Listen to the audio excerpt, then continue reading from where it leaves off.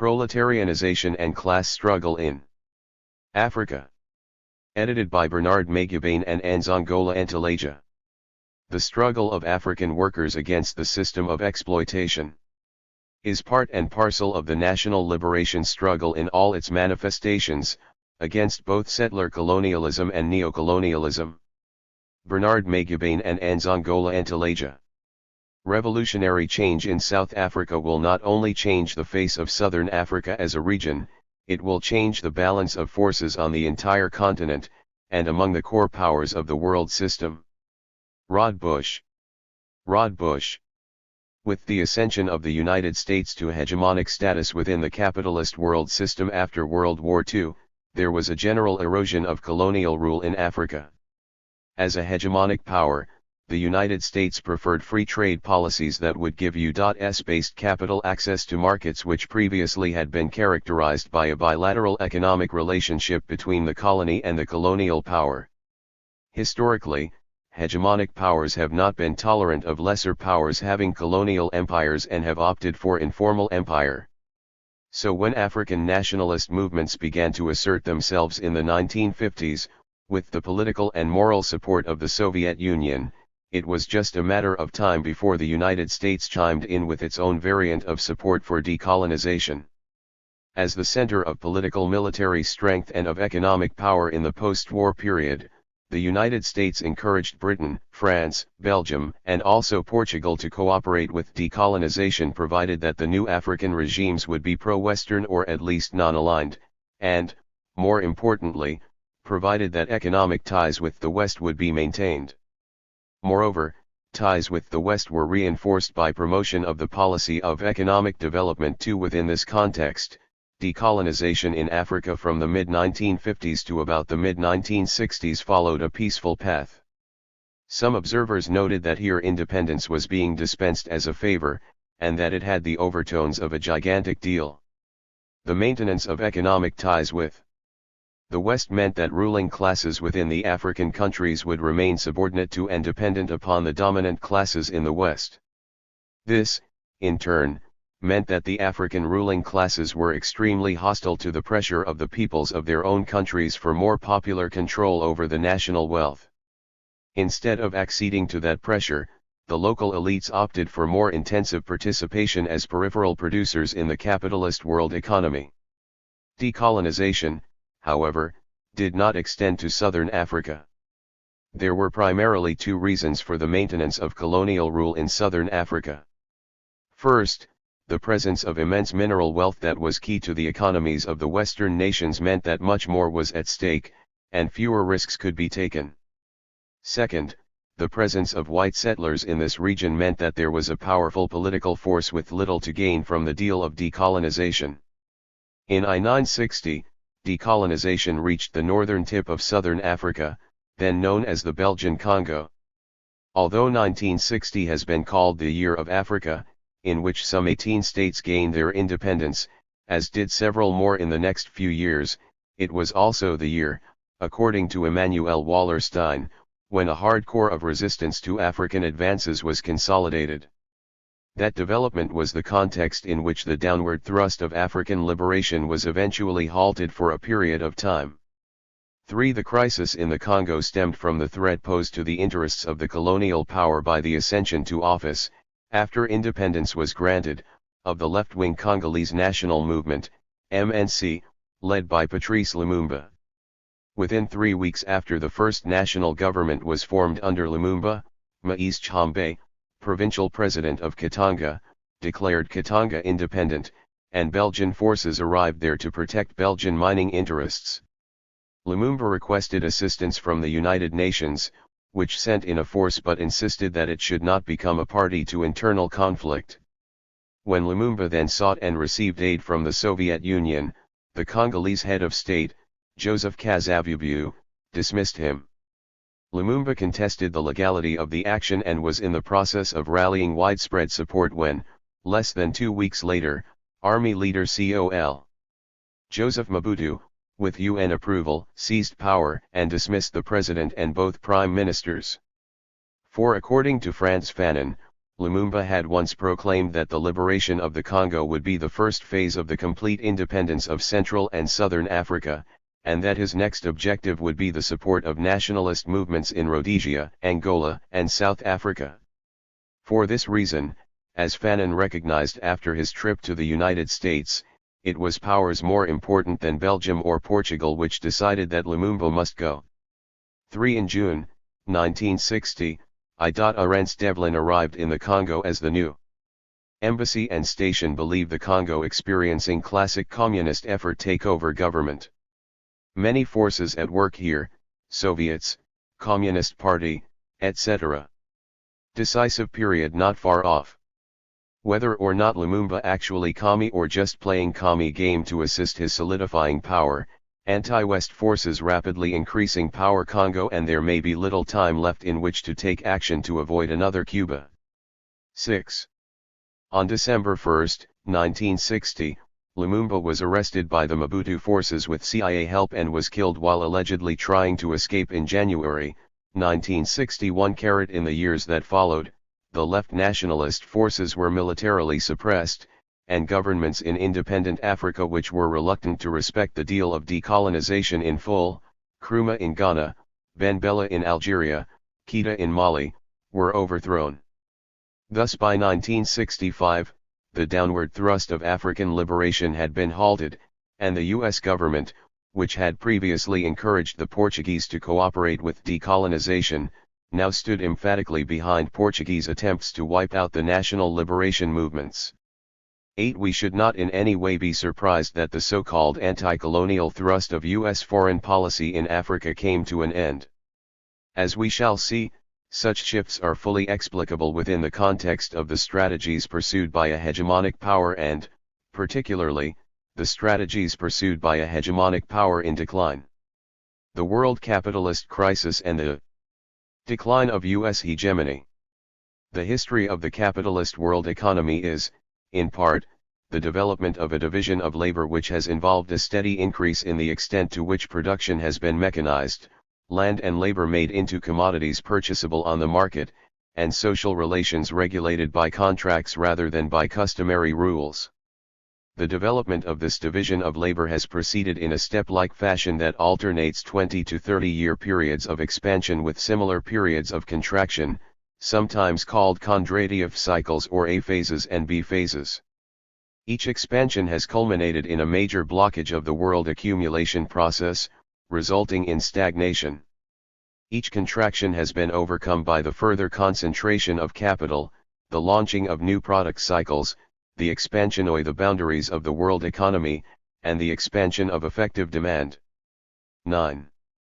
The development of the division of labor was accompanied by the progressive formation of polities as stronger and weaker states in relationship to one another, which collectively form what we call the interstate system. 10. Within this context, the United States became the undisputed political center of global economic forces between 1945 and 1967, it became the hegemonic capitalist power. 1. The division of labor within the capitalist world economy and its interstate system gives us not only the relation between classes based on the capital/labor contradiction, but also the spatial division of the world economy into core areas and peripheral areas, characterized by unequal exchange, and of the interstate system into strong core states and weak peripheral states, characterized by patterns of domination that we call imperialism. On the one hand, the processes of the modern world system result in the polarization of these structures. On the other, they result in the creation of intermediate structures that ameliorate the political and social explosiveness of polarization. So between the core areas of the world economy and the peripheral areas, there are semi-peripheral areas, that is, economies which include both peripheral processes, in relationship to the core areas, and core processes, in relationship to the more peripheral areas.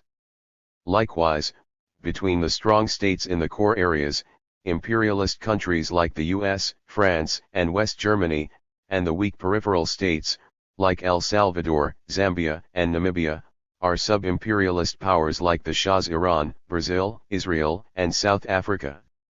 In general, sub-imperial powers are semi-peripheral states, but semi-peripheral states are not necessarily sub-imperialist powers, example Mexico, Nigeria.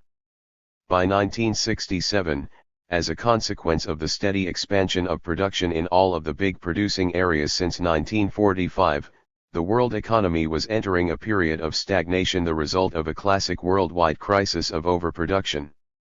In response to this crisis, oligopolistic producers have attempted to maintain their profit margins by increasing prices amidst acute competition with each other for markets.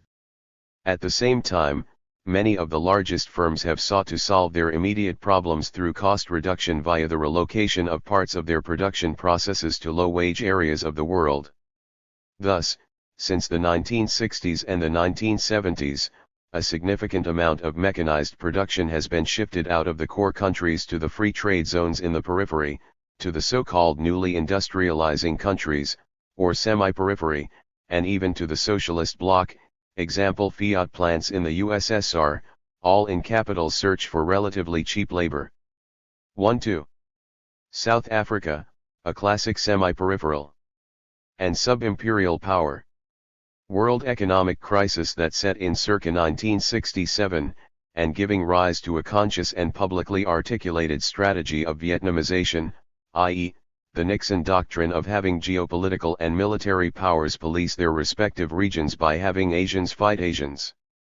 1-3 During the 1960s and 1970s, the transnational corporations helped build South Africa as a semi-peripheral and sub-imperial power, as a headquarters for their African businesses, and as a starting point for their deeper penetration into southern Africa.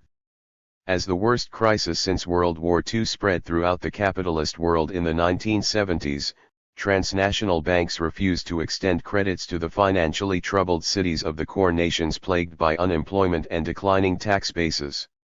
Instead, they loaned money to regional subcenters like South Africa, where they are able to reap a much greater profit because of the expansion of strategic industries and military might in a low-wage context. 1*, but there is even more.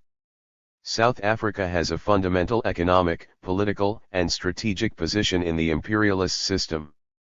It produces 80% of the capitalist world's gold, and is an important producer and exporter of uranium, platinum, antimony, copper, lead, zinc, manganese, chrome, vermalite, fluorspar, asbestos, vanadium, vermiculite, and sillimanite in the capitalist world.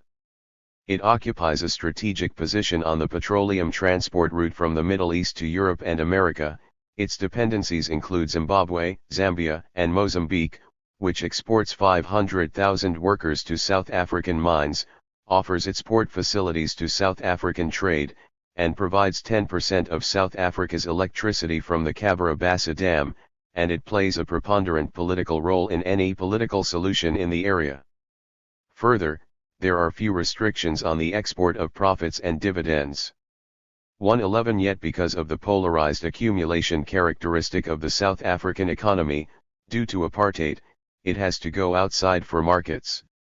This dynamic results in a dialogue, sometimes secret, sometimes not, with many African nations despite South Africa's pariah status.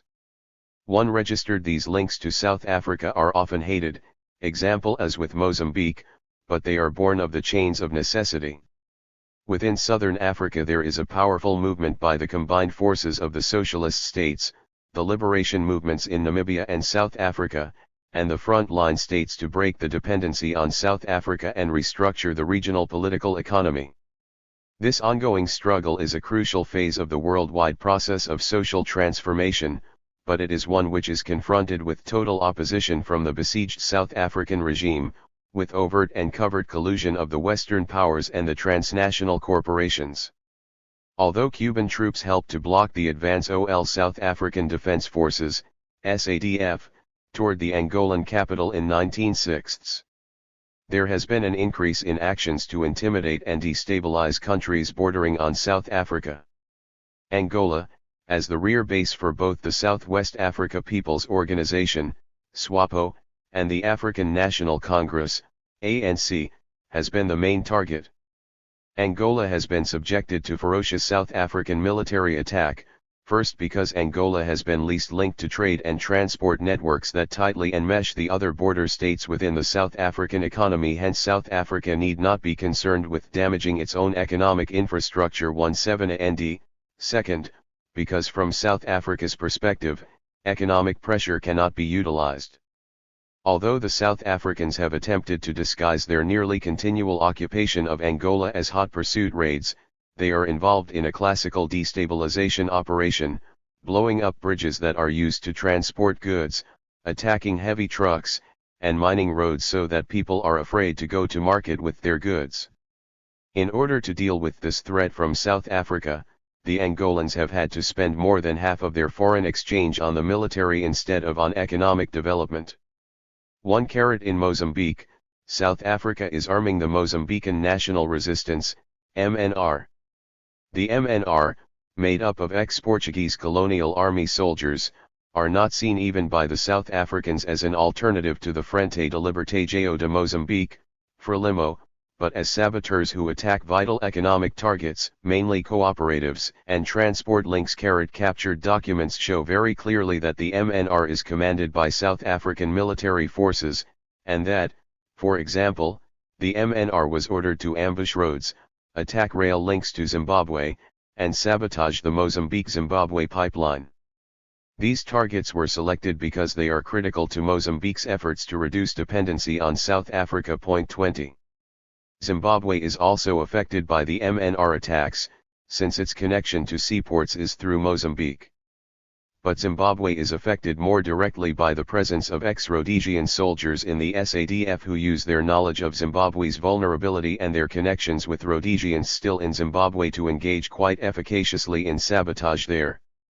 On July 25, 1982, for example, an act of sabotage occurred at Thornhill Air Base, destroying 13 of Zimbabwe's fighter aircraft. 21 In fact, it was disaffected ex-Rhodesian soldiers within the SADF who revealed to reporters that there is a special destabilization center inside defense headquarters in Pretoria. 22 Swaziland, Botswana, and Lesotho are in an even less advantageous position than Mozambique, Zimbabwe, and Angola because their governments were not formed as the result of a guerrilla movement coming to power.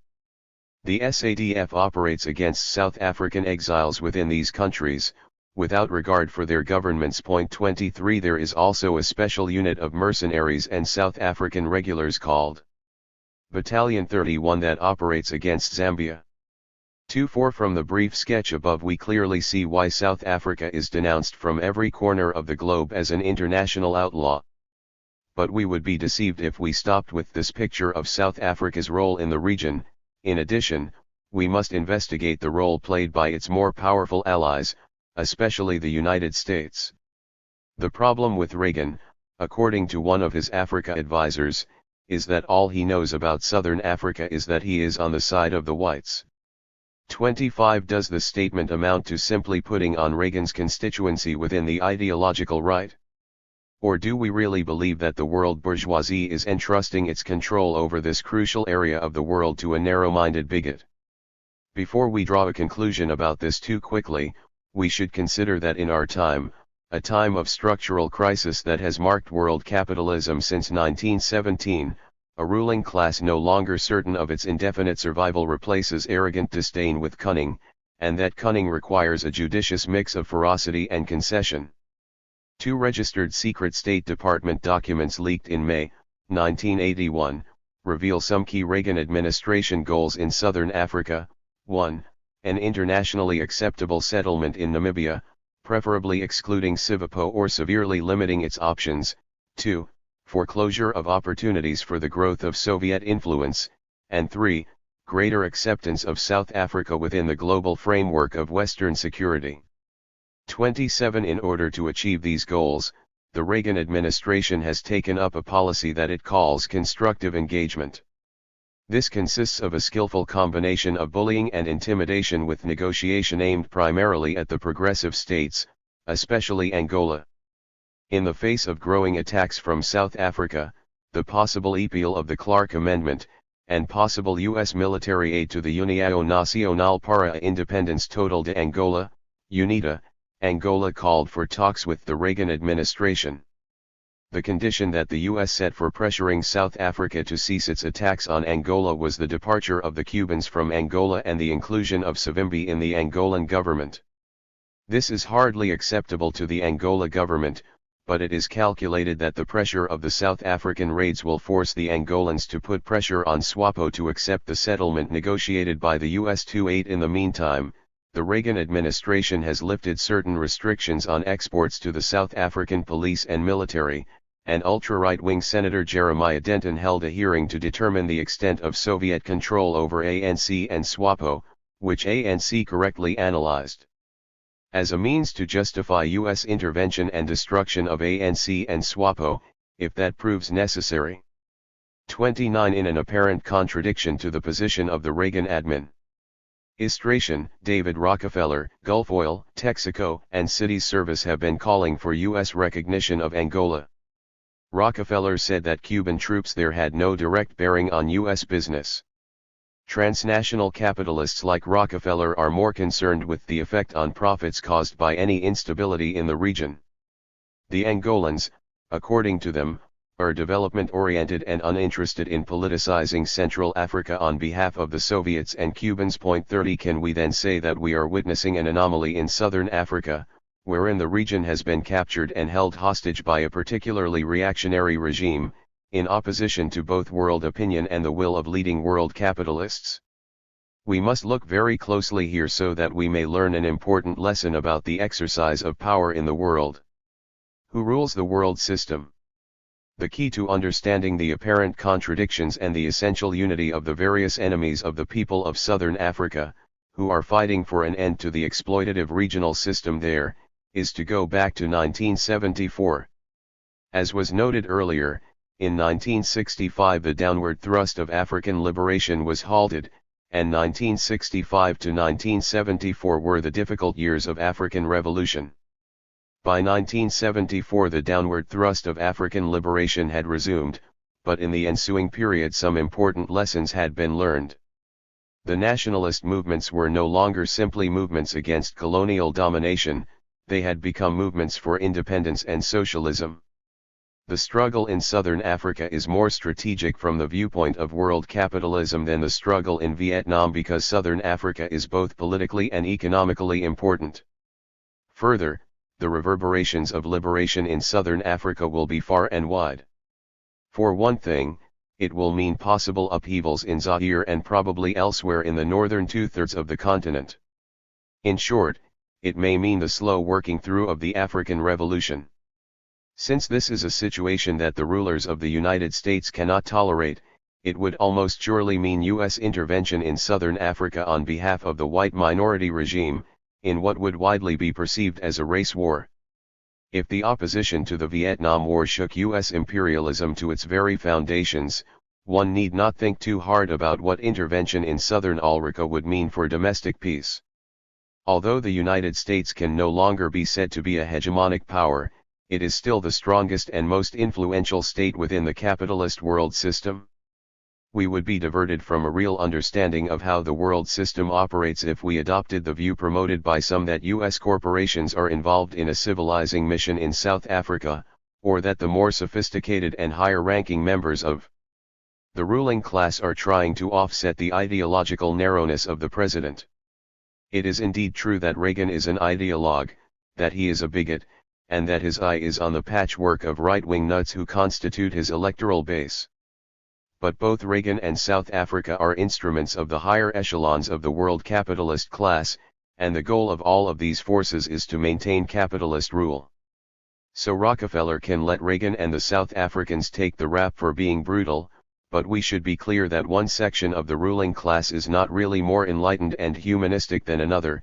Cruder section. The ruling class simply encapsulates both thrusts. Emanuel Wallerstein's comment aptly addresses this so-called dilemma. As the political and moral attack on the government of South Africa grows stronger both from within by the African Liberation Movement, and from without the defenders of the status quo retreat to more liberal positions. Once upon a time, it was enough to justify oppression of the African majority in South Africa by speaking of the civilizing impact of white rule. When the era of independence came to Africa, this argument was no longer tenable. the defenders of the status quo retreated to discussing the dangerous nature of extremist African movements. But as the movements demonstrated their strength and political maturity, new defenses were sought. The favorite one today is to agree that change is inevitable, but that only slow change will work. And what kind of slow change is advocated? Astonishingly, it is argued that strengthening the economic basis of the white apartheid regime will in fact bring change. This is nonsense, and those who speak it know it. Continued American investment in South Africa in any form is continued American support for the oppressive regime in power. Those who wish to support change in South Africa have only two ways to do it: 1. Active assistance to the liberation movement, 2. A call for United States disinvestment and political disengagement from the present South Africa state. The rest is sophistry carried. South Africa, class struggle, and socialist construction. To take note of the duplicitous nature of the highest echelons of world capitalism is not to deny that there is indeed a contradiction which their dual strategy attempts to address. What the transnational ruling class, example David Rockefeller, can see, and what the white minority regime in South Africa cannot allow itself to see, is that the victory of the liberation movement is inevitable. The transnational ruling class also knows that the intransigence of the white minority regime in South Africa will only serve to deepen the radicalization of the African working class and thus reinforce the genuine anti-systemic nature of the leadership of the movement. Given the existence of the white settler government, a neocolonial solution or the deal of decolonization is extremely unlikely. In this sense, the white minority regime is in a similar position to Portugal, itself a semi-colony which could not afford to offer the deal of decolonization to its colonies as did Britain and France. This meant that the liberation movements in the Portuguese colonies had to undertake a protracted war of national liberation in order to gain independence. In the course of the struggle, moreover, these movements transcended the movements of the earlier period which were merely anti-colonial. The movements that ultimately emerged as victors in these colonies were movements that were both national and social. The difference between the movements that came to power in the former Portuguese colonies and the anti-colonial movements that came to power in the late 1950s and early 1960s was not solely that the earlier movements came to power through peaceful means and the latter through wars of national liberation. The decisive difference was in the conditions of the war for independence, and the class nature of the forces making up the base and the leadership of the movements. The wars of national liberation in Mozambique, Angola, and Guinea-Bissau involved a decade-long process of winning the confidence of the rural proletariat and peasantry, which could be done only by uniting with and articulating the interests of those segments of the population. The material embodiment of that unity was the development of liberated areas outside the control of the Portuguese, where new social relations were developed. By the time of the 1974 coup which overthrew the Portuguese fascist regime, the African Independence Party of Guinea and Cape Verde, PAIG, controlled almost half of Guinea-Bissau, the Popular Movement for the Liberation of Angola, MPLA, more than half of Angola, and Frelimo most of Mozambique. In other words, the intransigence of Portuguese colonial rule created the conditions for a genuine merging of interests of the rural areas and the urban petty bourgeoisie, much as had happened in China. The anti-colonial movements of the late 1950s and early 1960s, by contrast, had not been required to transcend their initial base in urban African trading and professional classes, nor to mobilize, politically educate, and learn from the African proletarian and peasant populations. It was under these conditions that British and French imperialists were able to transfer political power to a black petty bourgeoisie that remained under their economic control. These petty bourgeois-based independence movements did not develop steeled cadre who placed the interests of the people's liberation above all considerations, but were rather vehicles of the African petty bourgeoisie to develop and enrich themselves. Editor's Introduction 11. Through the use of state power. 33 From the above, it becomes clear that while using the besieged white minority regime in an attempt to exterminate the freedom fighters, on the one hand, the transnational ruling class is, on the other hand, offering the deal of decolonization. But the white minority regime is not the only fly in this ointment. In an unscheduled appearance at the 25th annual meeting of the African Studies Association, ANC President Oliver Tambo made it extremely clear to the assorted scholars and activists present that the ANC did not see the regime's overtures about reforms as a serious option. Tambo said such reforms may have been relevant in 1962, but they are now too late. Revolutionary change in South Africa will change not only the face of Southern Africa as a region, but also the balance of forces on the entire continent and among the core powers of the world system. A revolutionary government in South Africa could use the country's highly developed industrial base to provide significant material support to Angola, Mozambique, and Guinea-Bissau, as well as to revolutionary governments in Zimbabwe and Namibia. A bloc of such revolutionary nation-states in southern Africa would greatly maximize the possibility of socialist construction in those states and in other parts of the world system. A revolutionary Marxist southern Africa would reduce the penetrability of the whole area by the core powers of the world system. Even though such a victory would not remove the region from the capitalist world economy, it would change the quality of its participation in the world economy and the interests on whose behalf that participation is directed. Revolutionary leadership in South Africa would end the use of that country's workforce as cheap labor for transnational capital, change the terms on which transnational corporations extract the country's resources, and close off the country as an outlet for direct investment. 35 All of this is no doubt discussed on a regular basis in the conference rooms of the transnational corporations. But there is no way that they can prevail in the long run. The powers that have long dominated South Africa and Southern Africa have been too greedy and have created a volatile force that will undoubtedly be their undoing. Guest editors. Introduction. Bernard Magubane and Nzongola Ntalaja. Africa today is a complex reality. Its socio-economic structures are so heterogeneous that the continent no longer corresponds to the simplistic image of a static collection of subsistence villages interspersed with dynamic Western economic enclaves. The rapid pace of economic transformation as a result of capitalist penetration and imperialist domination is aptly captured in the following statement by an Algerian industrial worker living in a slum. During the day, it is the 21st century, the rolling mill, the advanced technology.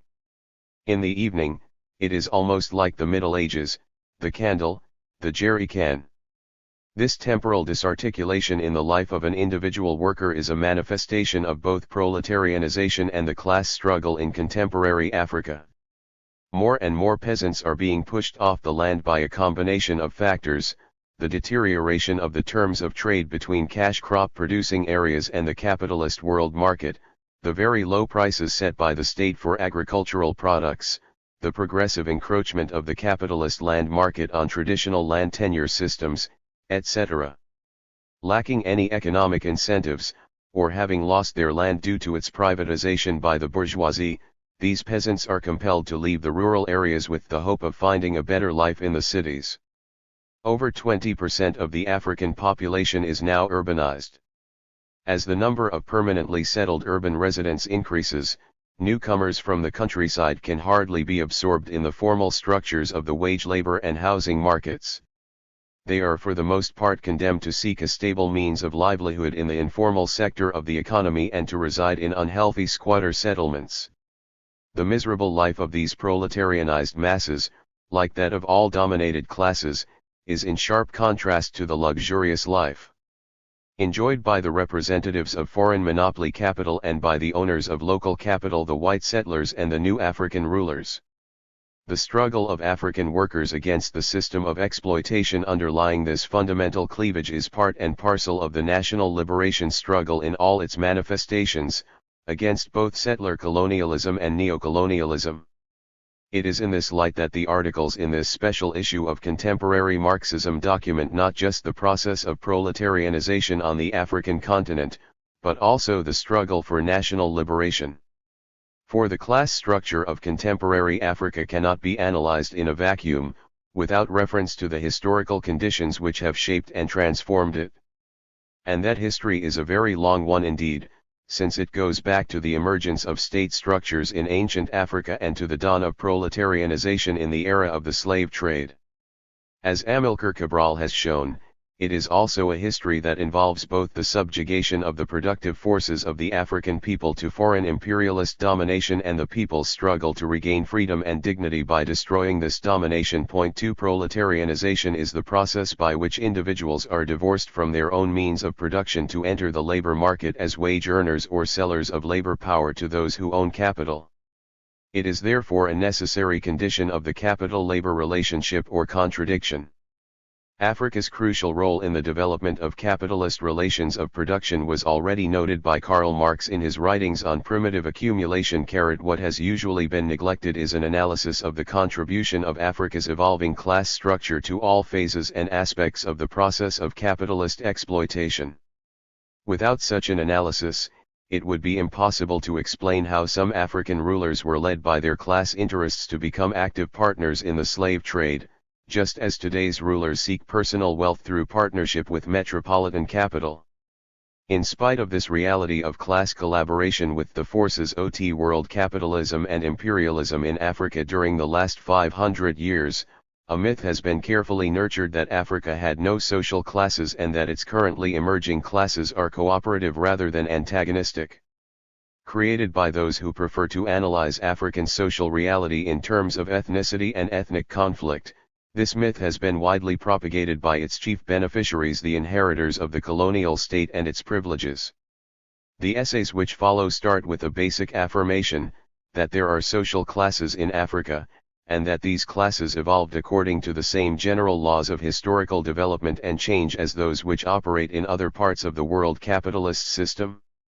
The specific characteristics of each class are obviously determined by the concrete historical and socio-economic conditions peculiar to Africa and its assigned position in the international division of labor as a source of cheap raw materials and a reservoir of cheap labor.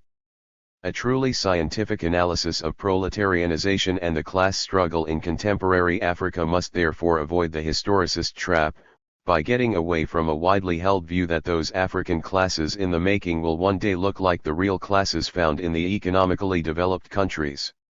Many of the writings on this topic take the form of scholastic discourses on whether or not peasants and workers exist on the African continent.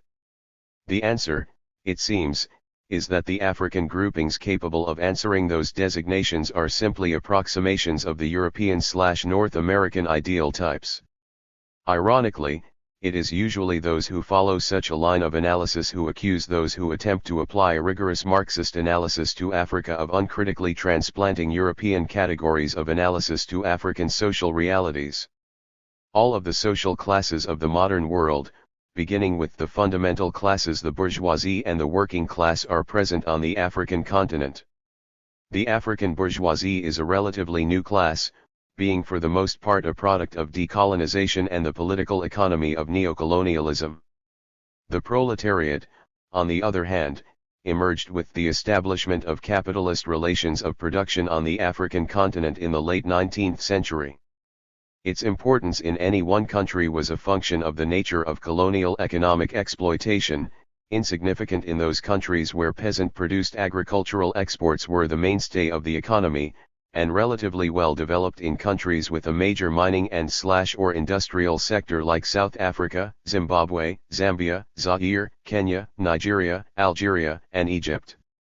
In South Africa, as Magubane's paper indicates, the combination of the largest European settlement in southern Africa and a developed industrial sector gave rise to a very mature working class, one that has waged heroic battles despite impossible odds and its division by race.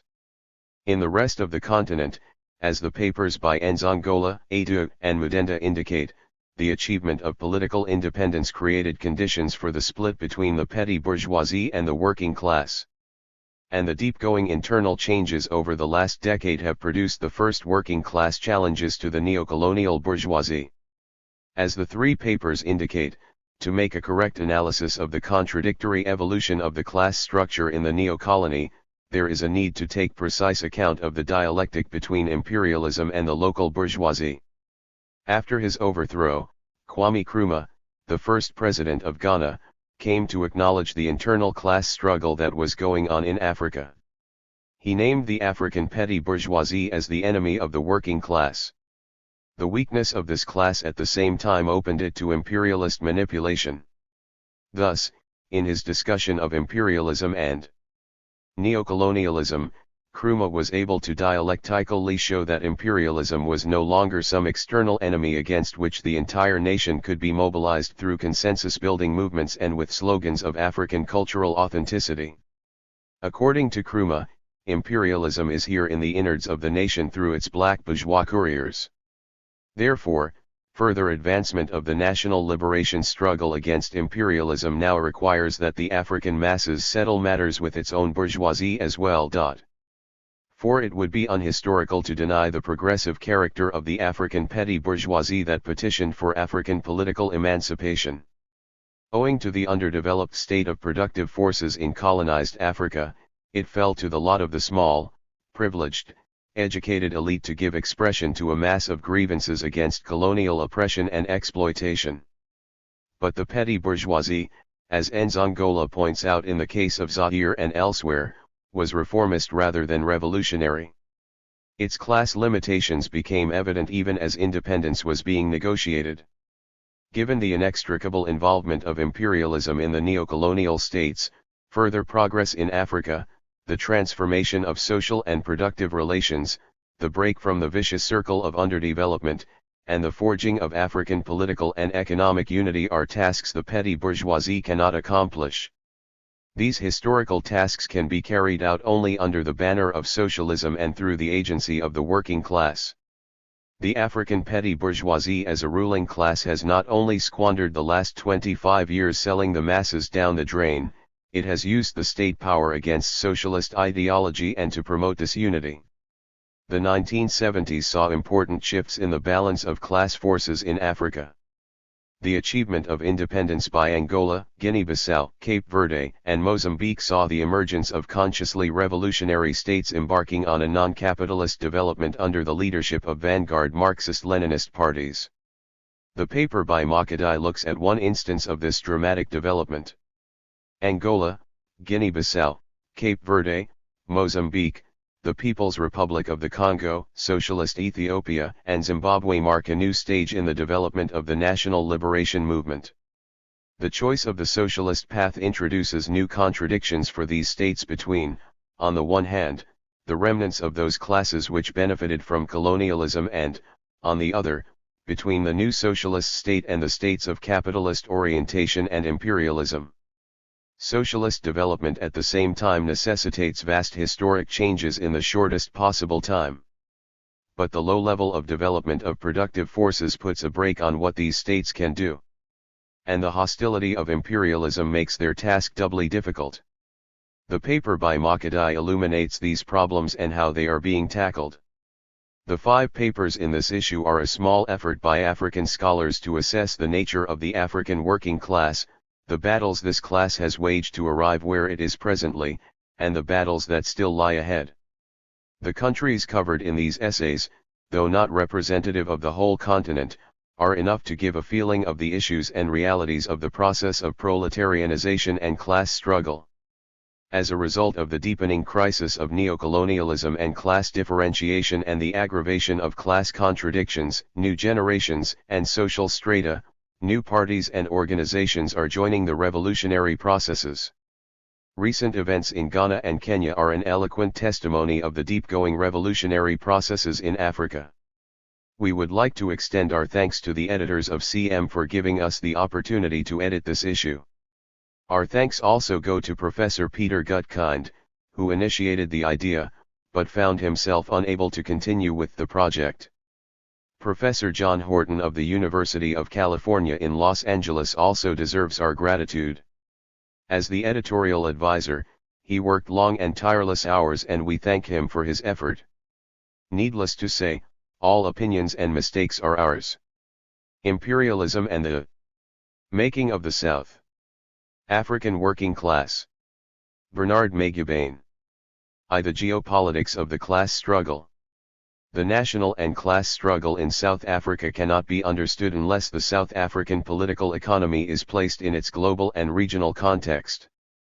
Today in South Africa the liberation movement faces a situation in which imperialism has, since the last quarter of the 19th century, been progressively inserted into every sector of the economy, and capital headquartered in South Africa has penetrated and dominated South Africa's peripheral regions. The labor power used to extract the enormous mineral resources of the country was recruited from as far north as the 22nd parallel. We can no longer view Southern Africa as a collection of discrete nations.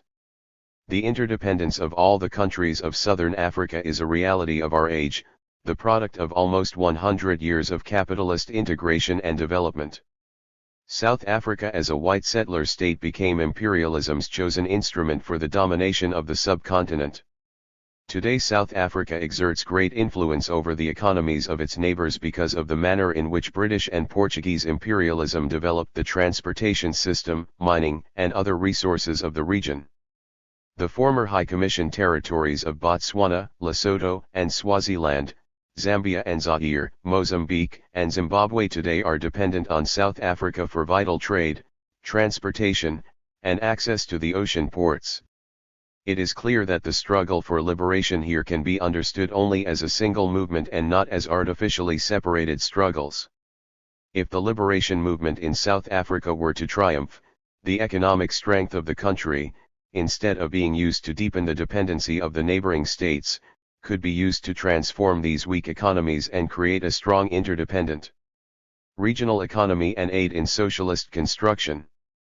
Presently South Africa uses its economic supremacy to undermine socialist construction and any attempt to build independent economies.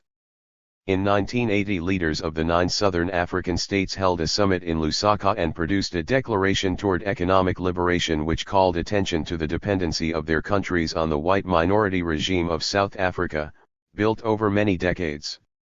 The declaration pointed out that the development of national economies of southern African states b.m. as balanced units, let alone the welfare of the people of southern Africa, played no part in the economic integration strategy. Declaration, 1980, 12. Lenin's greatest contribution during and after World War I was to an understanding of the problems of imperialism, the rise and political significance of the labor aristocracy, the world revolutionary processes, and the national and colonial questions.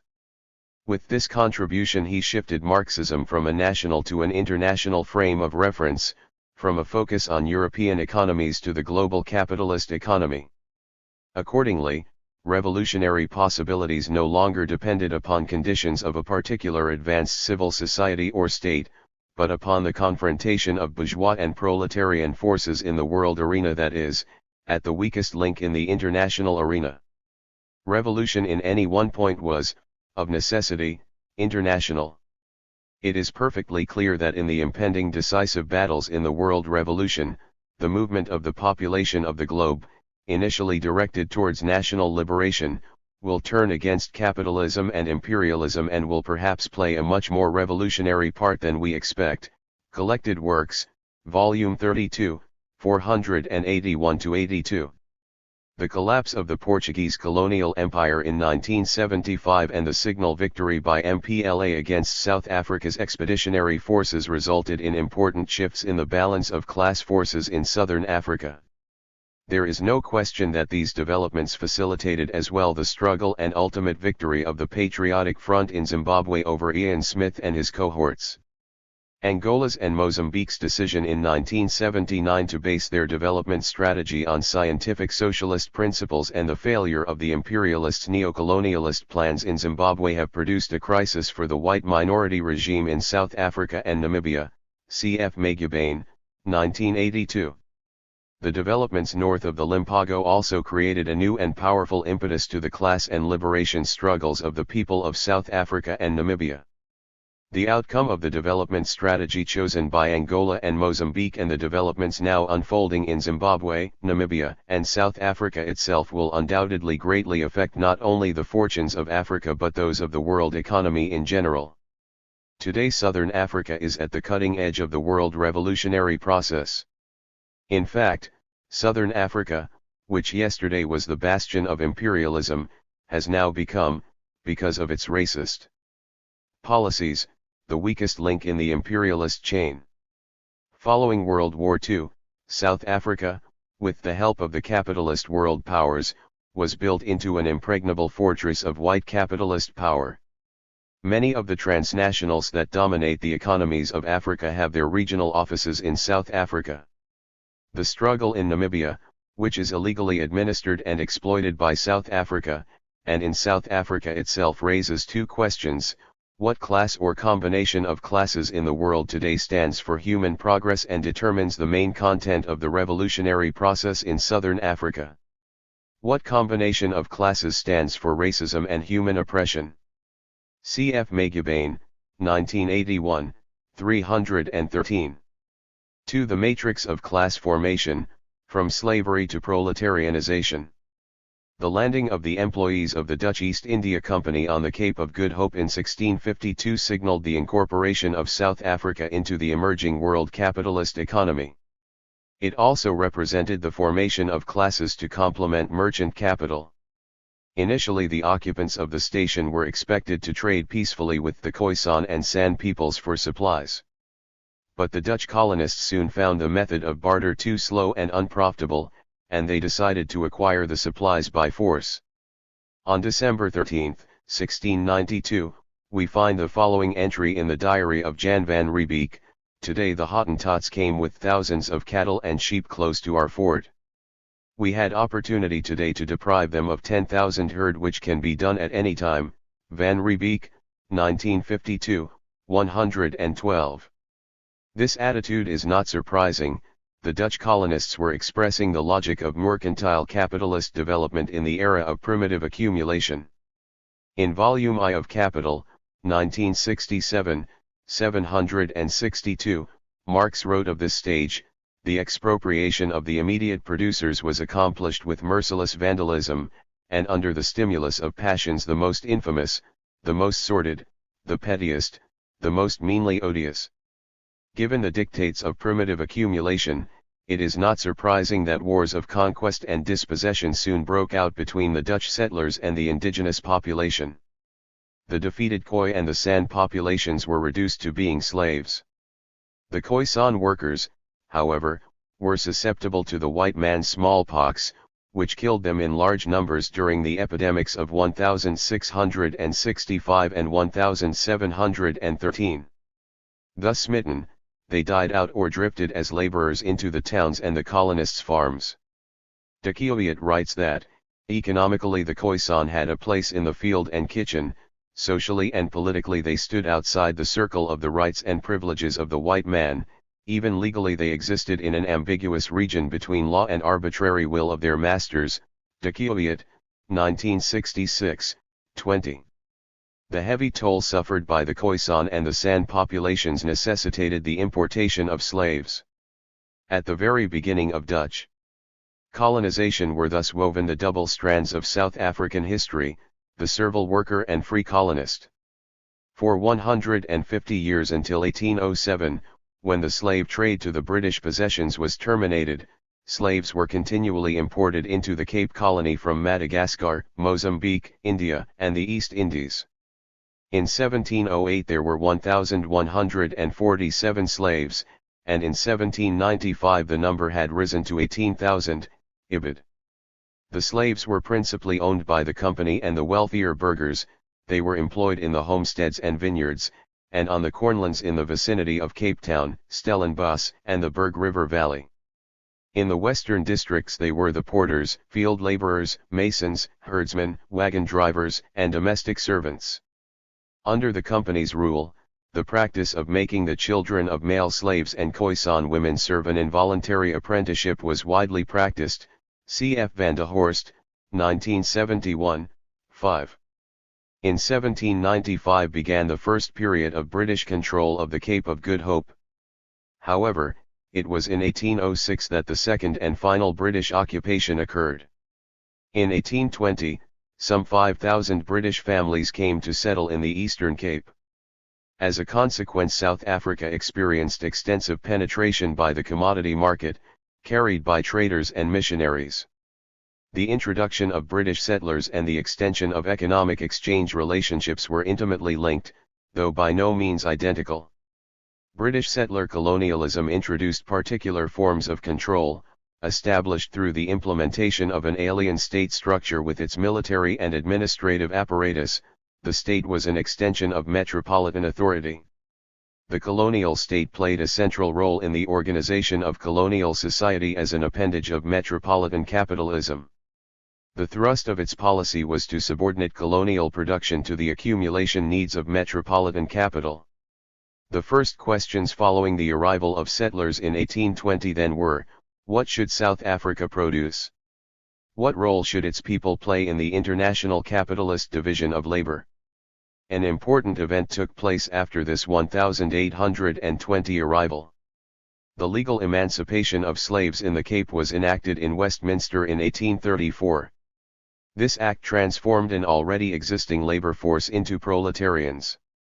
Though the buying and selling of servants, as well as the total restraints on slave mobility, were ended, many features of the master-slave relationship continued to be reproduced in the system of free labor that succeeded it. The masters and servants laws were passed. Under these laws, especially on the farms, relations between employer and employee resembled in important aspects owner-slave relations, the payment of workers at subsistence level, the degree of physical discipline administered by the farmer, and the ambivalent interdependence between farmer and farm worker, living on and off the same land, jointly experiencing, in tragically opposite ways, the ties of dominance and bondage. C.F. Bundy, 1979, 373-74. Thus when slave labor was replaced by cheap labor, there began a process of transforming independent subsistence producers into low-paid agricultural, construction, and later, mine workers. The process was quickened by war, dispossession, rents, and taxes. The integration of peasants into the capitalist economy was facilitated by the introduction of consumer goods as well. That is, the process of proletarianization in South Africa following the abolition of slavery was largely determined by the fact that the country was now within the orbit of Britain and under the powerful influence of its socio-economic development. If this factor is forgotten or overlooked, much will seem inexplicable in the emergence of the working class in the capitalist structure of South Africa in the first half of the 19th century and the first quarter of the 20th century. Whereas in England the essence of primary accumulation was the deprivation of the direct producers of the means of production, in South Africa this process was distinctive in that the colonists sought through conquest to create a sufficient pool of labor and to push the rest into reservations, where they would continue to eke out some subsistence besides wage labor. The process of expropriation and proletarianization in South Africa in the 19th century is written in letters of blood and fire, to paraphrase Marx. It includes a variety of strategies and tactics depending on the purpose for which this labor was to be employed. It was conquest, however, that was ultimately necessary to wrest the land from African communities and to establish the private property in land essential to capitalist development. In Natal, where Africans had not yet been subjugated by force, capital would not wait indefinitely for the natural appearance of the working population, and therefore indentured Indian labor was imported to work in the Natal plantations. The captives from the Kaffir Wars, as the Wars of Dispossession were called by the English, on the eastern frontier during the late 18th century and first half of the 19th were forced to work in road construction, public works, and also for private farmers under the apprenticeship system. This system reached its peak in 1857, when, following the cattle-killing episode, 33,000 Africans were apprenticed to farmers in the Eastern Cape. These apprentices were the first rural proletariat in South Africa. When the Boer farmers who had left the Cape for the interior employed Africans on the farms, they also utilized this practice of apprenticeship. Apprenticeship had nothing to do with providing technical instructions for the apprentice, but had everything to do with providing the farmer and road builders with cheap labor. As a system of employing and exploiting labor, it was not an invention of the colonists, since the practice of child slavery goes far back in English history. Parish apprenticed children, often of very tender years, had long been farmed out to employers by the overseers of the poor in English parishes from the foundlings, orphans, and pauper children in Their charge, a practice which only died out in the 19th century, and similar practices were known throughout the continent of Europe, quoted in Robertson, 1935, 408. In 1878, the Cape Colony arranged for the apprenticeship of 6-year-old African children in order to secure lasting and permanent good in the adoption of civilized habits and the acquisition of knowledge of useful trades, as well as the knowledge of the principles and practice of improved methods of agriculture, and also with a view to check the roving habits of the natives, Ibid. It is unnecessary at this point to indicate the various forms of African resistance against the imposition of the capitalist system. There is no question that the history of capitalist development is marked by tough struggle and resistance. They were struggles full of heroism and great sacrifices. Unfortunately, not every event in this resistance has been studied in any detail. The little we know suggests that Africans learned quickly. Though at first they gave their cattle and labor without knowing their value, a little experience opened their eyes about the nature of the economic system they were involved in, and altercations between Africans and the farmers were a necessary consequence. These contentions grew into enmities, and in the year 1792, the Kaffirs, fell unexpectedly upon the colonists, of whom many were murdered and plundered by them. Meneer, the land Rost of Graaf Rein, blamed the farmers for their conflict, particularly their trading methods, and their treatment of those they engaged as servants, especially as regards non-payment of promised wages. There was as yet no rule of law regulating contract of service. If the native felt aggrieved, he would usually run away, and identify himself by stealing cattle. If the employer was dissatisfied with his servant's conduct, he would whip him, but the usual consequence of this was that the servant deserted, Ibid. 406. The main point is that the working men and women who emerged from this process were the forebears of the modern proletariat. 3. The discovery of diamonds and gold. The rise of the diamond, 1866, and gold mining, 1884, industries had significant consequences for the process of proletarianization and for the rise of the working class in South Africa. It qualitatively increased the need for a class of permanent wage earners, specifically, for some skilled labor, but large numbers of cheap and unskilled labor.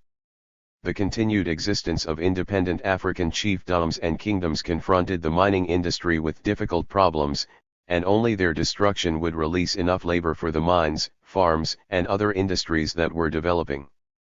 Railway construction first began in earnest after the mineral discoveries. Up to 1874, there were only 69 miles of railway in South Africa. By 1879, there were some 850, and more than 3,000 additional miles had been laid by the end of the century. The arrival of the railway was a significant development, indicating the forging of the whole country into a single economy linked to the world economy. The first true proletariat in South Africa is associated with railway construction and diamond diggings. By 1874, a labor force of 10,000 Africans was to be found in Kimberley. By 1914, according to the Dominion's Royal Commission, De Beers employed an average of 14,018 Africans apart from 1,353 convicts. The exploitation of the gold industry in the 1880s led to an even greater need for free proletarians. Robertson, Ibid. Faced with the constant cry for labor from farmers and those who were constructing roads and railways and the recently opened diamond mines, the British government launched a series of wars against African chiefdoms and kingdoms. The years 1870 to 1902 will be forever memorable in the history of capitalist development in South Africa. In those years, Africans were conquered and dispossessed of their means of livelihood and reduced to a vast pool of labor from which capital would recruit all the labor power it required. For Africans, the discovery of diamonds and gold produced qualitative changes in their lives and in their relations with settler colonists. From that time onwards, they felt the thrust of the demands for their labor not as an episodal occurrence but as a permanent feature of their existence. Within 40 years, 1870 to 1910, all the remaining independent African territories were forcibly brought under imperial control. In the new era, there was no room for independent African kingdoms. They were, in Sir Bart Frere's words, an anachronism. Atmore and Marx, 1982, 112. The process which created the black working class in the diamond and gold mines was more brutal than anywhere else in the world. Following conquest, administrative devices were instituted to reduce the black proletariat to a state of abject helplessness, the most exploited proletariat in the world. Gold mine owners colluded with local authorities for unobstructed exploitation of black labor. By the century's end, Cecil Rhodes, the diamond magnate and arch-imperialist, could remark with satisfaction in the Cape Colony's Legislative Assembly, "There is, I think, a general feeling that the natives are a distinct source of trouble and loss to the country. Now I take a different view. When I see the labor troubles that are occurring in the United States, and when I see the troubles that are going to occur with the English people in their own country on the social question and the labor question, I feel rather glad that the labor question here is connected with the native question, for we do not have here what has lately occurred in Chicago, where the whole of these labor quarrels have broken out, and the city has been practically wrecked. This is what is going on in the older countries on account of the masses as against the classes getting what they term their rights, or those who have not, trying to take from those who have. I do not feel that the fact of our having to live with the natives in this country is a reason for serious anxiety. In fact, I think the natives should be a source of great assistance to most of us. At any rate, if the whites maintain their position as the supreme race, the day may come when we shall all be thankful that we have the natives with us in their proper position. We shall be thankful that we have escaped those difficulties which are going on amongst all the old nations of the world," quoted in Atmore and Marx, 1982, 112. 4. Imperialism and the white working class. Capitalist development in South Africa was racist from its inception. As we have seen, in the mercantile period the colonists not only exploited imported slave labor, but also exploited the indigenous Khoisan laborers as indentured servants following the robbery and pillage of their livestock. Following the abolition of slavery, the colonists instituted various forms of forced labor ranging from apprenticeship of children to the importation of indentured coolie labor for the natal sugar cane plantations. The legal basis for these methods of forced labor were the Masters and Servants Act, abolished in 1974, and the pass systems.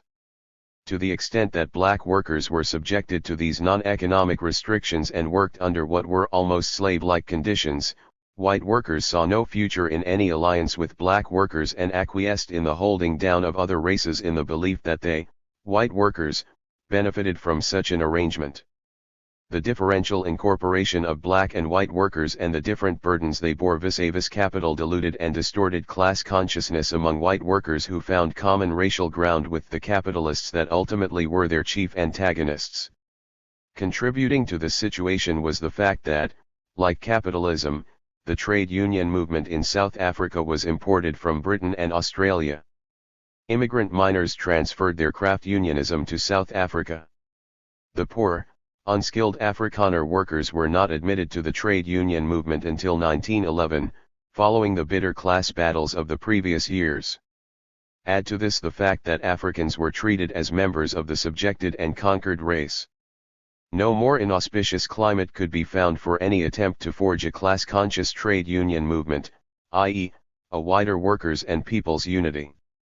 Marx's observation that labor in the white skin can never be free as long as members in the black skin are branded held a great deal of relevance.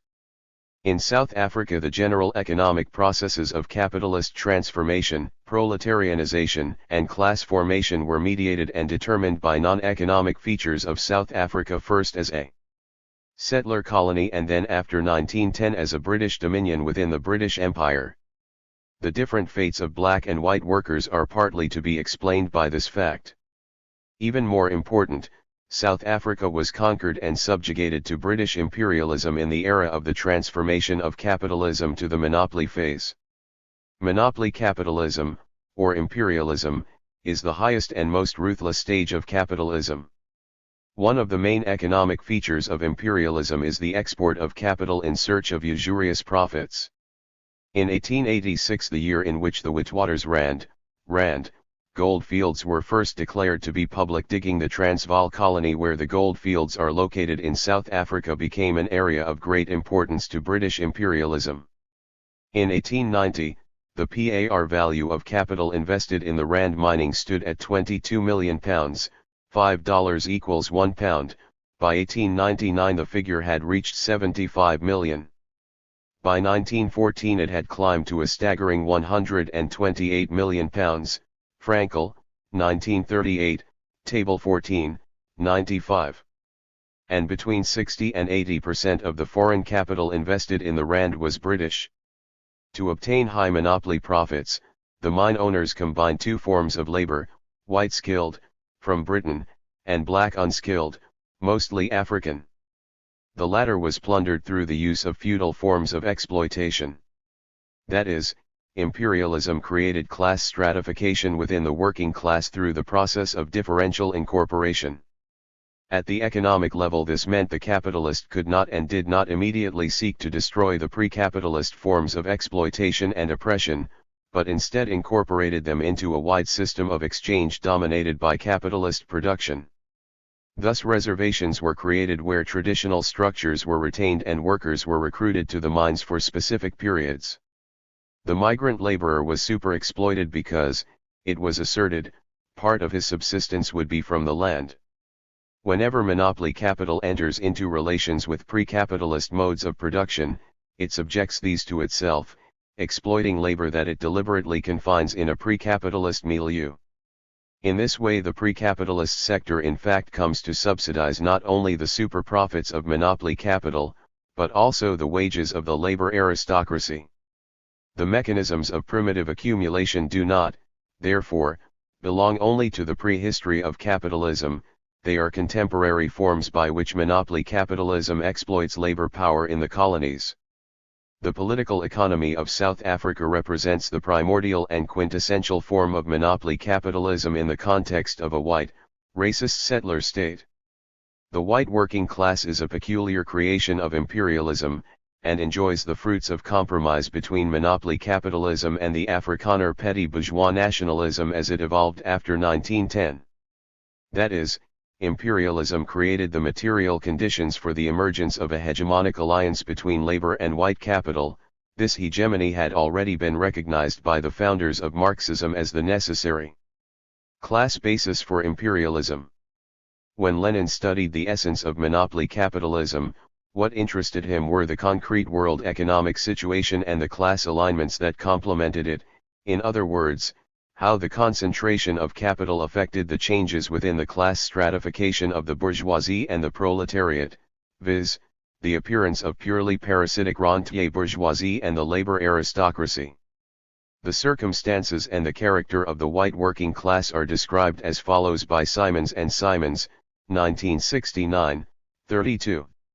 The newcomers included men with habits and attitudes appropriate to an industrialized society. Some were staunch trade unionists and ardent socialists. They grafted their beliefs and patterns of organization on the colonial stock. White working men, set in authority over African peasants, despised them and also feared them as potential competitors.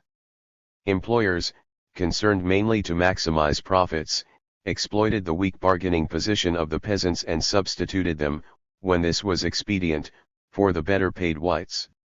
Immigrant journeymen joined forces with local artisans to erect their traditional defenses against undercutting. Early in the 19th century, branches of British trade unions had been established in Cape Town and other coastal cities.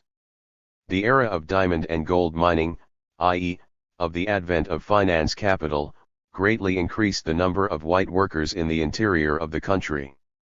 South Africa's white population rose from 260,000 in 1865 to 634,000 in 1891, it grew threefold in the Transvaal, from 40,000 in 1875 to 119,000 in 1890.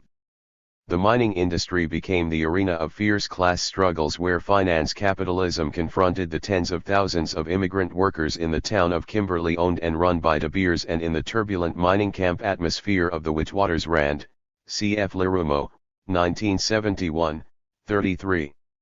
The politics of British imperialists after the discovery of gold in 1884 were shaped by three considerations. First, they found themselves in a situation of economic and political conflict and change of great complexity. How would they control the social process of class formation and conflict? The need to exploit black and white labor could not be avoided. The question then became what concessions could be made to white workers without threatening the profitability of the mines in the first place and the rule of imperialism in the new dominion. Imperialists were fortunate to be able to make the choices they made under circumstances which permitted them considerable room for maneuver and scope to manipulate and direct the process of proletarianization of the various population groups. Though virtually free to control the course of events, they could not avoid the contest between capital and labor. That is, privileges were not handed to the white working class on a platter, they had to fight for these every inch of the way. The political freedom and power of white labor were decisively determined by the course and outcome of their struggle with imperial monopoly capital. It is true, of course, that the terrain on which these battles were fought was determined by the peculiar compromise between monopoly capitalism and the Afrikaner petty bourgeoisie, or the alliance between what Trudeau calls gold and maize. Within this compromise, whites of all classes had the vote, which they manipulated to achieve their aims.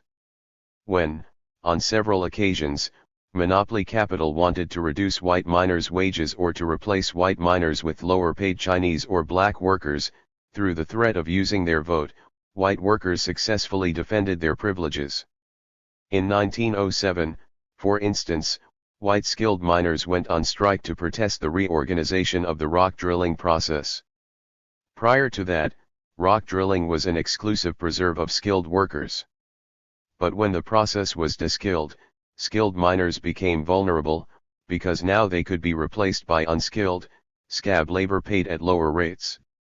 The manner in which white skilled laborers resisted the threat to their job security reveals the nature of racism among white workers. They demanded that a range of jobs in the mining industry be reserved exclusively for whites. Johnstone, 1970, in his classic study of the gold mining industry, says that the job color bar demanded by white labor was not some kind of irrational racial discrimination, but was based on the same principle as that of the employers who wanted to play black against white labor to the detriment of both. The white workers had been assigned a privileged position in the settler imperial economy of South Africa, and they wanted to keep things that way. As was said by Sir Alfred Milner himself, British High Commissioner for South Africa and the Governor of the Cape and Transvaal, 1897-1905, we do not want a white proletariat in this country. The position of the whites among the vastly more numerous black population requires that even their lowest ranks should be able to maintain a standard of living far above that of the poorest section of the population of a purely white country, quoted by Marx and Trudeau, 1979, 66. Even as Milner expressed this sentiment of creating a white labor aristocracy, monopoly capital dominating the mining industry sought to reduce white wages by using cheaper black labor, through a process of loosening the stranglehold that skilled white labor exerted on the labor market.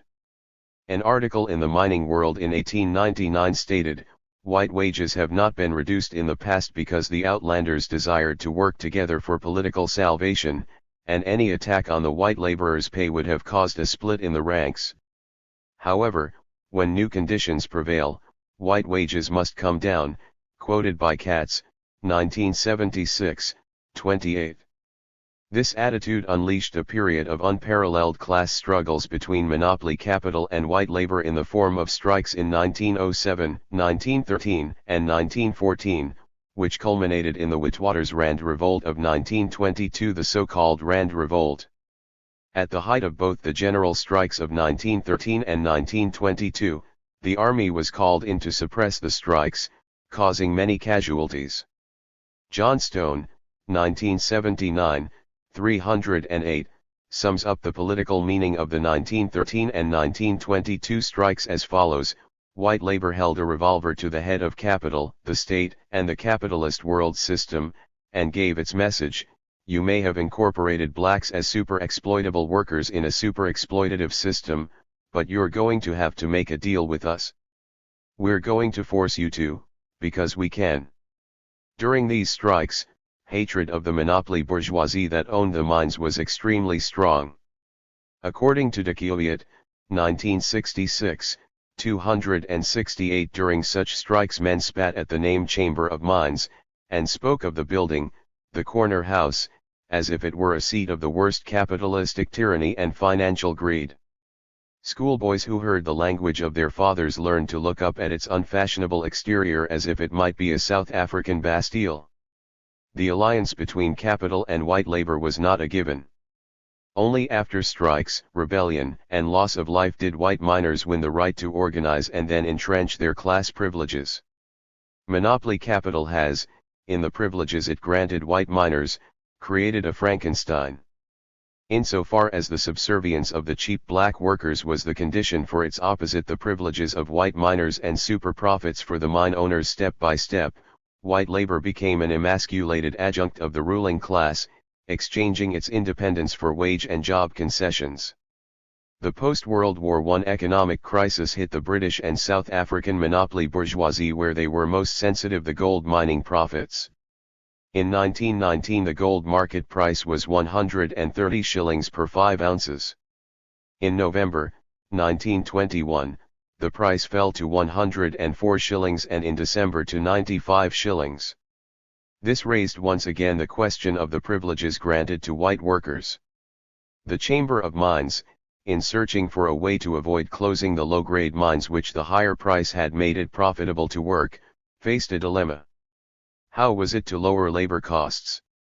It was impossible to reduce further the already miserable wages paid to African miners, who were already working at rates far below subsistence. On the other hand, white workers were paid twice as much as black workers, even though numerically they were only a fraction of black workers. The 1921 figures were 1. The Chamber of Mines proving once again that in the final analysis there is no love lost between capital and labor. White or black decided to cut the cost of white labor by reducing the proportion of white to black workers, transferring some semi-skilled jobs to Africans at lower rates of pay. The opportunism of white labor was catching up with it. It was forced to fight on two fronts: against capital and against unskilled and politically disfranchised black labor. The ferocity of white response to this threat of being displaced by black workers was unprecedented. It was tantamount to the declaration of class warfare, stemming from the fact that the newly proletarianized Afrikaner workers in particular had very few options. According to John Stone, 1979, 369, unlike the English workers who, already enroletarianized and already skilled, had moved from one situation of industrial wage labor in Europe, or elsewhere, to another situation of industrial wage labor in Africa, those Afrikaner workers underwent the much more traumatic transition from having some independence and skills on the land to complete dependence on industrial wage labor in precisely the least secure and most contested, and most unpleasant, job levels of semi-skilled and unskilled work. The class conflict which built up with the 1922 Rand Revolt originated, according to John Stone, in the intense fear and intense anger of the newly proletarianized semi-skilled Afrikaner workers. That is, to understand the defiance of white labor vis-a-vis capital on the one hand and black labor on the other, we have to look at the normal working class problems of completely proletarianized workers under capitalism, as intensified by insecurities, stemming from employer preference for super-exploitable black workers, Ibid. 308. The economic and political significance of complete proletarianization of whites, especially in the context of a forced labor economy and a split labor market structured along racial lines, gave a decided impetus to the forcefulness of white labor resistance, Ibid. 309. What happened during the 1922 white miners' strikes is well known. The strike, which started in the coal mines of the Transvaal on January 2, 1922, spread immediately to the nearby gold mines. Violent men raised their voices. That they were heated was seen in the drilling of commandos in open places. The word republic was heard, and the cry for a white South Africa was loud, so that men wondered whether violence would be used against the natives or against the form of government itself. On March 6, amid scenes of mob violence, a general strike of all union industry was called. Although the strike was not unanimous, law and order on the Witwatersrand broke down completely. On March 10 fighting became general. Martial law was declared. Cannons roared. In the streets of Johannesburg, Lewis guns spat from aeroplanes, soldiers and special police charged against barricaded strikers. The end of bloody fighting was the end of the strike. The demands of the mining companies prevailed. De Kooiet, 1966, 171-72. The Martial Law Commission of Inquiry reported that 153 had been killed, including 43 soldiers and 29 policemen, and 687 injured, including 176 soldiers and 115 police. The white trade unionists, in the Story of Crime, issued by the Transvaal Strike Legal Defense Committee in 1924, later estimated the losses as over 250 dead and thousands wounded. Over 1,000 strikers and their leaders were arrested. 4 were sentenced to death for alleged murders committed during the strike. Those who were executed marched to the gallows singing the red flag, cf. Lerumo, 1971, 50. The white working class fought typical class struggles despite all of the weaknesses from which it suffered as a result of accepting the assumptions of a colonial society. Even its privileges were not enough to prevent it from waging the class struggle. The fallout from the white miners' strike of 1922 was immense. White workers won some important concessions, and in return made some serious political concessions to the mining industry.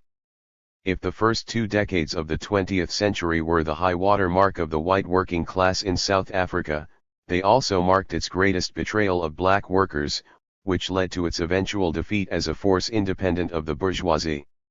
From 1922 onwards, the purely white labor movement in South Africa was transformed step by step into an emasculated racist adjunct of the Nationalist Party, exchanging the class interests of all workers for privileges of a white supremacist capitalist state. Joe Slovo, 1976, 159, sums up the results of the 1922 strike as follows: the victory of the alliance between the white South African Labour Party and the Nationalist Party at the polls in 1924 was the real culmination of the strivings of the privilege-seeking white workers. The basic aims of the 1922 strike were given statutory recognition. The new government made vast concessions, and the process of making the white workers appendages of the ruling group in every sphere of life, economic, political, and social, began in earnest. Laws were passed effectively making skilled work a right of white workers alone. A so-called civilized labor policy was implemented to maintain Africans as unskilled cheap labor and to prevent the emergence of an organized African working class. Africans, i.e., all who were obliged to carry passes, were excluded from the definition of employee in the new industrial legislation. This deprived them of the legal right to strike, in any industrial dispute, or to form their own registered trade unions. The white miners' strike of March, 1922, was also a watershed. The long premiership of General Smuts and the still longer reign of the South African Party, which since the formation of the Union in 1910 had represented the interests of imperialism and the monopoly bourgeoisie, came to an end, brought about by the pact government made up of the Nationalist Party and the Labour parties. Labour's turn to the right facilitated the penetration of the white working class by the virus of Afrikaner nationalism and speeded up the process that led to the Labour Party's extinction. The faith in the revolutionary potential of the white working class soon began to fade within the communist movement. From now on, the party's strategy changed emphasis and began to stress the concept of African liberation. By 1928, of the 1,750 members of the Communist Party, 1,600 were African, IBID. The policy of the Pact government was not only to provide jobs but also to protect white workers from black competition. In 1924, when a Department of Labor was created, one of its leading functions was to establish areas of employment in which poor whites were protected against black competition. Municipalities and other public bodies were encouraged to employ more Europeans at civilized rates of pay. The preferential employment of European unskilled laborers had begun on the state railway system as early as 1907. In 1921 there were 4,705 white laborers in railway employment. By 1928 the number of unskilled white laborers had steeply grown to 15,878, employed at civilized wages of 3 to 5 shillings per day with free housing or an equivalent allowance, cf. Dickiot, 1966, 224. The implications of this policy were incalculable. In addition to all its labor aristocracy aspects, the policy meant a degree of actual deproletarianization of the white workers and their socialization into the middle class with all of its prejudices.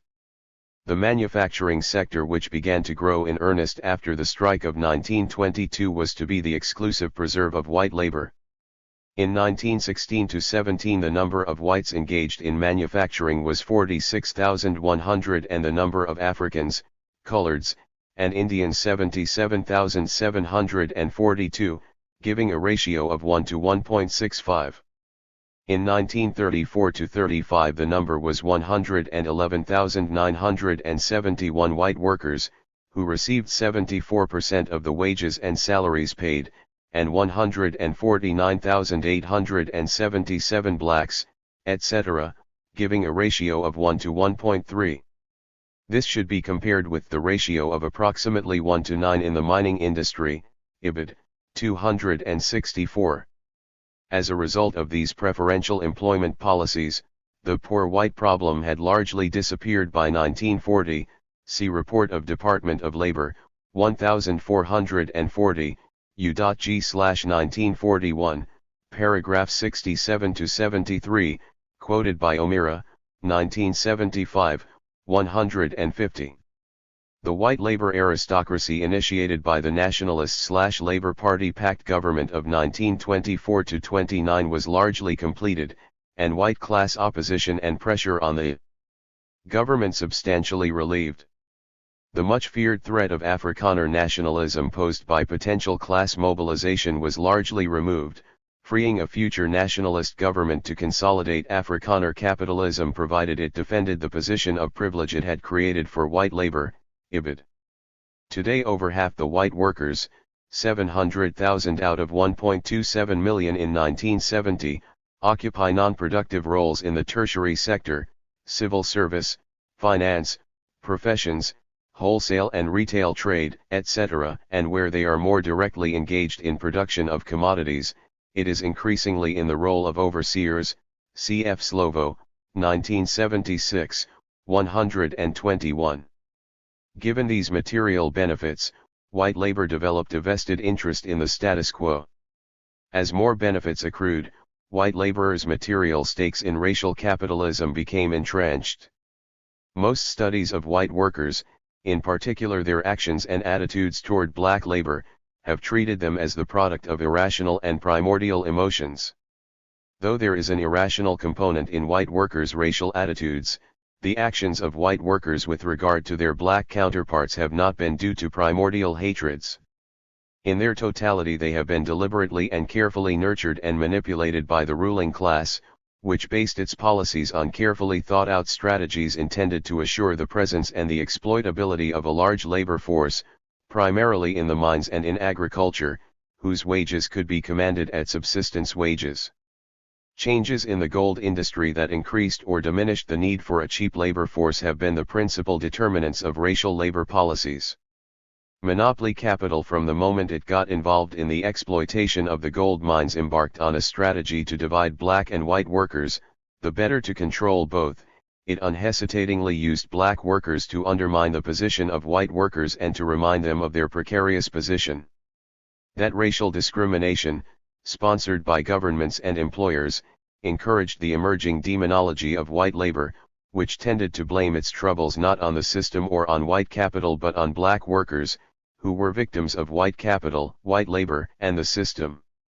By paying white workers in the coin of racism, which gave them a false sense of self-esteem, and by reserving for whites, when economic conditions permitted and social peace dictated, privileged white sanctuaries, white capital cemented white labor into the system and channeled hatred of the system into hostility and violence against black scapegoats. Bennett, Jr., 1975, 238. In the period 1886 to 1925, the consciousness of the white working class reflected as well the projection of stratification of past social relations on a new system of stratification, that is, the projection of rural stratification on urban stratification. This is a very common problem in the psychology of transitional or recently constituted classes. One must understand that in South Africa at this period the dominant values of the white workers were produced by the specific nature of a colonial situation. That is, we cannot speak as yet of class consciousness, that is, the conditions and possible modes of expression of class interests, but of what Lukács has called class psychology. By this is meant the forms of thought and feelings of historically situated social classes.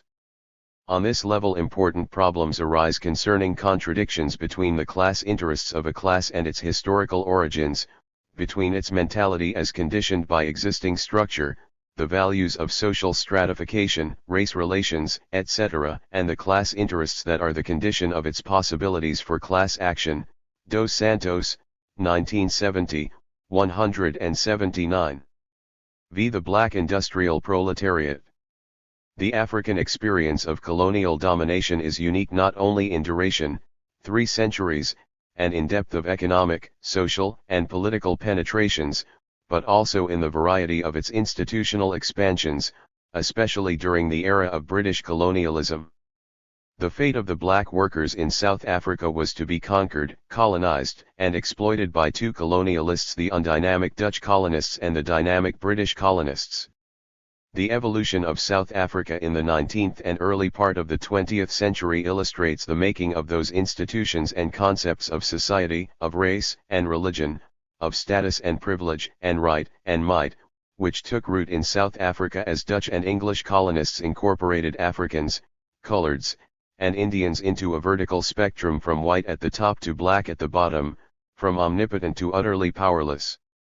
The black working class emerged and was shaped to conform to this socio-economic heritage. The black working class, like its European counterparts, began to flex its muscle quite early. Black labor unrest occurred in the gold mines in 1901-02 and the diamond mines in 1907, when African workers, still organized exclusively on a linguistic basis, embarked on a series of sporadic strikes and mass desertions from work. Cf. Warwick, 1978, Morini, 1978. However, the first really large and sustained black workers' strike occurred in 1913 at the Sigierfontein diamond mine, where casualties resulted. A new stage in the process of proletarianization of the African subsistence producers took place in 1913, when the newly constituted white settler state the Union of South Africa passed the 1913 Land Act. In the 18th and 19th centuries, as we have stated above, white colonists had relied on extra economic coercion to secure cheap labor. Thus, in the Cape, measures such as the Caledon Code of 1809 and later the Masters and Servants Laws, first introduced by the colonial government in 1855, had restricted the contractual rights of black workers, while from the beginning the mines had depended upon the importation of semi-slave labor from the territories outside South Africa, notably from China and the Portuguese colonies. Imported labor could not satisfy the labor needs of the new state. The last decade of the 19th and the first of the 20th century saw a gathering legislative assault similar to the Enclosure Acts in England to produce labor within the borders of the Union. The 1913 Land Act was the basis for the unique process of African proletarianization. The Act had 3 related aims: 1.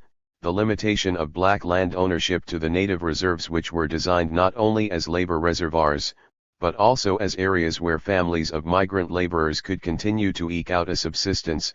2. The creation of measures to induce and regulate a flow of African labor, and 3. The restrictions upon the permanent settlement of the African proletariat working either in the mines or white farms. The rise and fall of the African peasants has been documented by Bundy, 1979. By 1920, the once large peasant surpluses had vanished as the productive capacity and the ability of the reserves to supply increasing populations rapidly declined. Restriction of African land ownership, impoverishment, and landlessness accelerated the process of proletarianization.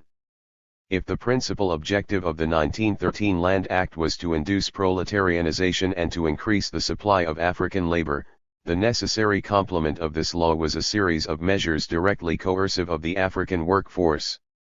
That is, the Cape Masters and Servants laws that restricted the rights of black workers were modernized to regulate the formation, duration, and the termination of contracts. Their breach, through desertion, disturbance, insubordination, etc., constituted a criminal offense, making the offender liable to imprisonment. In 1911, the Native Labor Regulation Act, NLRA, extended these criminal sanctions to workers in the mines, who were also expressly denied the right to strike. The NLRA extended the pass laws which, like the Masters and Servants Ordinances, had been introduced into British colonies in the 19th century and had been consolidated over the years. Under these regulations, the movement of black laborers was directly restricted, and they were denied the freedom to move from their place of residence or to take up other employment elsewhere without first obtaining a pass, on which was registered a host of other personal data. These pass laws, taken together with the establishment of monopsonistic recruiting agencies by mine employers, consequent wage fixing at less than subsistence, and the virtual incarceration of workers into prison-like compounds, caused the recently proletarianized African peasants to be nothing but a coerced labor force. For details see Wilson, 1972, 128, Doxey, 1961, 128-29. The lopsided economic and social burdens imposed on black workers by the state could only frighten white workers and force them to defend their narrow privileges. The lack of political rights put black workers in a humiliating and unequal position vis-a-vis both their employers and white workers. They were not legally free to sell their labor power. In these circumstances, it is not surprising that a predatory attitude toward black labor was characteristic, especially in the mines. Even though the mines were until World War II the largest employer of black labor, the growth of the secondary sector brought large numbers to the cities.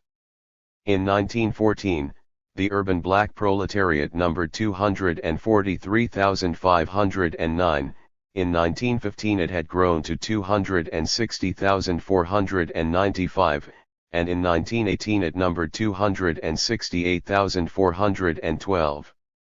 The impetus given to secondary industries during the war persisted in the boom that followed. Of the 6,000 factories recorded under the Factories Act, 4,300, with a working force of 30,000 white and 74,000 other persons, were registered in 1919-20. The number employed in the manufacturing establishment topped the 180,000 mark at the end of 1920.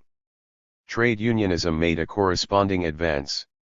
There were 90 unions with 132,000 recorded members in 1920, compared to 10,500 trade unionists in 1915, Simons, 1969, 220. In spite of its handicaps, the emerging black proletariat began to resist. During and after the war, the main weapon of struggle was the strike.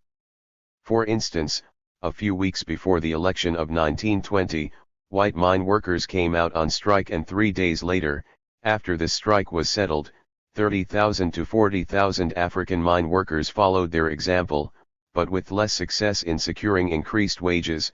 C.F. Horwitz, 1967, 217. The 1920 black miners' strike climaxed a period of unrest going back to 1913, and given other forms of urban agitation among the black working class, the strike forced far-reaching changes in the class alliances that underpin the state. Cf. Bonner, 1979, 274.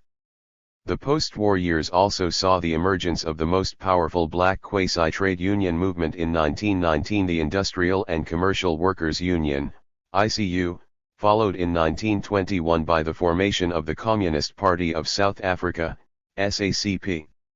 The ICU was founded as a national organization at a conference of African trade unions held at Bloemfontein in 1920, with the support of the African National Congress. Soon after its birth, the ICU found itself at center stage. In August 1920, the Cape Town branch won a wage increase for black dock workers through the mere threat of a strike. 2 months later, the Port Elizabeth workers struck for higher pay. The significance of the birth of the ICU cannot be overestimated. The ICU was a kind of a prologue to the later history of the National/Working Class Alliance movement, a prologue in which there was much of what would unfold in the subsequent national/class battles. The black labor movement did not have the advantage of democratic politics and could not use voting rights to advance its interests. In fact, labor and other laws were heavily weighed against black workers. Under the banner of the ICU, African and colored workers and farm laborers made spectacular advances. The ICU more than once faced violence from the police and white hooligans. In 1925 at Bloemfontein there were 5 deaths among 60 casualties in one such clash. The leaders of the ICU frequently faced imprisonment and deportation. Nevertheless, the ICU grew into a massive force in a very short period of time, spreading from Cape Town, Port Elizabeth, and East London to Natal, inland to the Free State and Transvaal, and even beyond the Union's borders to Namibia, Rhodesia, Zambia, Malawi, and Mozambique. Hardly a town or dorp but had its ICU branch, Lerumo, 1971, 52-53. The ICU owed much of its popularity to the fact that it never confined itself to immediate economic questions facing the workers of a given industry or region, but boldly tackled the burning political problems agitating the minds of the oppressed people as a whole. The preamble to the ICU Constitution evidenced its class-conscious and socialist inspiration. Whereas the interests of the workers and those of the employers are opposed to each other, the former living by selling their labor, receiving for it only part of the wealth they produce, and the latter living by exploiting the labor of the workers, depriving the workers of a part of the product of their labor in the form of profit, no peace can be between the two classes.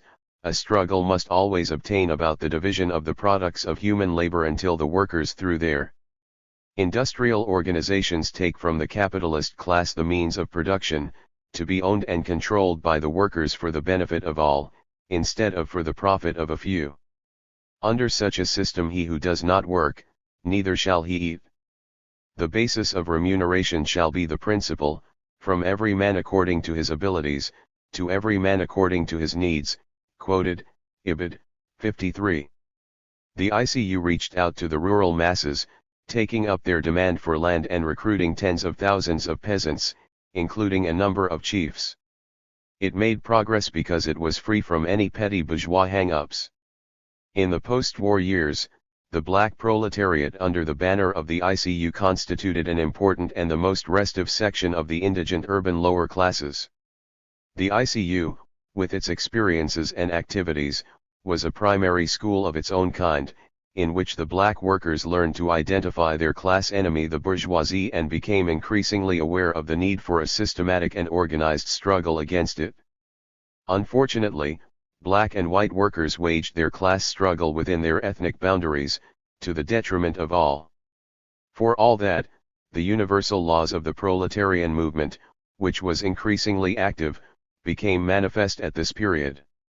In the following passage Simons and Simons, 1968, 270, capture not only the complicated situation capitalist development had created in South Africa, but also the tragic, grotesque, and comical aspects of human existence and consciousness. Capitalism and white domination.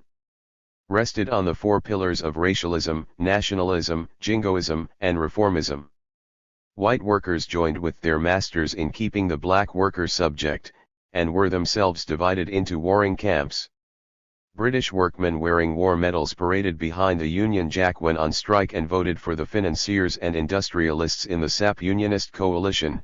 Afrikaner workers joined trade unions and voted for Herzog's Nationalist Party. Colored voters preferred Abdurrahman to Harrison. Africans followed the ANC rather than the CP. Communist faith in the eventual triumph of class consciousness over false ideologies never wavered, however. These were momentary aberrations, symptoms of a vanishing order. Industrialization would free Africans and Afrikaners from their rural backwardness. Capitalism would reduce white workers to the African standard and force them to recognize their class interests. Interracial solidarity would grow out of the class struggle.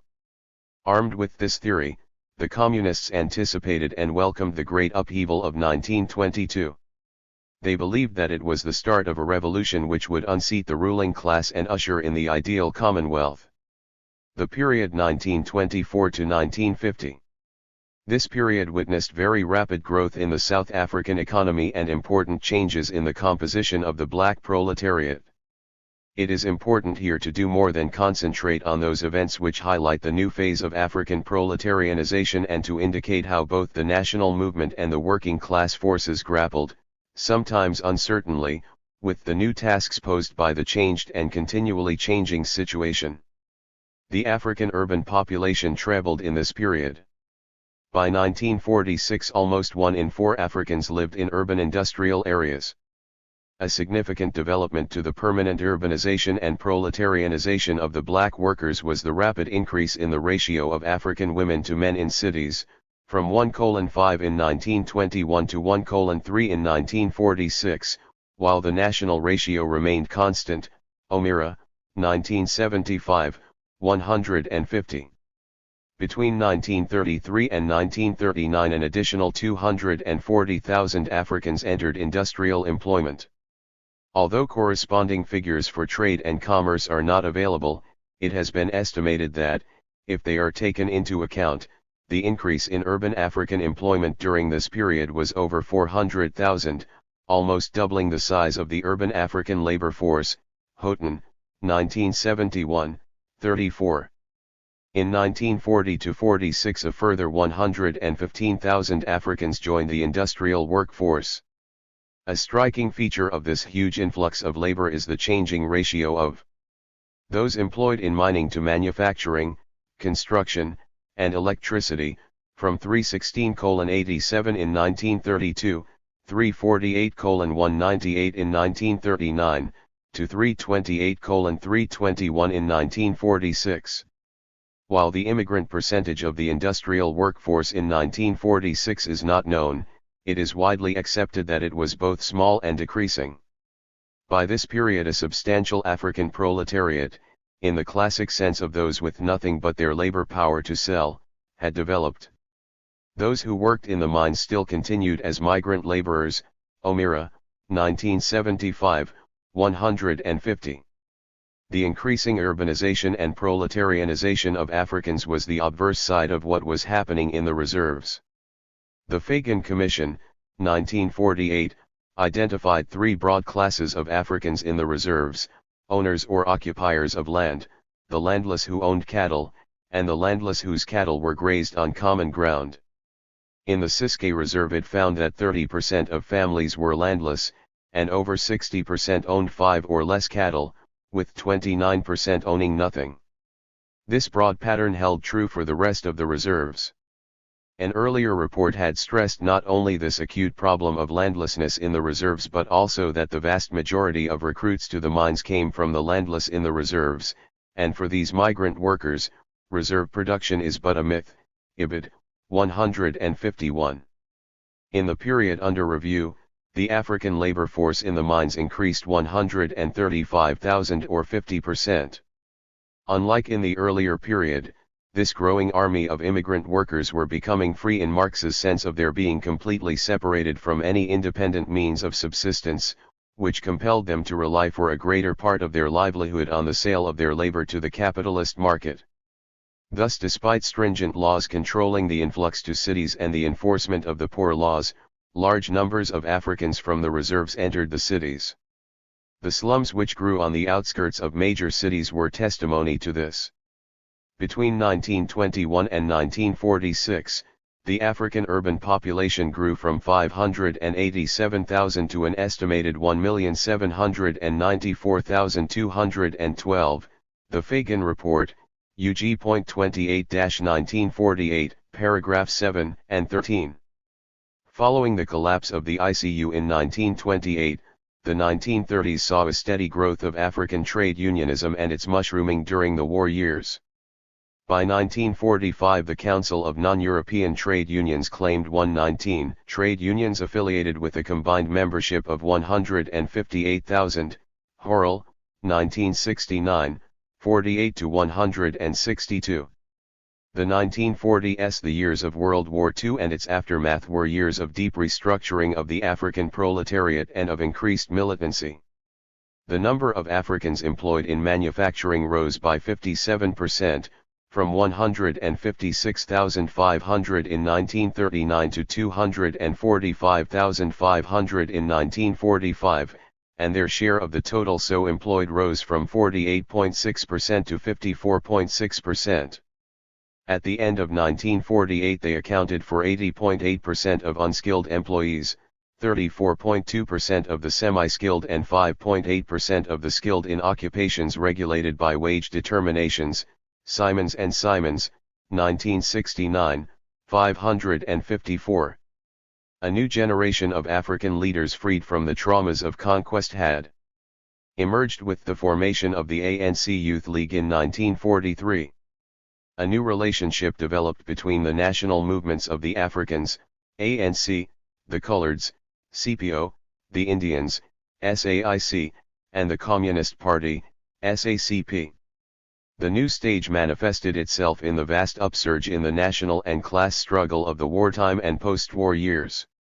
As Bundy put it, 1973, 328 strike activity by Africans reached a new peak in the Second World War.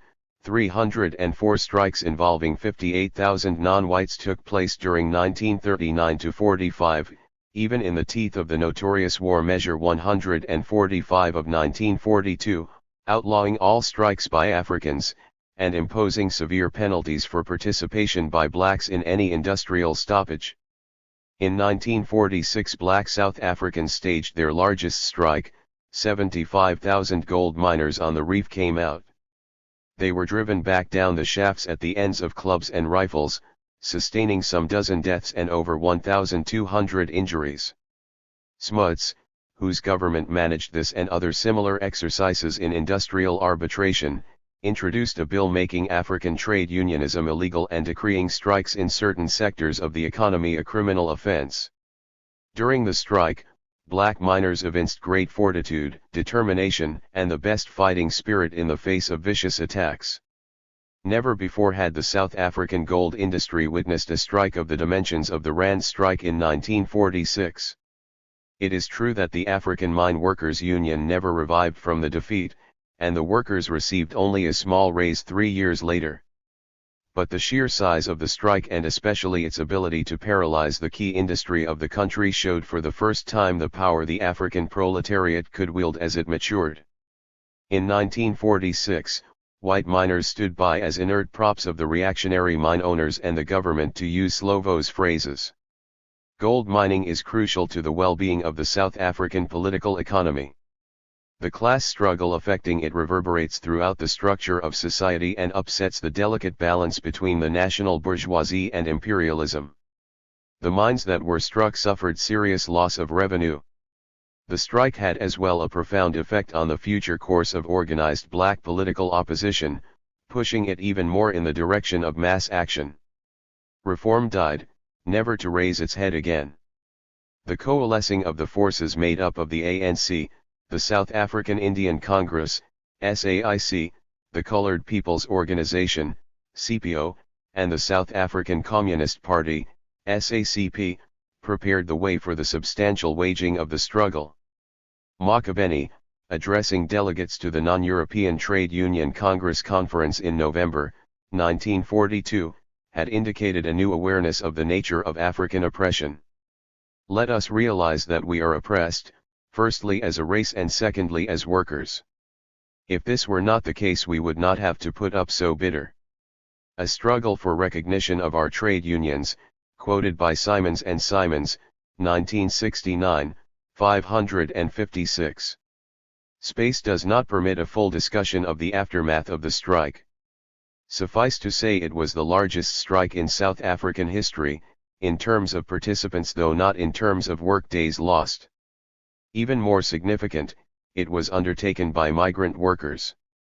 Those very workers on whose backs the edifice of the cheap labor system rested, those supposedly still peasant migrants, whose action in the industrial sector spotlighted their proletarian role, delivered a challenge to the system far stronger than any hitherto offered by the political organs of the African petty bourgeoisie. The structurally generated conflict of the period 1930 to 45 culminated in the strike which threw the problem of control into sharp relief, accentuating the growing debate over the future pattern of control. The violence of the state's response not only indicated the degree to which it felt threatened, but foreshadowed the extreme repression after 1948, O'Meara, 1978, 161-62. Why, it might be asked, was the 1946 black miners' strike so potentially dangerous and damaging? According to Simons and Simons, 1969, 575, for almost 60 years a large army of peasant workers had sacrificed health and life in the bowels of the earth. On the owner's own showing, the miner's wage was not sufficient to keep himself and his family alive. The mines were being subsidized by peasant families throughout the subcontinent, who produced from 45 to 60% of their household income and depended for the rest on money earned by the working miner. The owners, shareholders, industrialists, merchants, and farmers of South Africa owed much of their wealth to this gross exploitation. For it was a proud claim of the mining interests that gold made a major contribution to the country's economic growth and prosperity. The African miners had not shared in the prosperity. When they struck for a living wage, they were forced back to work by police and compound officials who drove them out of their rooms, beat them with clubs and rifles, and fired on them when they gathered outside the compounds or marched in procession to claim their passes with a view to returning home. Their leaders were arrested and charged with breach of contract, or public violence, or violation of the Riotous Assemblies Act or War Measure 145.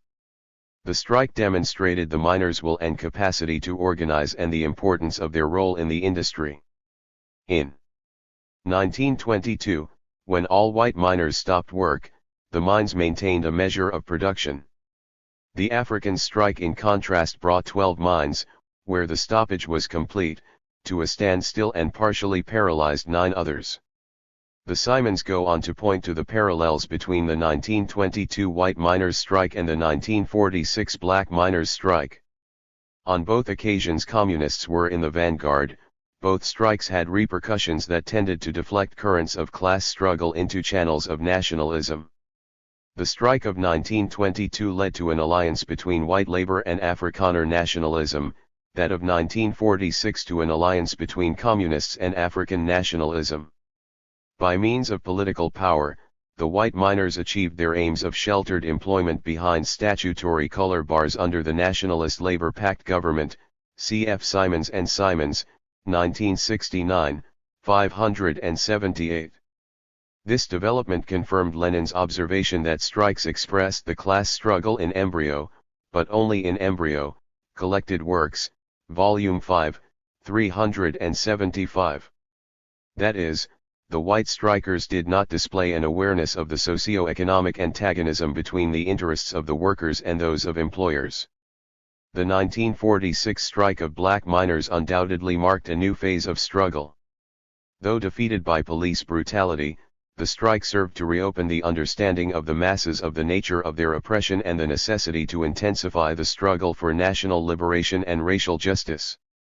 Its result was the radicalization of black nationalism and a fusion with the working class in the Congress Alliance, an alliance of the African National Congress, the Colored People's Congress, the Indian Congress, the Congress of Freed Unions, and the Congress of Democrats.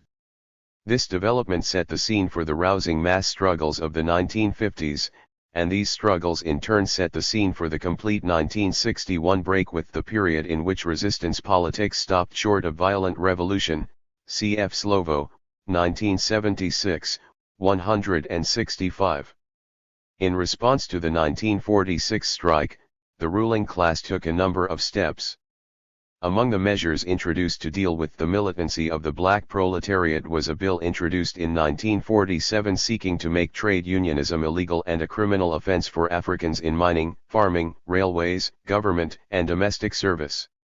Further, the bill proposed to outlaw all strikes by Africans, to isolate them from segregated registered unions, to prohibit them from forming unregistered unions, and to prevent any non-African or African alien from holding office without the minister's consent, cf. Simons and Simons, 1969, 566. The bill never became law. When the Nationalist Party took office in 1948, it appointed an Industrial Legislation Commission. The result of this commission was the Native Settlement of Disputes Act of 1953, which reproduced the worst features of the 1947 bill and deprived the black unions of any recognized role. B.J. Schoeman, the Minister of Labor in the Nationalist Party government, said he would leave the unions to die a natural death, Ibid, 1969, 560. The reason for this Neanderthal attitude toward the black unions was the fear that if allowed to secure parity and bargaining power with whites, black workers could not be restricted indefinitely to unskilled or even semi-skilled work, but would get an increasing hold on skilled occupations. Nothing less than white supremacy was at stake, or so the Commission argued. 4. The Commission said, the logical result of the proposal to include black workers in the definition of employee was solidarity of labor irrespective of race and in the long run the complete social and political equality of all races, Ibid, 1969, 561. The defeat of the black proletariat in 1946 led to the triumph of reaction in South Africa. The Nationalist Party that was elected in 1948 wanted total oppression of the black masses. The events of the 1950s and early 1960s made it quite obvious that the triumph of reaction was not a matter of a temporary alliance between Afrikaner nationalism and the white workers. There was now a general acceptance of Afrikaner hegemony even by the English bourgeoisie and its international allies. The bourgeoisie's fear of the black proletariat and black nationalism proved so great that it was prepared to sacrifice some of its own freedom so as to keep the black masses in their place and super-exploitable. In the 1950s, the strikes which in the previous period were spontaneous and mostly a form of economic struggle by the workers gradually became connected with the general political struggles waged by the ANC, SAIC, the Colored People's Congress, CPC, and the Congress of Democrats, COD. That was to be expected. The ANC and its allies and the working class had rid themselves of their petty bourgeois illusions and had emerged into a class alliance articulating a radical nationalist ideology. The alliance with the national movement took the form of active involvement of the masses in the struggle waged by the ANC following the adoption of the Program of Action in 1949. The program was implemented in the Defiance Campaign of 1952, timed to coincide with the tercentenary celebrations of white settlement. This campaign, in which 8,577 volunteers, Africans, Indians, Coloreds, and white Democrats, offered themselves for arrest, sharply increased ANC membership, which rose from 4,000 in 1949 to 7,000 just before the Defiance Campaign, DC, and then rocketed to nearly 100,000, with many times that number of politically aware supporters, cf. O'Meara, 1975, 169. It was precisely the struggle for full political freedom that became the starting point of a broad national class alliance which formed the Congress Alliance. During the DC, The ANC became deeply rooted in the mass consciousness of the African population. From now on, the content of the various struggles, inasmuch as they acquired an increasingly massive and systematic character, became a serious challenge to the status quo. The various struggles waged high the alliance against Bantu education laws, the Group Areas Act, urban removal, and the pass system, etc., all became national and were seen by the regime as a challenge to its rule. South African Congress of Trade Unions, SACTU, the formation of the South African Congress of Trade Unions, SACTU, in 1955 especially broadened the movement. From the 1945 high of 158,000 black members of unions, by 1950 regression had reduced membership to 38,000. As we have seen, under the various laws passed after the 1946 strike, African trade unions could not register and could not use the official machinery of industrial conciliation. Though the unions were not illegal, the complex of restrictions and persecution of individual members made survival difficult. In 1953, penalties for African strikes were made even harsher than before, and the regime expected black trade unions, as we have seen, to die a natural death. Anyone urging equality of treatment of workers was regarded as a communist, and 50 of the ablest union leaders had been forced to resign. It was in this difficult situation that SACTU was born, marking a significant development. It consisted of 8 African unions, 3 colored unions, and a small union of white laundry workers.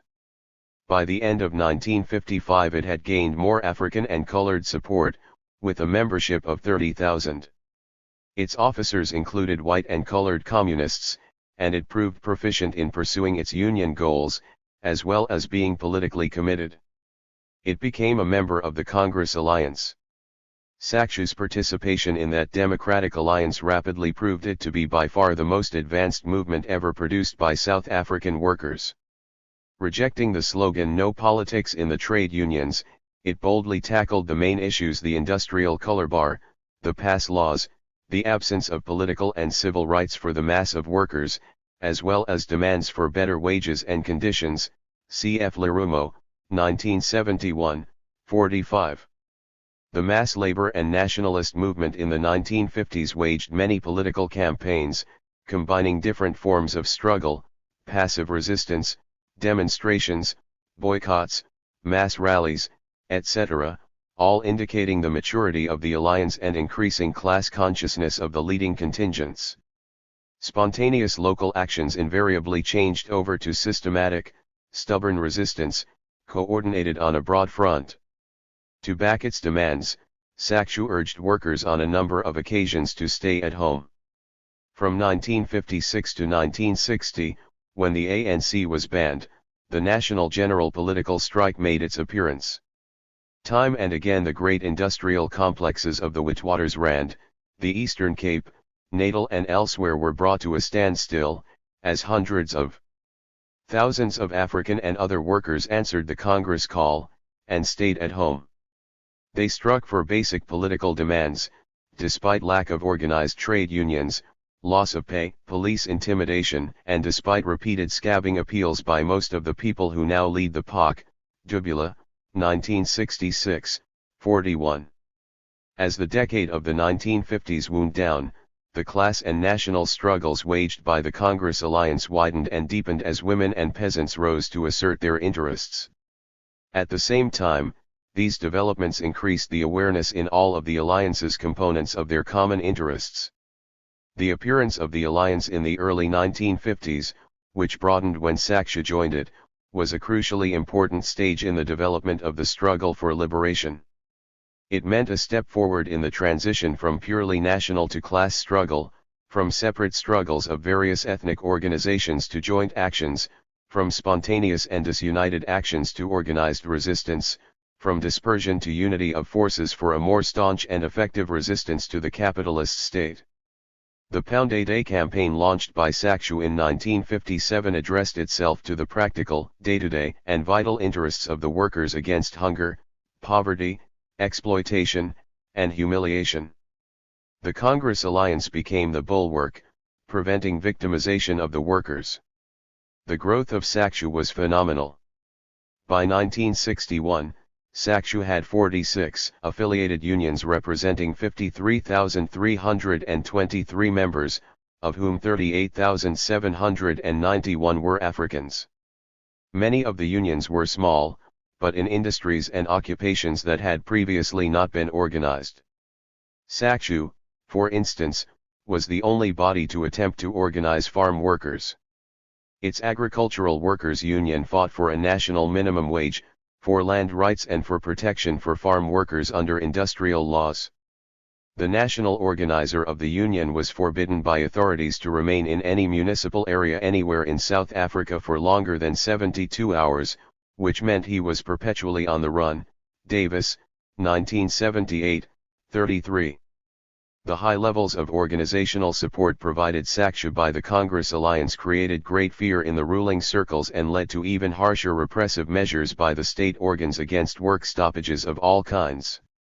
Levy, 1961, 39, writes that strikes resembled small-scale civil wars. Strikes by black workers met with lorry loads of police armed with batons, Sten guns and tear gas bombs. Great pickup vans arrived and all the strikers were arrested. Alter the banning of the ANC in 1960, great handicaps confronted Sakshu.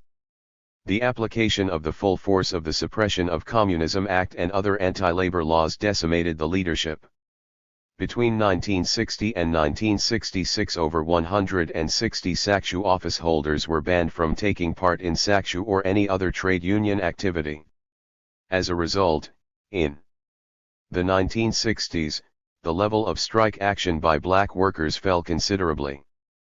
Hemsen, 1978, 19, sums up the decade 1960 to 70 as follows. These years were a period of setback for the political resistance, marked by drawn-out political trials and long prison sentences for the leadership. Many working-class militants left the country and joined the military wing of the African National Congress, and intense repression drove the Sakshu unions underground. These developments were accompanied by a hesitant organizational program by reformist trade unions which met with state opposition and was finally suspended in 1969. These years were also marked by the state policy of Bantustans, the consolidation of reserves into regional political units on an ethnic basis, designed to divide the African people by offering some advantages to the African petty bourgeoisie and consolidating controls over the African working class. A new phase in resistance to apartheid was marked by the development of black consciousness, an ideology of black awareness and psychological liberation from the categories of racism, and the opening of armed struggles by ANC guerrillas in Zimbabwe. In the 1960s, the South African economy underwent deep-seated structural changes as foreign investments increased and as the local sector changed into a system of state monopoly capitalism. These developments had a growing impact on the life of the oppressed peoples. Their exploitation intensified and the contradictions between the masses and capital were exacerbated. The working class grew rapidly, the increase amounting to some 370,000, of whom 34,000 were white workers. This meant that more and more Africans were becoming involved in the process of production and thus experiencing the full weight of the exploitative system. The social hardships of the African workers reached unbearable proportions in the early 1970s. Various reports on multinationals with plants in South Africa showed that they paid black workers less than starvation wages. Wages received, for example, by the African miners had remained at the 1911 level up until 1973. Their working conditions had deteriorated in the meantime. Between 1964 and 1974, there were 5,000 deaths in mining accidents. One miner dies every 16 hours in South Africa, C. Wilson, 1972, 20-21. Kwashiorkor, a vitamin deficiency disease, was on the increase, and work-related diseases swept the country. 25% of the miners examined in the Transkei Bantustan proved to be suffering from TB. Notwithstanding the boom that South Africa was experiencing, the position of the black population was worsening. Unemployment was climbing to record levels, brought about by loss of employment opportunities in urban areas as factories were moved to the borders of the Bantustans, where black labor was even cheaper, while real incomes, already pitifully low, were rapidly declining because of inflation. Against this background of ruthless oppression and exploitation, the early 1970s saw mass actions by African workers. Already in 1971, the National Executive Meeting of the ANC hoped that working closely with SACTU would ensure the mobilization of the vast army of black workers who constitute a most powerful and major revolutionary base. Benson, 1980, 164. The sharp exacerbation of political and national contradictions resulted in serious working class explosions, and black workers in occupied Namibia went on strike in 1972. Among other things, they demanded the withdrawal of South Africa's occupation forces and its administration, repeal of the system of labor recruitment contracts, and the ensuring of freedom of movement and the right of workers to seek work. The strikers openly proclaimed the slogans of the Southwest Africa People's Organization, SWAPO, which leads the liberation struggle. The first major strike in South Africa occurred in Natal Province, where hundreds of thousands of African, colored, and Indian workers joined work stoppages that were particularly enduring. At the height of the labor troubles January-February 1973, the entire Durban industrial area was paralyzed by a general strike, which later spread to other areas. The businessmen's organ, the Johannesburg Financial Mail, stated in February that 100,000 workers employed in 125 enterprises were on strike in January in Durban alone. The major strikes were the following: October, 2,000 longshoremen in Durban and the same number in Cape Town went on strike, that lasted for 31 days, having almost completely paralyzed port activity. January, the struggle was joined by 1,500 African workers employed at Coronation Brick and Tile Co. Durban, 7,000 textile workers at Frame Group Textiles. Natal, some 3,000 workers at Ropes and Mattings, Durban, and 2,000 textile workers at Consolidated Textile Mills, Jacobs. February, another 16,000 municipal workers in Durban and 7,000 workers at Hammarsdale Border Industries Complex joined the strikers. The strikers confirmed that despite repression, the spirit of resistance and struggle for freedom and democracy in South Africa could not be extinguished. Though the demands concerned higher wages and better working conditions, deep down the strikes were political actions of the African proletariat against minority rule and the system of apartheid. The regime was conscious of this, and Labour Minister M. Viljoen said that the strikes in Natal had taken on forms which made absolutely clear that the strikers were not for bread alone. The French monthly Le Monde Diplomatique, October, 1973, agreed with the minister's conclusion and said that it had become absolutely clear to the capitalist class that cheap labor might cost them dearly. A series of pay raises began in South Africa in April, 1973. Even those African workers who did not participate in the strikes got from 12 to 50% wage increases. Indeed, South Africa was in the throes of a profound and pervasive crisis. A new force had emerged on the scene which could not be forced to retreat. A powerful tide of national liberation imbued with a national class consciousness was surging forward. It combined worker militancy, popular protest, and political actions, and the upsurge of armed struggle waged by Umkhonto we Sizwe, the armed wing of the African National Congress, was soon to begin to make its presence felt. The mass strikes and the explosion of working class energy exposed the impotence of the authorities. Hemsen, 1978, 20, writes that, faced with this unprecedented upsurge and the defiance of apartheid legislation prohibiting strikes and maintaining black workers in subordination, the ruling class was placed in a quandary. Was it possible to make mass arrests of strikers? Would not this inflame the workers to new heights of class activity and deepen the political content of the strikes? Given the mass character of the strike movement, the police were reduced to dispersing marches through the center of Durban and using tear gas on strikers in Hammarsdale and Richards Bay. In the face of united mass action, the police were reduced to saying, The police have nothing whatsoever against people demanding higher wages provided they do not break the law, a statement which amounted to a surrender to proletarian action, i.e., 1974, 20. Black workers were losing the fear of police retaliation in acting illegally. Hemsen goes on to say that of the 98,029 black strikers in the whole of 1973, relatively few were prosecuted for striking, 207 or 0.2% of the total. These figures can be compared to the 822 out of 3,462 workers prosecuted for striking in 1959, 24% of the total. Partly this can be explained by the impotence of the police when faced with mass proletarian action centering on the factories, and by the changes which had taken place in the composition of capital in the 1960s towards more capital-intensive industry in which wages formed a smaller component of total costs.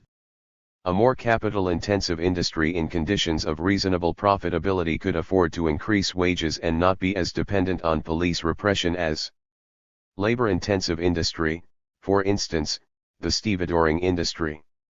Wages could be raised immediately within certain limits. The total wage bill could be held constant by insisting on higher productivity and firing less productive workers, sick, ibid. The revolutionary groundswell among black workers energized other sectors of the black community, including students who became radicalized. The ANC in exile welcomed these developments, noting in 1972 that they were creating a flurry of public interest, not seen since the heyday of the Congress campaigns in the decade before the ANC was banned in I-960 Sechaba, October, 1972.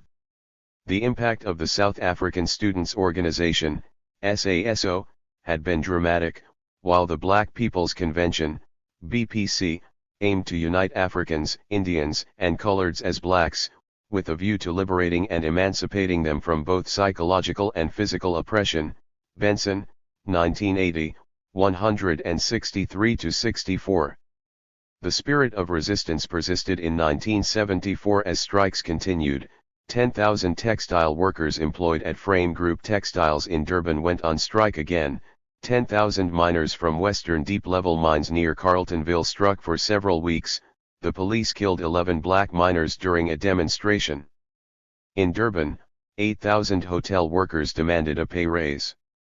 Thousands of miners from Malawi and Lesotho took part in strikes. Strikes continued in 1975 and 1976, all signifying the intensification of class struggle. The struggles gained a further impulse from the collapse of the 500-year-old Portuguese rule in Mozambique and Angola in 1975, after almost 15 years of armed struggle. In an effort to break the wave of popular protest, the racist regime committed an abominable crime, wounding and killing 1,600 school children in Soweto in June, 1976. The absolute callousness of the regime was displayed in the events that followed the Soweto massacre. Following the brutal massacre, some 250,000 workers went on strike in Johannesburg. Thus was launched a new stage in revolutionary upsurge in South Africa against the background of considerable successes scored by the national revolutionary movements in Mozambique and Angola and the crisis of the white minority regime in Zimbabwe. In Namibia, which South Africa rules illegally, there was an unprecedented upswing in the struggle led by SWAPO.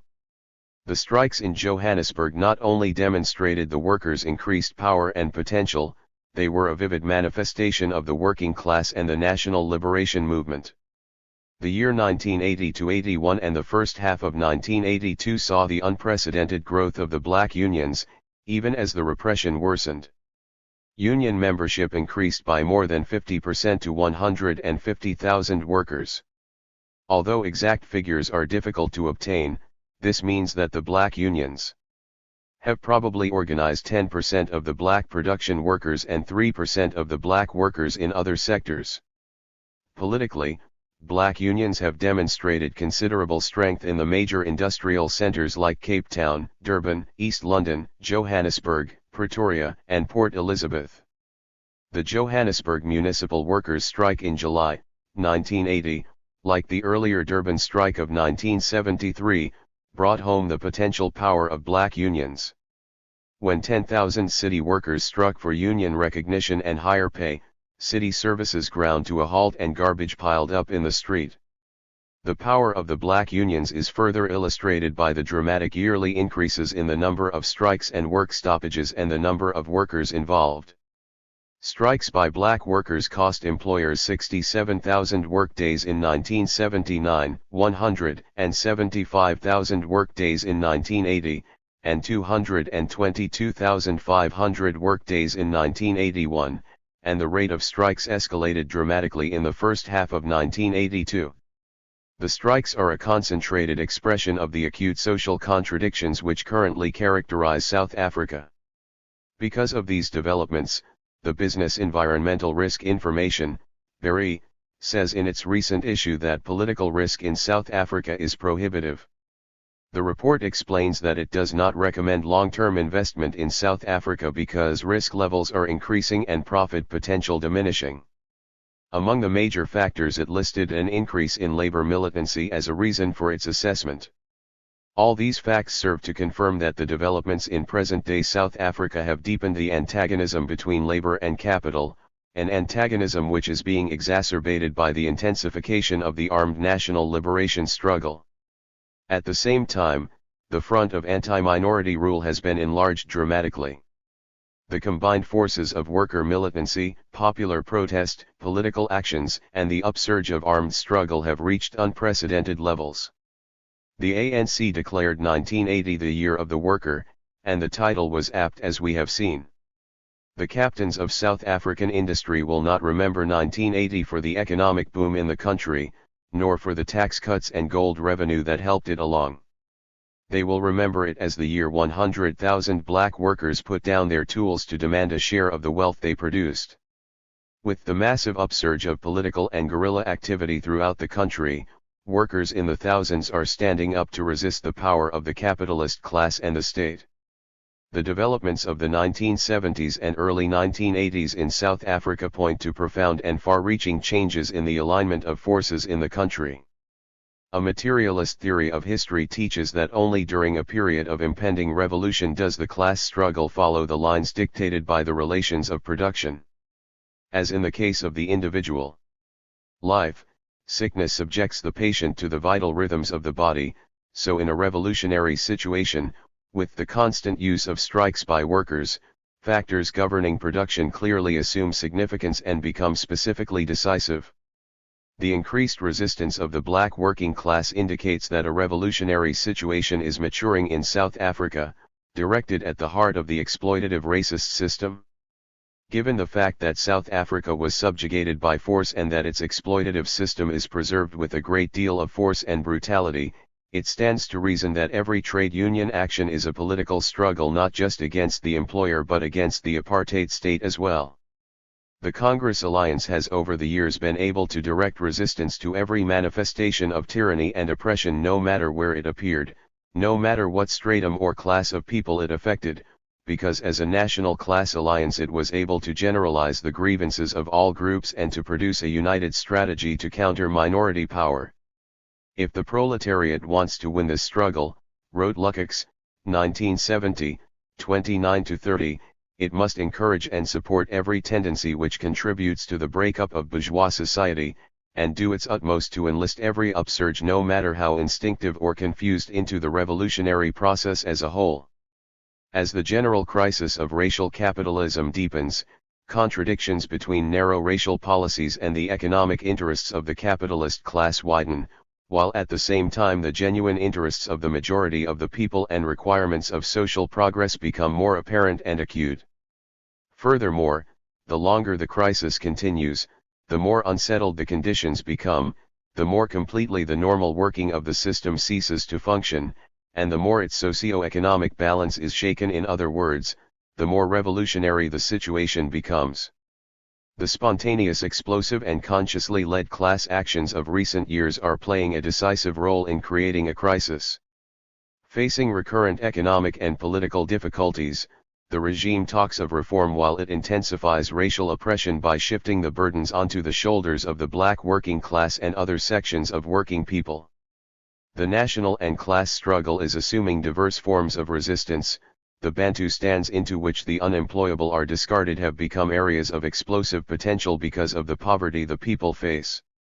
Amidst the worsening economic crisis, the momentum of the armed struggle stretches financial and military resources of the regime to the breaking point.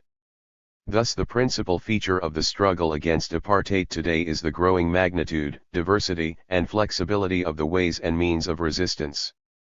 In sum, however much white minority rule ultimately rests on force, no class can maintain itself for long by force alone.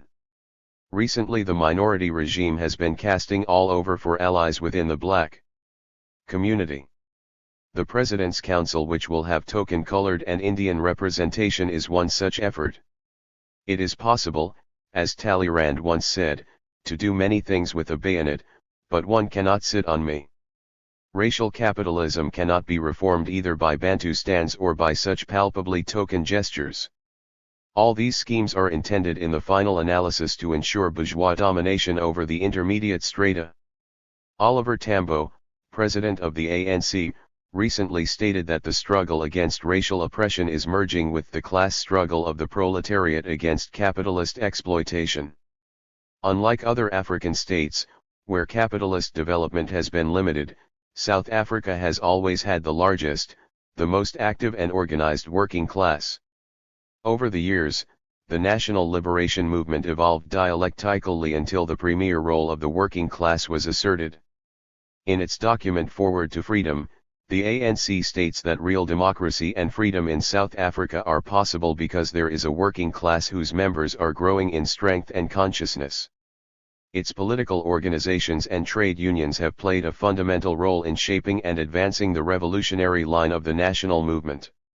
That is, the existence within the national liberation movement of a working class capable of meshing working class aspirations with the national movement as a whole deepens its revolutionary potential, and constitutes a decisive and qualitative stage in the development of the liberation movement.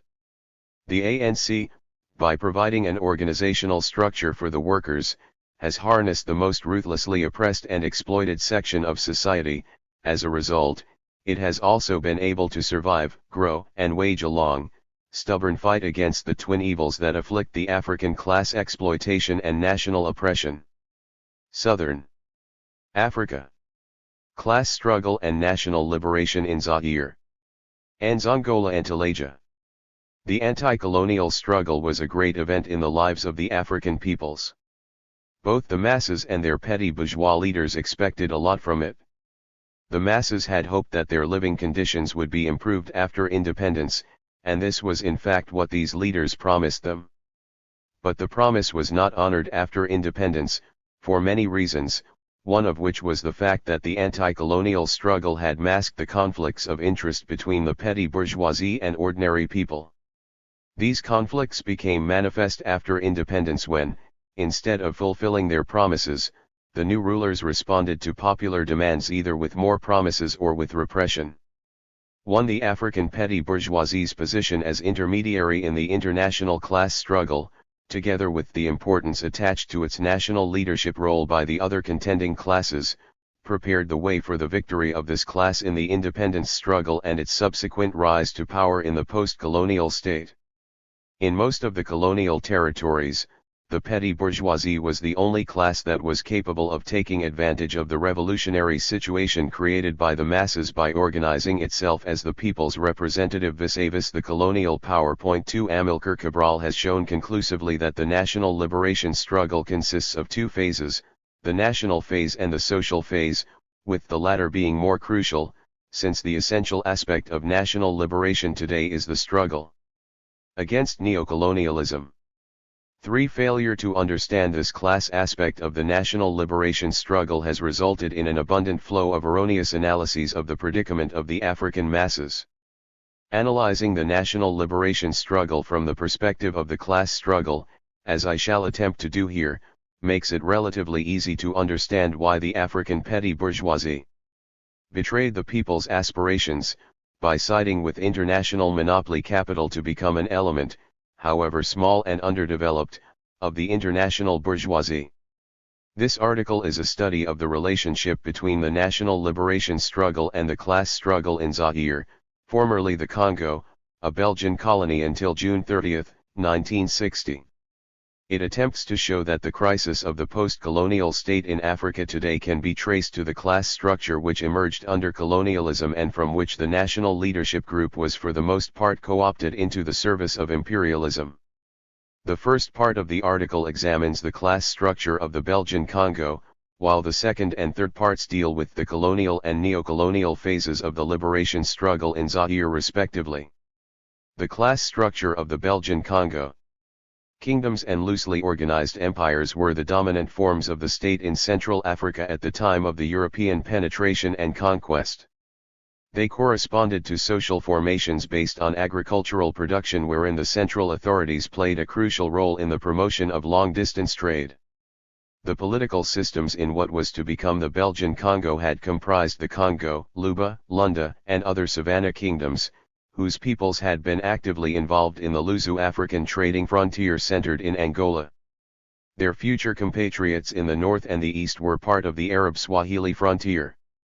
The impact of the latter was felt as far away as Kinshasa to the west, through the medium of the River Rhine trade on the mighty Congo, and southern Kasai to the south, through the slave raids of Ngongo Latet and Lumpungu. For these two frontiers played a crucial role not only in the inter-imperialist competition for effective occupation, as defined in the Berlin Act of 1885 regarding the scramble for Africa, but also with respect to the ideological necessities of colonial domination. Belgian trading and administrative stations began to supersede the old Angolan frontier by the end of the 19th century. The expansion of administration went hand in hand with the expansion of trade and the further integration of the country into the world capitalist economy. 5. The colonial state accelerated this process by bringing all the major African political systems under its effective control and by subjecting the population to new methods of exploitation, taxes in labor and in money, concessionary companies exercising a trading monopoly throughout a wide territorial area, labor recruitment for work in mines and on railways, etc. In the northeast, the struggle against the Arab Swahili frontier was disguised as a Christian anti-slavery crusade by a colonial state whose deadly violent methods of primitive accumulation, example the forcible collection of rubber and other wild products, exceeded the worst horrors of Arab slavery registered. Colonialism and imperialism thus brought about the plunder of human and natural resources, and transformed African societies by subjecting them to capitalist relations of production. Peasant production was progressively subordinated to the export requirements of monopoly capital for agricultural raw materials, while the traditional ruling class, formerly the chief beneficiary of rural surplus labor, was incorporated into the authority structure of the colonial state to facilitate its extractive and repressive tasks, tax collection, labor recruitment, conscription, order maintenance, etc. Artisanal or simple commodity production lost much of its indigenous character, becoming an appendage to the capitalist commodity market and service sector, with the bulk of its activities located in the so-called informal sector of the economy. Whatever chances African merchants active in the pre-colonial trading frontiers had of developing into a comprador bourgeoisie were eventually destroyed both by the trading monopoly granted to a number of concessionary companies and by the discriminatory policies favoring European and Asian merchants and protecting them from African competition. Belgian colonialism in the Congo represented a classic example of colonial economic exploitation. The Congo was a colony that financed not only its own administrative and social services, but also the economic development of the metropolitan power. This was true for both the Free State regime, 1885 to 1908, under King Leopold II, who possessed the Congo just as Rockefeller possessed Standard Oil, and the colonial regime, 1908 to 60, whose economic structure was part and parcel of the legacy of the Congo Free State. 8. Just as it provided its sovereign and sole owner Leopold with the revenue he needed to build palaces, highways, and other public projects at home, the colony bailed Belgium out of financial troubles after both world wars and served as a major source of revenue. 9. Since the stated goal of Belgian colonialism was to develop the economic action of Belgium, colonial administrators gave as much attention to agricultural production and to labor recruitment for the companies as they gave to maintaining law and order. Having thus created a dependent economy in Central Africa, the Belgian bourgeoisie became the new dominant class of the colonial social formation. Its domination resulted in 1. The emergence of a modern working class, albeit one not as fully proletarianized as the industrial proletariat of advanced capitalism, 2. The blockage of the development of a national bourgeoisie, and 3. The creation of a new African petty bourgeoisie which, like the traditional rulers, acted as liaison between the colonialists and the African masses. The fundamental contradiction involved the exploitation of African workers and peasants by the imperialist bourgeoisie through its agents and supporting classes. Although peasants are not a class belonging to the capitalist mode of production, forced labor and compulsory cultivation of cash crops meant that peasant production, like that of the working class, was essentially designed to generate raw materials for the capitalist world market and surplus value for the Belgian bourgeoisie. 1. The class structure of the Belgian Congo can be delineated as follows. 1. The metropolitan or imperialist bourgeoisie, physically external to but economically and politically dominant in the country where it was represented by the top managers of large corporations, the higher echelons of the state apparatus, and the higher clergy of the Catholic Church. 2. The middle bourgeoisie, made up essentially of Belgian settlers, who owned their own means of production and employed a large number of wage workers in agriculture, commerce, and manufacturing industry. 3. The petty bourgeoisie, divided along racial lines, and made up of a number of fractions and strata. A. The liberal professions, whose members were nearly all Europeans. B. European and American missionaries. C. Middle-level company managers and state officials, all European. D. European and Asian storekeepers and artisans. E.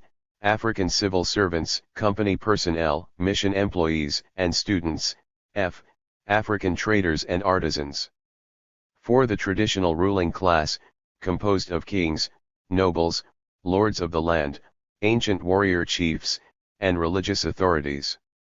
5. The peasantry, that enormous mass of poor rural producers to which the overwhelming majority of the African population belonged, or peasant farmers producing food and cash crops and subject to a double exploitation, by the traditional ruling class, and by the imperialist bourgeoisie.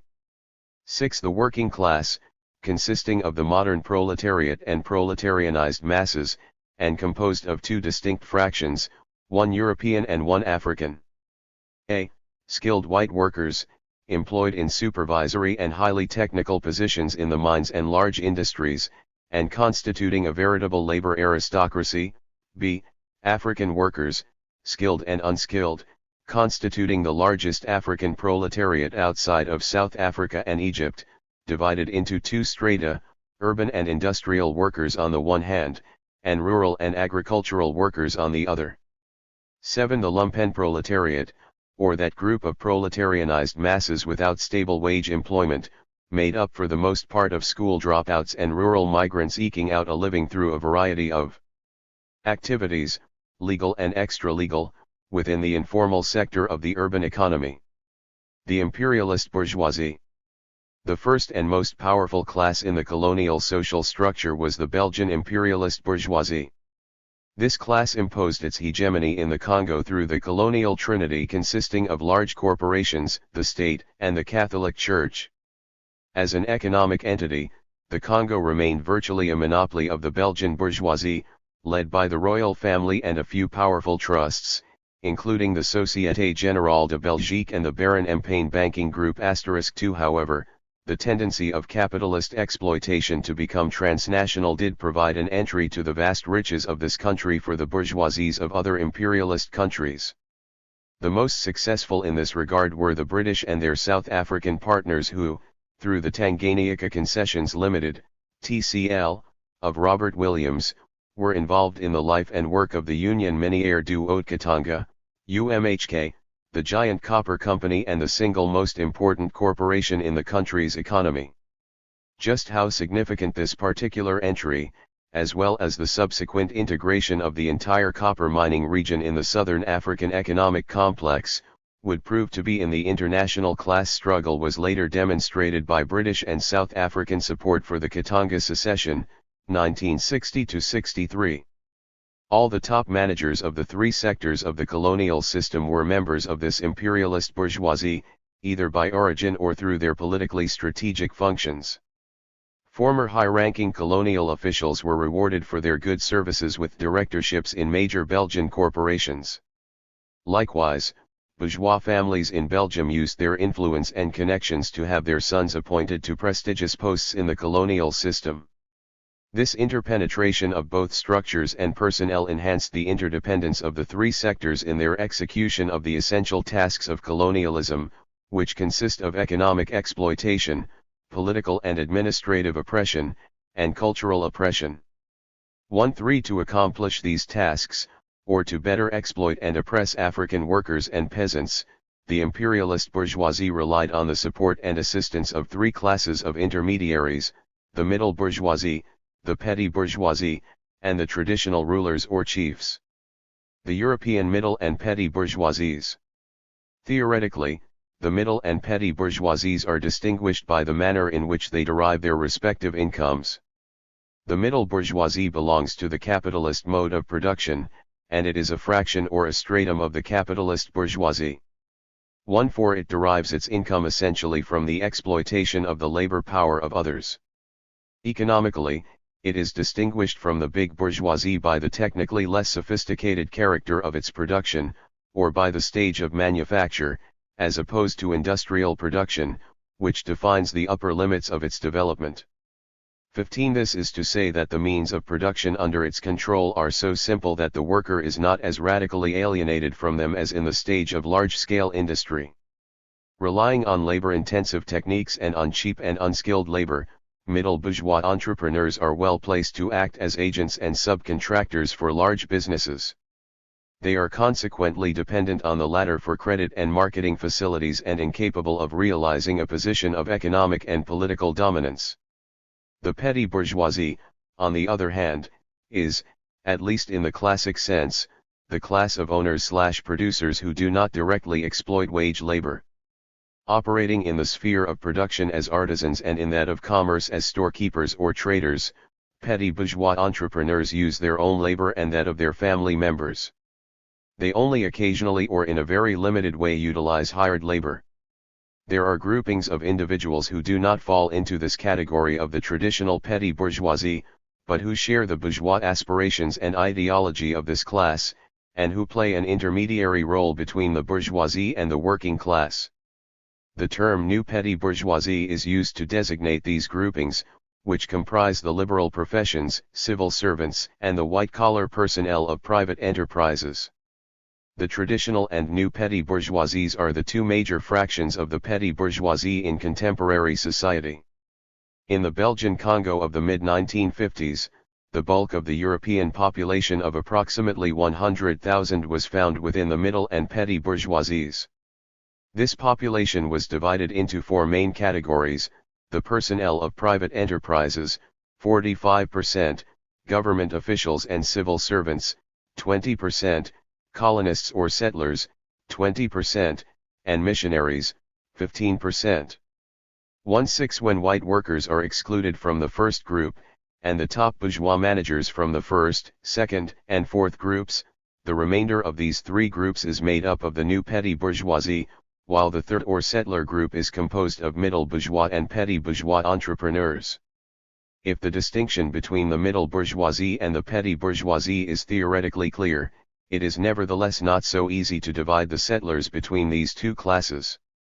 This difficulty is a consequence of the large number of economic activities in which the settlers were involved and, in particular, of the tendency of individual settlers to engage in more than one activity. 1-7 In spite of this difficulty, it is possible to determine that the middle bourgeoisie was essentially made up of Belgian settlers, who constituted nearly 60% of all 24,000 settlers, 9,284 heads of households and their family members, in 1956, while the petty bourgeoisie comprised mainly Greek, Portuguese, and Italian. Storekeepers Belgians dominated the settler population because they received vocational training, financial aid, technical assistance, and other kinds of support from the Belgian government. A product of the colonial situation, the middle bourgeoisie owed its economic privileges and prosperity to this active support and assistance from the colonial state.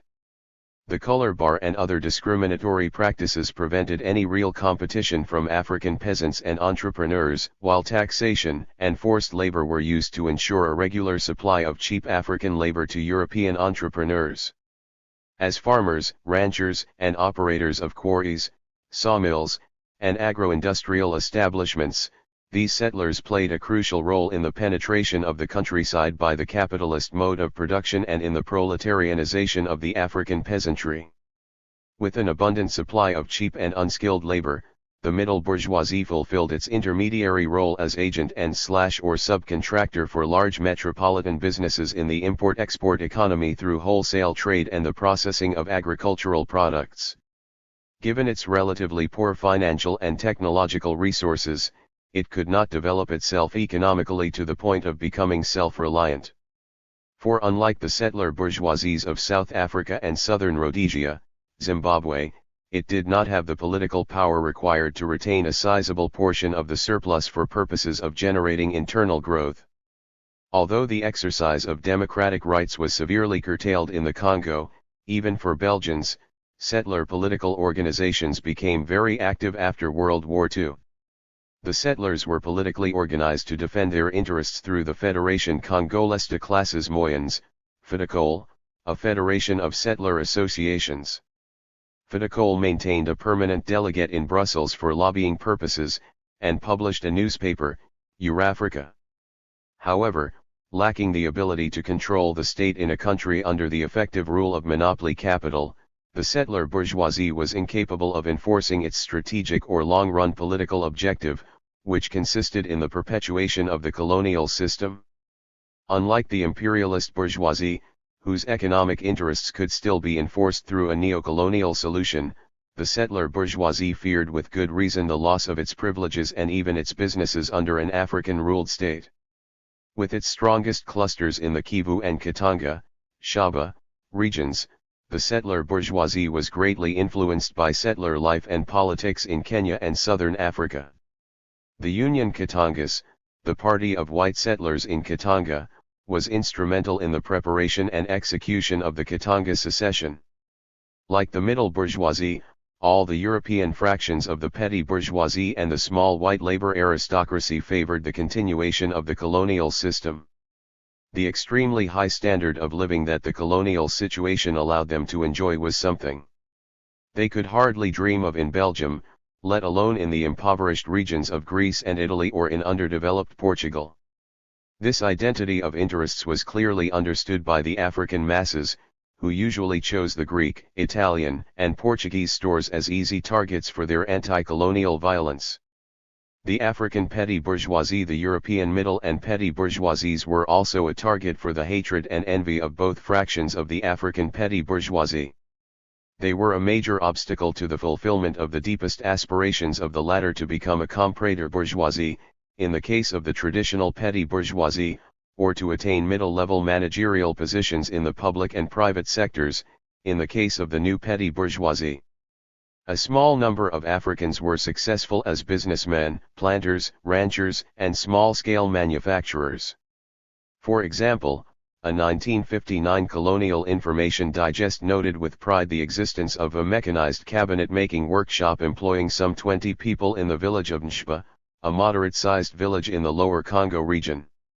19 further east, as Edouard Buston reports, Joseph Kapendich Hambe built his family's fortune and the foundations of a small business empire by organizing the import of manioc from Kasai into Kapanga territory, hence the nickname of Chhambe, manioc, which he passed on to his elder son Maize.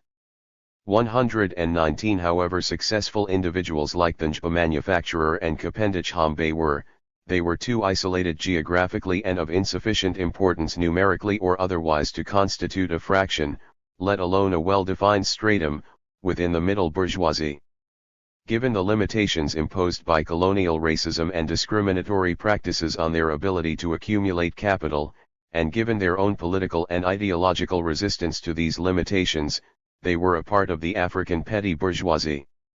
In 1956, the numbers of established traders and artisans comprising its traditional fraction were estimated at 12,000 and 4,000 respectively. 111 There were no African doctors, dentists, pharmacists, or lawyers in the Belgian Congo. According to official statistics, the liberal professions category of the African petty bourgeoisie, or people who put their training and their intellectual gifts at the service of the community provided they can find reasonable remuneration, 22 consisted of approximately 500 individuals, accountants, journalists, musicians, painters, sculptors, and self-taught advocates who acted as counsels for the defense in the so-called native courts. 3 groups of Africans: the Catholic priests or abbés, the medical assistants, and the agricultural assistants or agronomists gained entry into professions which required a higher education degree. As members of religious orders, the abbés, or salaried employees in the civil service and the private sector, medical assistants in mission and company hospitals, they constituted the upper stratum of the new or non-traditional fraction of the African petty bourgeoisie. This fraction as a whole consisted of individuals with at least a primary education.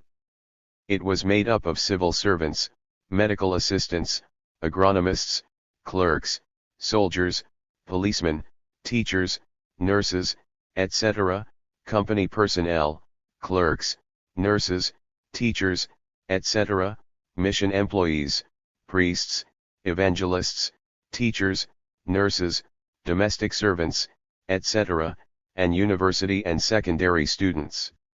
Along with the chiefs, they played the role of intermediaries between the colonialists and the African masses through the institutions of the state, the private enterprises, and the Christian missions. In addition to providing the colonial system with the support personnel required for it to operate effectively, this new petty bourgeoisie helped the system undermine the resistance of the colonized masses to the culture and values of their oppressors. Politically, the civil servants were the most important of all 4 groupings, given their role as junior representatives of the colonial authority structure and their indispensability in the execution of the extractive, regulative, and repressive tasks of the colonial state. Until January 13, 1959, the date that a single civil service status for Europeans and Africans, the statute unique, was introduced, there were 2 separate and unequal groups in the colonial civil service. The first, or that of the agents de vie administration d'Afrique, was exclusively white until token integration opened its lower ranks to blacks in 1957. The second, or Congolese group, was that of the agents auxiliaires de IADM in Istrichan.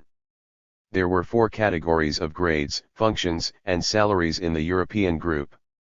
Members of the 4th or lowest category of European agents earned between 12,000 and 18,000 Belgian francs a month in 1957, a salary far exceeding the less than 7,000 francs earned by the highest-ranked Congolese. The medical assistants. These medical practitioners were an intermediate professional category between doctors and qualified nurses. In spite of their superior professional training, qualifications, and experience, they were ranked lower than European nurses and sanitary agents, and on the same level as European adjunct sanitary agents. They could not supervise these European nurses and public health workers, who often behaved in a racist manner vis-à-vis the medical assistants. Since their professional ethic was strongly in opposition to active political participation, their interest and involvement in nationalist politics was a direct result of the strains and frustrations they experienced because of their ambiguous status and lack of opportunities for greater social advancement. In 1952, the medical assistants established an association designed to articulate and defend their interests. As part of the petty bourgeois elite, they also belonged to the various associations which existed to promote the struggle of the African petty bourgeoisie for equality. In addition to the medical assistants, the petty bourgeois elite included the abbés, the agronomists, the clerks or commis, qualified nurses and teachers, university students, and wealthy traders and entrepreneurs. 24 These categories of the petty bourgeoisie were called évolués, or individuals who were regarded as having evolved economically, socially, and culturally beyond the way of life of the popular masses. In spite of this officially recognized status, and one that was in many cases sanctioned with a special badge of honor, the carte du mérite civique, 25 the évalués were denied access to exclusive all-white public accommodations, managerial positions in the public and private sectors, university education, until 1954, and equality of opportunity with respect to salaries and commercial or agricultural credit. This denial of economic and social equality was the major grievance of the African petty bourgeoisie against the colonial system. The destruction of the colonial system itself became a principal objective for this class when it realized that economic and social equality could not be obtained under the colonial situation. In order to realize its bourgeois aspirations, the African petty bourgeoisie had to emancipate itself politically. The évalués' awareness of this necessity led to their participation in the struggle for independence, as representatives of the colonized people as a whole. Just as there existed a radical separation between the European and African petty bourgeoisies, there was a clear-cut distinction between the petty bourgeois elite of the évalués and the lower strata of the African petty bourgeoisie. These strata comprised the thousands of teachers and nurses without a secondary school diploma, soldiers, policemen, evangelists, and catechists. Like the bulk of African traders and artisans, these salaried employees did not have the education, material means, and social rank required to achieve the évalué status. They were nevertheless part of the petty bourgeoisie because the work in which they were regularly engaged was definitely outside the production process and principally related to the repressive and ideological functions of the colonial system.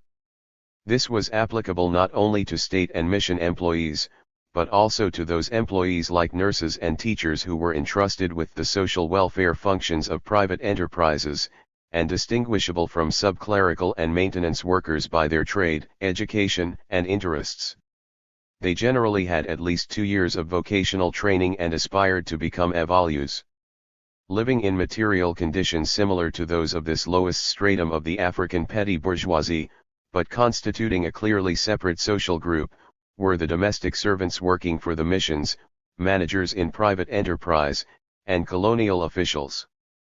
As a cook or a launderer by trade, an individual is an entrepreneur when he/she is self-employed, a proletarian when he/she works for a capitalist firm to produce commodities, goods or services for exchange, and a domestic when he/she is employed to satisfy the needs of individuals in a family or in an institution. In the latter case, there is the possibility that long years of association will result in a number of servants attaching themselves to their masters, and thus becoming tools of the class to which their masters belong. 26 domestics who worked for the Christian missions in particular were truly attached to their employers and the latter's work. Living within or about the mission stations, they occasionally or regularly engaged in the proselytizing activities of the missions in the surrounding villages. Some of them even became catechists and evangelists. This is why, unlike other domestics, they clearly belong to a definite social category, that of mission employees. The effect of their contribution to the general pacification of the country through the life and work of the missions is similar to that which soldiers of the force publique, the colonial army, accomplished through force and intimidation. Being the first two groups of Africans to settle with their families permanently outside the traditional milieu, the soldiers and domestics were also the first to feel the impact of colonialism and Western values. Their sons, and those of other civil servants, company personnel, and mission employees, were better placed than those of the majority peasant population to go to school and to become évalués. 28 Unlike the évalués, the lower petty bourgeois strata had a standard of living that was moderately better than that of the average peasant, and not much different from that of the average worker. 29 The major economic cleavage among all African wage earners below the petty bourgeois elite was between those who resided in large cities and well-equipped company towns or quarters and those who lived in small towns, mission stations, and rural areas. Whereas the people in the first group enjoyed perhaps the best urban amenities of any colonial territory in Africa, those in the second group remained in closer contact and interaction with the traditional milieu and had access to limited social services. In this context, and due to low salaries, the lower petty bourgeois strata in general, and the rural and partially urbanized among them in particular, had to engage in agricultural production in order to be self-sufficient with regard to their basic nutritional needs. Their ability to relate in this and other meaningful ways to peasants, workers, and the unemployed enhanced their value as potential organizers for nationalist parties and revolutionary movements. The traditional society, chiefs and peasants. The penetration of the capitalist mode of production in the rural sector undermined the vitality of the pre-capitalist modes and accelerated their dissolution, but it did not result in their wholesale destruction. This is because those aspects of the pre-colonial political economy, which were found to be useful for social welfare and for law and order, were carefully preserved. It is this dissolution/conservation tendency of peripheral capitalism which ensures that a large number of peasants will enter the process of proletarianization without ever becoming proletarians and perform modern economic functions while remaining under the control of traditional authorities and ideologies. 3.0 In spite of the recognition of the traditional political organization in the 1891 Congo Free State Decree on Local Administration, the post-conquest period was characterized by a sharp decline in the prestige of African rulers or chiefs. They were deposed at will by the colonial officials who did not trust them, and replaced by reliable clerks, soldiers, or domestics. But the government soon understood that colonialism, like any other form of alien rule, cannot succeed in maintaining effective control without reliable local allies. It became preoccupied with the question of declining prestige of chiefs, and a 1900 report to King Leopold II described the new approach to local administration as that of finding a popular intermediary with enough influence on the masses to maintain their obedience. That intermediary was the traditional chief, the only person then capable of generating such obedience. 3.1 In line with the new policy, a series of decrees on local colonial administration in 1906, 1910, and 1933 succeeded in progressively transforming the chiefs into subaltern functionaries of the colonial administration. Their major task was to ensure that their administrative units adequately met what the colonialists called their collective obligations to the state. 3.2 These included forced labor on public projects, forced cultivation of certain crops for export, labor recruitment, and conscription. Fulfilling these obligations and enriching themselves through legal and extra-legal means eventually set the chiefs against their own people. In spite of all the productive activity in which they were forced to engage, the peasants did not improve their lot during the 75 years of Belgian rule. The marketed product of their labor represented only 9% of the gross national product, GNP, in 1958, in which the total contribution by agriculture was 24% in 1956. 33 That peasants played such a small part in the production of marketed goods was a result of economic and political constraints on peasant production, including the whole range of discriminatory regulations which favored the concessionary companies and the settlers. In addition to being relatively small, the peasants' marketed product brought them very little monetary income. The colonial administration kept agricultural prices low for purposes of accumulating more capital through forced saving. Bezi explains this policy as follows. As a matter of fact, Congolese economic development has been financed to a large extent by the forced saving of a generation of workers, even those of independent means. Indeed, economic policy has kept agricultural prices artificially low, for fear that a rise in the cost of living might bring with it an increase in wages. Thus, inflationary periods, as well as those following devaluation, have, until recently, always worsened the position of peasants and workers, thus increasing temporarily at least the possible mobilization of forced saving. As a result, the peasants did not enjoy as easy access to manufactured goods as did wage earners based in rural areas. Their standard of living remained very low. The per capita annual income was estimated at $77 in 1956, or $41 for Africans and only $29 for the rural population, which represented 77% of the total population. The European minority of 100,000 people in a population of approximately 14 million had 2/5 of the national income. This shocking disparity in income distribution was a salient factor in the colonial conflict.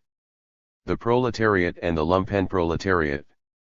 Skilled and unskilled workers employed as wage earners in agriculture, mining, industry, construction, transportation, and services constituted the proletariat of the Belgian Congo, one of the largest and most stable working classes on the African continent. Unfortunately, it was also one of the least politicized, as a result of Belgian paternalism and legal restrictions against trade union organization. On the whole, the Congo had the third largest number of African wage earners after South Africa and Egypt. In 1952, for example, there were 1,078,000 wage earners in a population of 12 million people. This was roughly equivalent to the number of wage earners in the entire French Empire in Black Africa, French West Africa, French Equatorial Africa, Cameroon, Madagascar, and Nigeria taken together, or 1,080,000 wage earners for a population of 54 million people. 33. The following figures give another example of the leading position of the Congo with regard to wage employment in Africa. The category others included state employees other than clerks, mission employees, and domestic servants. Together with the clerical and commercial workers outside of the service sector, such workers do not belong to the proletariat proper. The proletariat is the class of wage workers employed in the creation of surplus value through the production of commodities. It is the class of workers peculiar to capitalist relations of production which is deprived of all access to private ownership of the means of production. The livelihood of these individuals depends on a wage relationship with employers of labor power for whom they must work under collective conditions to produce a given commodity. 37. Marxist political economy provides a credible explanation for the inclusion of transportation workers, and the non-inclusion of commercial workers, in the proletariat. Transportation and storage are productive activities, as they not only involve the production of services for exchange, but also contribute to the valorization of commodities by making them marketable and available at the point of exchange. Commerce, on the other hand, is not productive since it simply involves the realization of surplus value by converting one form of commodity into another, namely money. 38. Even by excluding those categories of wage workers not directly involved in the production of surplus value, the wage labor force of the Belgian Congo comprised the third largest African proletariat on the continent. It consisted of 675,535 workers in 1951 and 755,944 in 1956, representing nearly two-thirds of the wage labor force and at least 6% of the total population. The relatively large size of the Congolese proletariat was a function of the steady and rapid growth of the colonial economy since World War I. Between 1920 and 1955, the GNP grew at an annual rate of 6%. Coupled with this growth was the increasing share of industry in the gross domestic product, GDP. In 1956, the proportions of the GDP represented by agriculture and industry were 24% and 39% respectively. It should be noted, however, that if the share of industry in the Congolese economy was relatively high and comparable to the share of industry in highly developed economies, we are dealing here with an underdeveloped economy in which subsistence production was not included in the GDP figures, and where the industrial production taking place remained basically that of the primary stage. According to Bézi, the structure of industrial production in 1957 was made up as follows: 1. Mining, metal extraction, and basic refining, 51%, 2. Industrial processing of agricultural products, 12%, 3. Manufacturing industries, 21%, 4. Construction and production of building materials, 16%. 3. In spite of all this, industrial production, led and stimulated by the mining industry, was largely responsible for the relatively high degree of proletarianization in the Belgian Congo.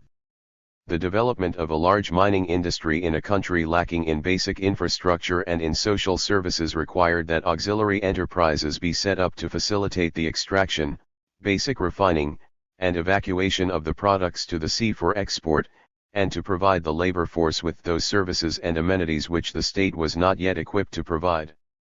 The transportation, construction, manufacturing, and service industries which resulted from this process combined with commerce and an expanded state administration to generate rapid urban growth. By 1955, over 22% of the African population was living outside of its traditional milieu, while 8.5% resided in 22 urban centers including 14 cities with a population of more than 25,000 people each. The increased demand for labor accounted for the fact that the proportion of the monetary income of the African population represented by wages was 59% in 1950 and 69% in 1954. 40. It also contributed to the urbanization of the African population, which was encouraged by the Belgian policy of labor stabilization proposed by Frank in 1922 to increase productivity and eliminate the high turnover so characteristic of wage employment elsewhere in Africa. This paternalistic policy of providing workers with decent housing and food rations in relatively well-equipped company towns or quarters and encouraging them to bring their families with them to the urban and industrial centers not only brought about permanent urbanization, but also contributed to the emergence of a favorable urban demographic structure, exhibiting a near equilibrium between the sexes and a better age structure than was found in towns and cities elsewhere in colonial Africa. 4. The stabilization of labor in the copper mines of Union Miniere, where the policy was first initiated in the Congo in 1928, 42 contrasts sharply with labor practices across the frontier on the Zambian copper belt, where the African personnel of the mining companies had to be renewed by 50% each year in the early 1950s. The comparable figure for Union Miniere for the years 1945 to 50 was 3%. 3 workers had to be recruited each year to maintain 100 people in the workforce. Of its 19,369 African workers in 1952, 9,786 or 50.5% had at least 10 years of continuous service.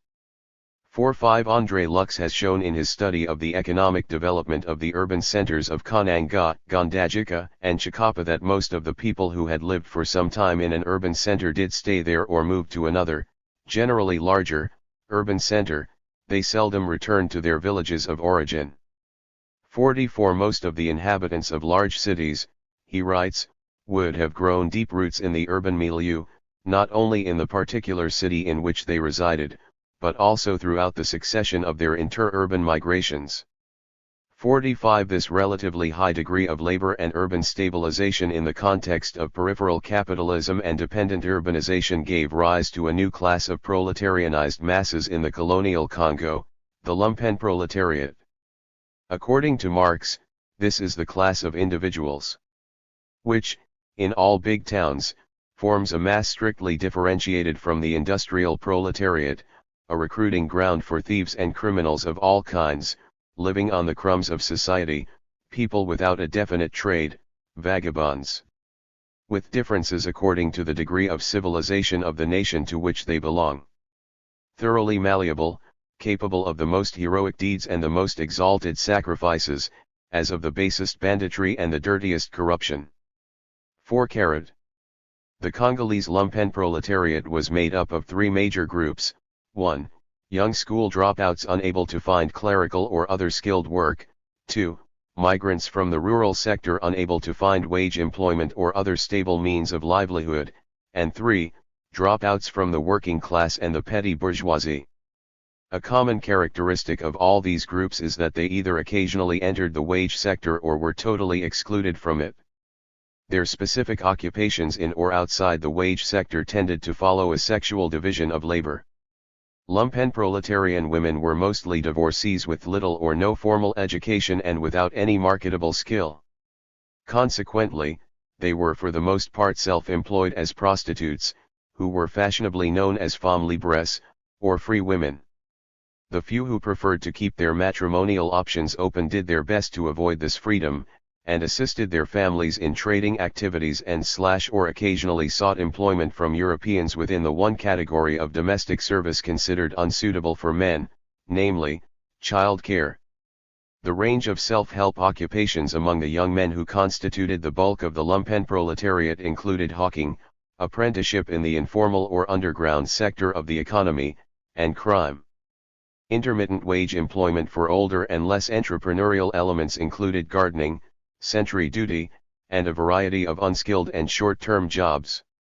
In both cases, financial constraints and/or legal restrictions with regard to urban residence and access to a housing lot or park required that these men and women be put up by relatives. Economically and socially, the lumpen proletariat was clearly distinguishable from the other African social classes, by the manner in which its members earned their living and by the behavioral patterns associated with their adventurous and parasitical mode of life. The reality of the lumpen proletariat as a distinct class was evident to all, even at the level of socio-cultural perceptions and discourse. Thus, regardless of any income-generating activity members of this class engaged in, they were almost invariably identified in the public mind and vocabulary as commuers, the unemployed. They were in this way distinguished from those classes and class fractions that were perceived as doing useful work, the commis, clerks, the commergants, traders, the travailers, workers, and the villageois, villagers. This differentiation was cleverly exploited by the Belgian colonialists, who rather unsuccessfully attempted to eliminate the lumpen proletariat as a class by periodically deporting the commuers to their presumed villages of origin. For the young men involved, their dissatisfaction with the colonial political economy for its failure to absorb them in a meaningful way was enhanced by the resentment they felt against this sort of repression. More than any other popular class in the Belgian Congo, the lumpen proletariat was in a position to help mobilize the masses in the anti-colonial struggle by serving as a medium of communication between the rural and urban areas. It was in a perfect position to transmit modern revolutionary ideas to the countryside where resistance to colonial rule had continued in clandestine forms, usually through religious movements, and to bring back to the cities the latest revelations of millennial prophets and news of the progress of the struggle in the countryside. The Belgian authorities had understood the destabilizing potential of the lumpen proletariat in the cities, and sought therefore to preempt any collaborative action between it and the proletariat. In a country where so much of the marketed production depended on wage labor, even in agriculture, the fear of labor unrest was pervasive in official circles. This fear was reflected both in the deportations of the unemployed and in the savage repression of any manifestations of labor and urban unrest.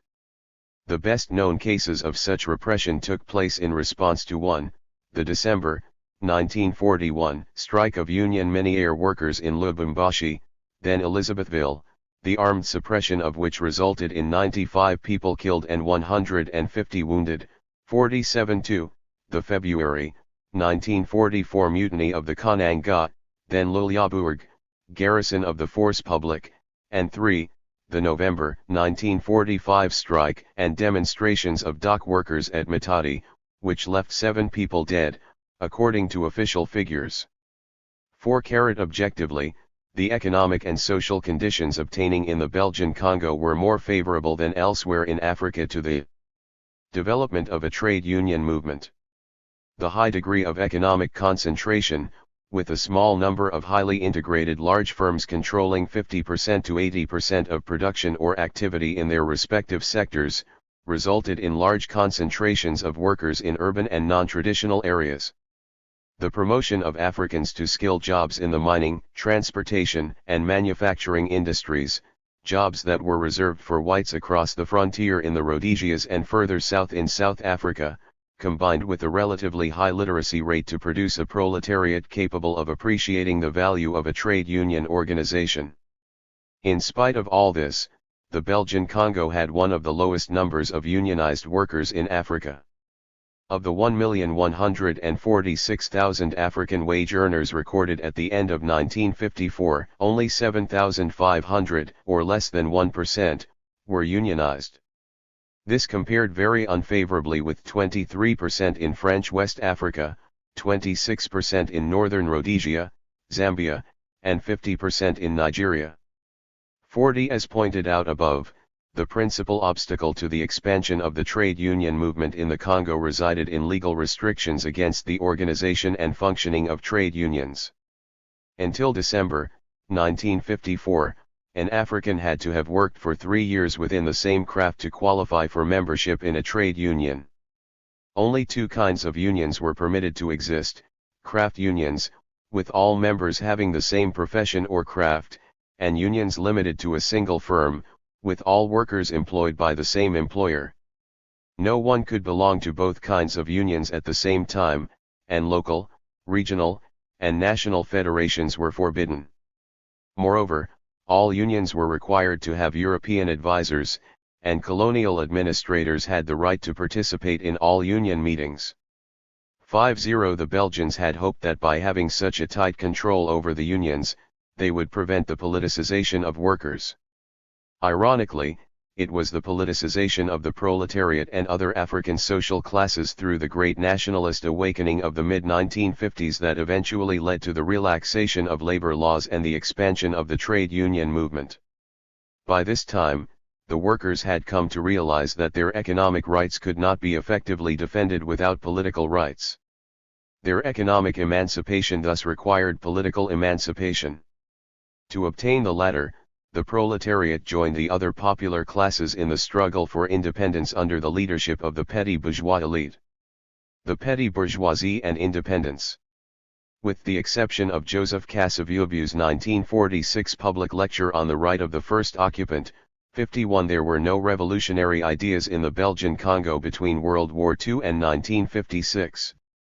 According to Marx and Engels, the existence of such ideas presupposes the existence of a revolutionary class. 5 In the Congo, however, the one class that was capable of systematizing the revolutionary notions and aspirations of the people into revolutionary ideas and programs was reformist rather than revolutionary. It was primarily interested in what its spokespersons termed human relations, a code word for the full integration of this class into the dominant colonial society. Having been penetrated by the colonial ideology and its evolutionist/racist notion of colonialism as a civilizing mission, the African petty bourgeoisie demanded to be treated a little better than the retarded and ignorant mass. This demand received its first coherent formulation in a memorandum signed by a group of évalués in Kananga following the 1944 mutiny. Crawford Young has noted in reference to this petition that the case for reform rested in part upon the claims that évalués had played a key intermediary role in limiting the impact of the mutiny. Évalués were to continue using this intermediary role to gain whatever benefits they could from the colonialists by containing the radicalism of the masses at the expense of the latter's legitimate aspirations for genuine national liberation. By 1956 the most articulate representatives of the African petty bourgeoisie had taken up membership in one or several of the Belgo-Congolese associations known as amicales, friendship societies or circles.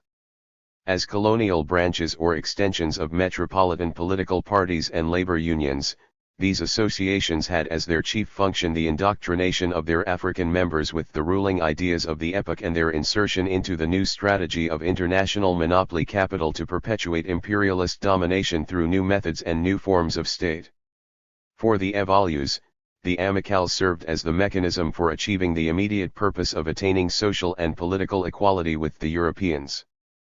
Their emulation of Belgian ways and the admiration that they felt for European culture enhanced their own evaluation of themselves as évalués and constituted the source of their elitism. These factors were to exert a negative influence on nationalist and post-colonial politics. Our leaders began to depend so much on foreign advisors for their political ideas, programs, and strategies that even after independence the need for foreign technicians was elevated to the level of a cult. 54 For the Belgian bourgeoisie, the gradual integration of the African petty bourgeoisie into the colonial authority structure was certainly a positive way of meeting the challenge of national liberation. As decolonization was taking place in North Africa and being prepared in West Africa, European colonialists and settlers in East, Central, and Southern Africa began to debate alternatives to colonialism other than political independence. One such alternative, better known today as an internal settlement, was the notion of a multiracial partnership or a Euro-African political community. 5. In the Belgian Congo, this notion was concretized by the more sophisticated colonists and their associates among the Evolus into the idea of a Belgo-Congolese community, a scheme which they attempted to sell to the public at large during King Baudouin's 1955 visit to the colony. One of the advocates of this idea at the time was Patrice Lumumba, vice president of the Liberal Party at Kisangani, then Stanleyville. 5-6 It was partly as a response to the active involvement of a number of educated Africans in the Belgian Liberal and Socialist parties that a group of African Catholic intellectuals, led by Joseph Malula and calling itself Conscience Africaine, issued a manifesto in July, 1956. This manifesto rejected the idea of a Belgo-Congolese community and demanded political emancipation. Although it rejected an internal settlement in the interest of African nationalism, the Conscience Africaine manifesto was not revolutionary. Its authors accepted a 30-year plan of carefully controlled emancipation drawn up in 1955 by a Belgian academic, Professor A.J. van Bilsen. 57 A sustained, politically organized struggle for independence in the Belgian Congo can be said to have begun on August 23, 1956. This was the day on which the Alliance de Bakongo, ABACO, responded to the Conscience Africaine manifesto with its own counter-manifesto at a public rally. This is the event which marked the beginning of political agitation for independence. Although the word used in the published version of ABACO's counter-manifesto is emancipation, ABACO President Kasavubu is said to have publicly used the words independence immediate. 58 With these two words, ABACO defined the theme of revolutionary politics in the Belgian Congo for the next 3-2 years. The majority of the African petty bourgeoisie eventually came to accept the idea of independence, having been disappointed by the lack of full equality and racial integration under colonialism. 5-9 periods are distinguishable in the struggle for independence. The first phase of the national liberation struggle in the Congo/Zaire, August 1956 to January 1959, the period of political agitation, January 1959 to May 1960, the period of the radicalization of the struggle, and May 1960 to January 1961, the period of the transition to neocolonialism.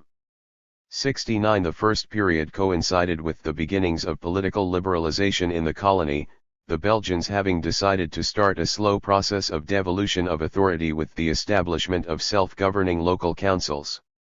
The first such councils were set up in the cities of Kinshasa, Leopoldville, Lubumbashi, Elizabethville, and Likasai, Jadotville, in 1957.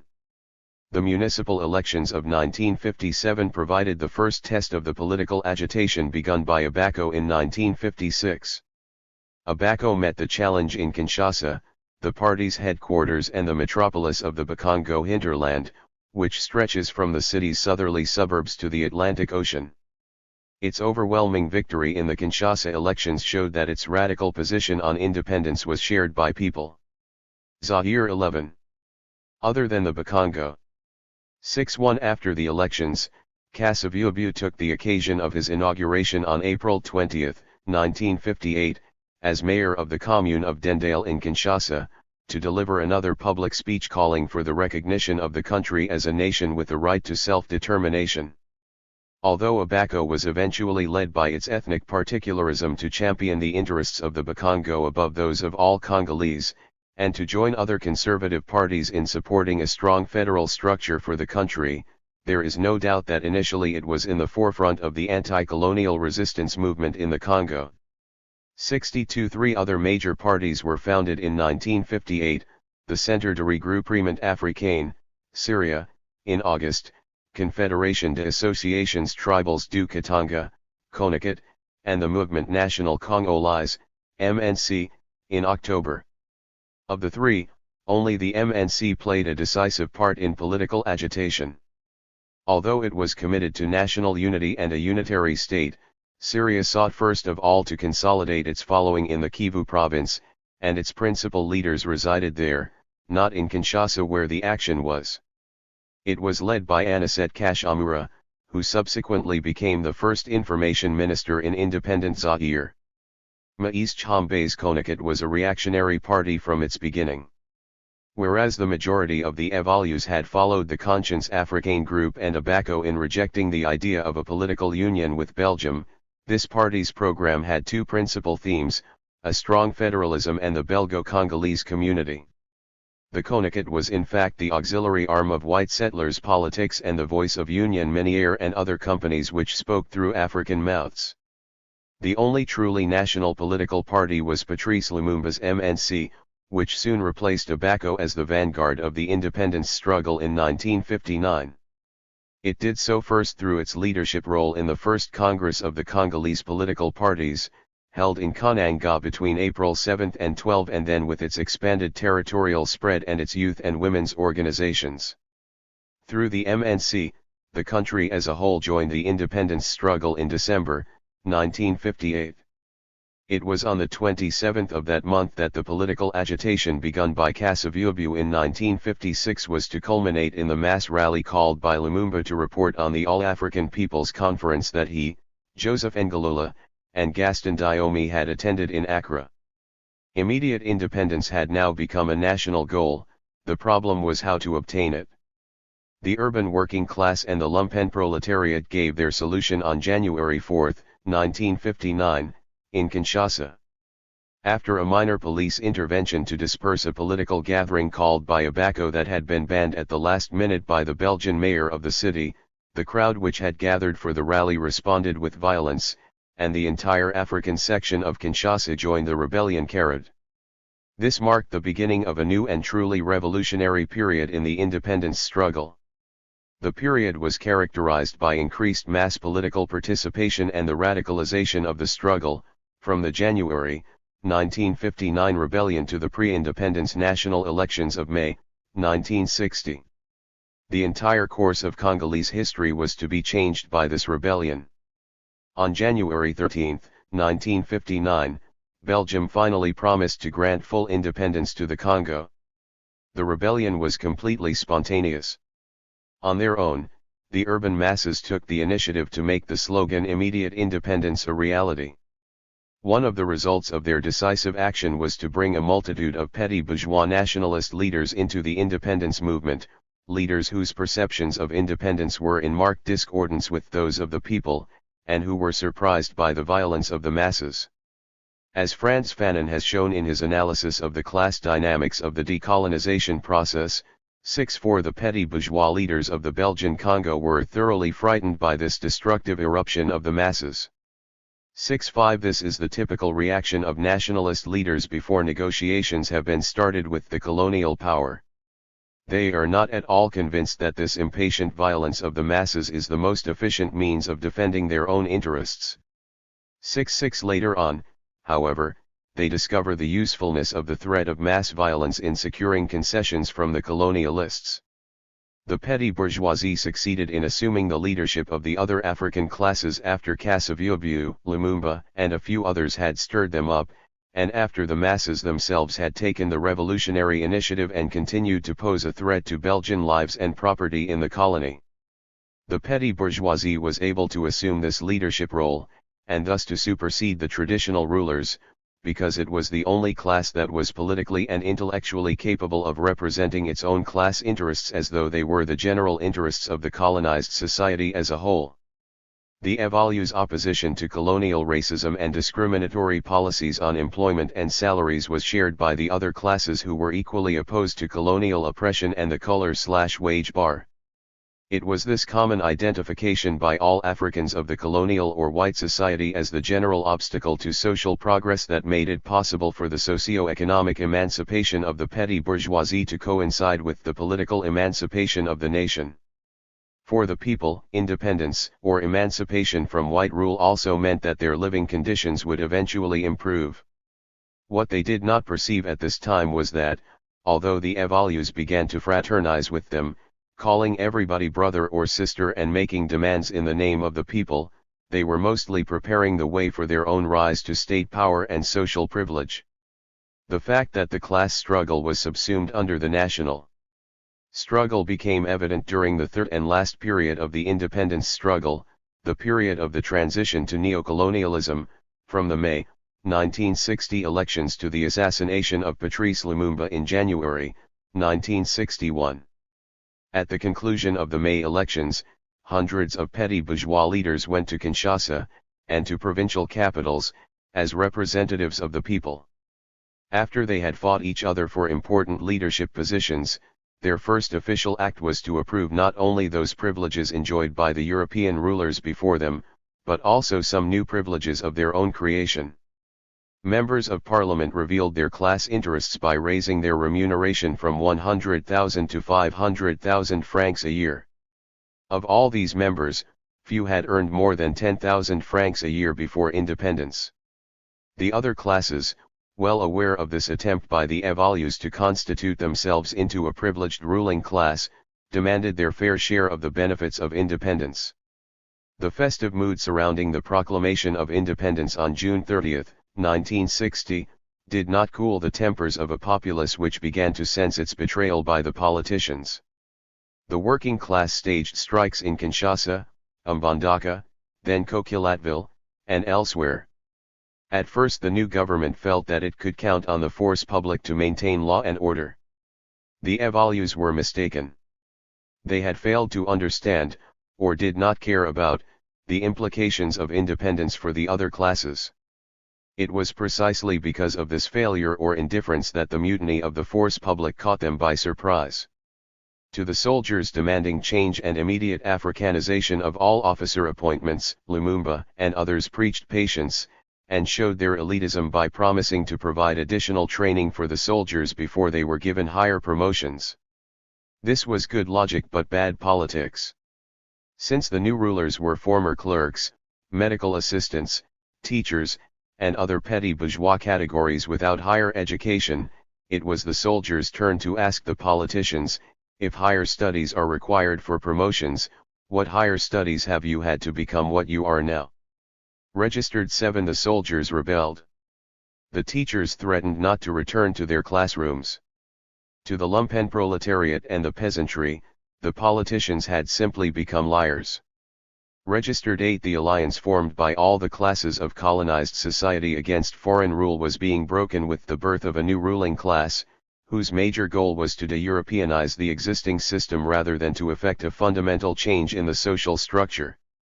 The result was what Marx calls a partial, merely political revolution, which leaves the pillars of the building standing.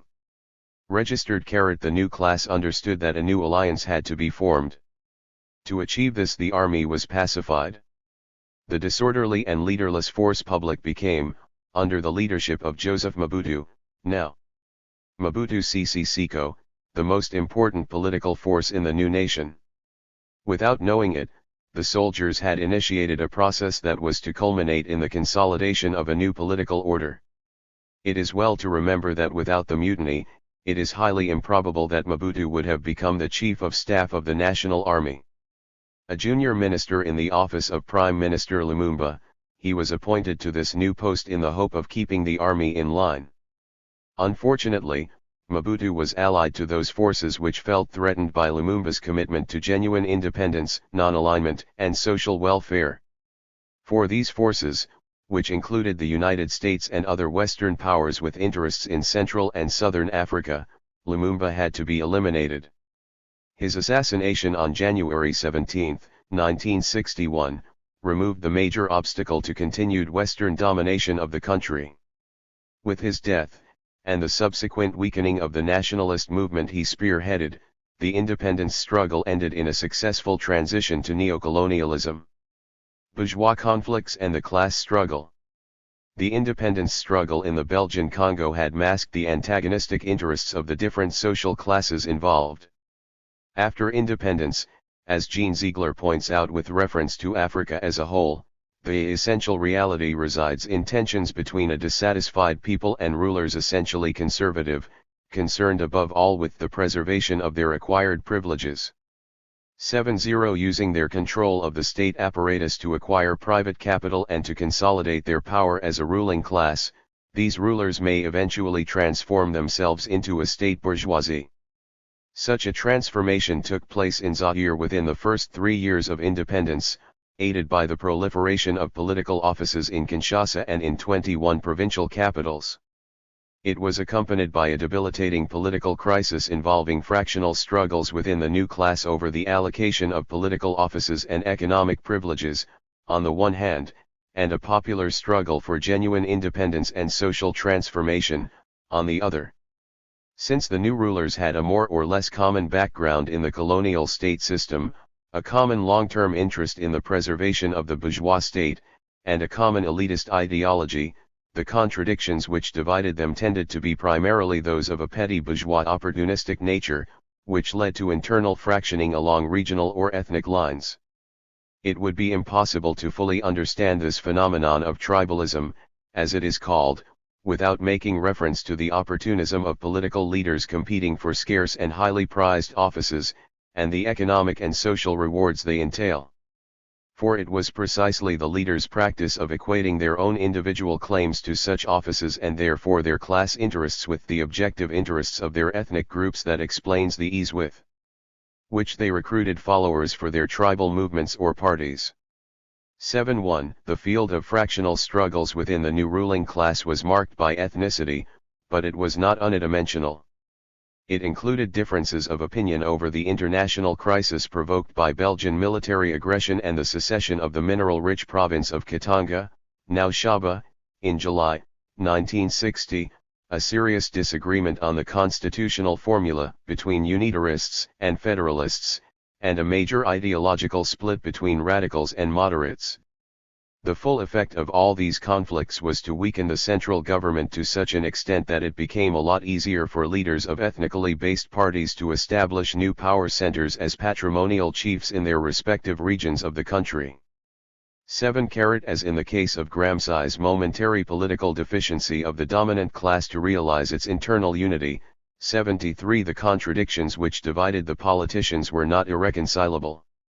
Since the conflicting interests revolved primarily around the appropriation of political offices and the control of regional patronage systems, the multiplication of such offices and systems offered a real possibility or grounds for reconciliation. 7. After some hesitation, the central government adopted this strategy by increasing the number of provinces from 6 to 21 between July 1962 and June 1963. This action did help strengthen the central state apparatus and its top officials in Kinshasa, whose authority was finally recognized all over the country after their victory over the rival Gizanga government in Kisangani and over the secessionist regimes in South Kasai and Katanga. 73 The central state machinery was held together by a powerful Kinshasa clique known as the Binza Group. So called after the name of the suburb where its members lived and met, the group's existence was not widely known in the country as a whole. Its principal members were Army Commander Mobutu, Foreign Minister Justin Bomboko, Security Police Chief Victor Ndaka, Central Bank Governor Albert Ndili, and Interior Ministry Permanent Secretary Damian Kandolo. 7.6 It was actively supported by the U.S. Central Intelligence Agency, CIA. Lawrence Devlin, the CIA station chief in Kinshasa, was a close friend of General Mobutu. Working closely with, but not under the control of, President Kasavubu and Prime Minister Cyril Adoula, the Binza Group exercised effective control over the repressive apparatus of the state and over 2 other central government organs closely linked to external sources of assistance and pressure: the National Bank and the Ministry of Foreign Affairs. With ample external aid, control of funds needed for running the provinces and corrupting politicians, the ability to arrest those politicians it disliked, and the practice of replacing one regional ruling faction with another through the skillful use of emergency powers, the group possessed the capacity to remain the final arbiter in the continuous dialectic of fragmentation, and to shape events as it saw fit. Had it not been for the rise and organized struggle of the masses against repression and greater impoverishment, the new rulers would have most probably remained a little longer on the political scene under the hegemonic leadership of the Binza Group. As Gerard Liboy points out, the rebellion in Kwilu and in the eastern part of the Republic was the single major challenge faced by the new ruling class since the end of the Katanga secession. 77 Marx suggests that a bourgeoisie's incapacity to govern a country beset by fractional struggles is increased as this class faces a major challenge from the dominated classes. This incapacity becomes critical in a capitalist type of state where institutions such as universal suffrage allow all the classes of the society to have some kind of political participation and thus increase the chances for political conflict within the bourgeoisie. The role of the state in this situation is to take charge of the political interests of the bourgeoisie and to realize the function of political hegemony which the bourgeoisie is unable to achieve on its own. When this role is to be fulfilled at a moment of a severe political crisis, the result is likely to be an extreme inflation of executive power and a blow to parliamentarism. 7-8 This hypothesis seems to be verified by the political conjuncture in Zaire between 1963 and 1965.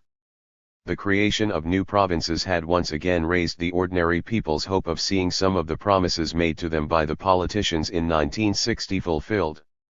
Most important among these promises were increased employment opportunities, greater availability of a free primary and secondary education, higher wages for workers and higher prices for the peasants' agricultural products, better housing, and free and improved medical services. As the politicians fought each other for power and influence, and spent their limited financial resources in enriching themselves, dispensing patronage, and, rather irregularly, paying state employees, these lofty goals were completely forgotten. 7-0 Medical and social services, including education, deteriorated, and the thousands of migrants who came to live in the national and provincial capitals had to settle for semi-permanent dwellings in unsanitary squatter communities. Instead of more jobs, there was an extremely high unemployment rate in urban centers. With few exceptions, salary increases were offset by the skyrocketing inflation, the effects of which were equally devastating on the rural population. The result was a widespread popular discontent with the new provincial governments and, indirectly, the central state power which sustained them.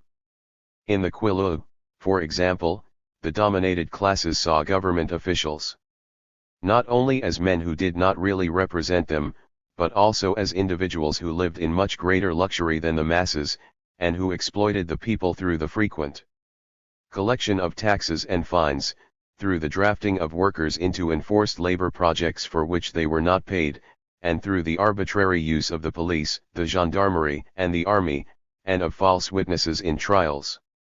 8-1. This situation, which tended to plunge into nostalgic longing for the colonial past those strata of the population least politicized or least penetrated by the radical nationalist ideology during the anti-colonial struggle, was to serve as a basis for an aspiration towards a new independence that the rebellions were to incarnate, starting with 1964.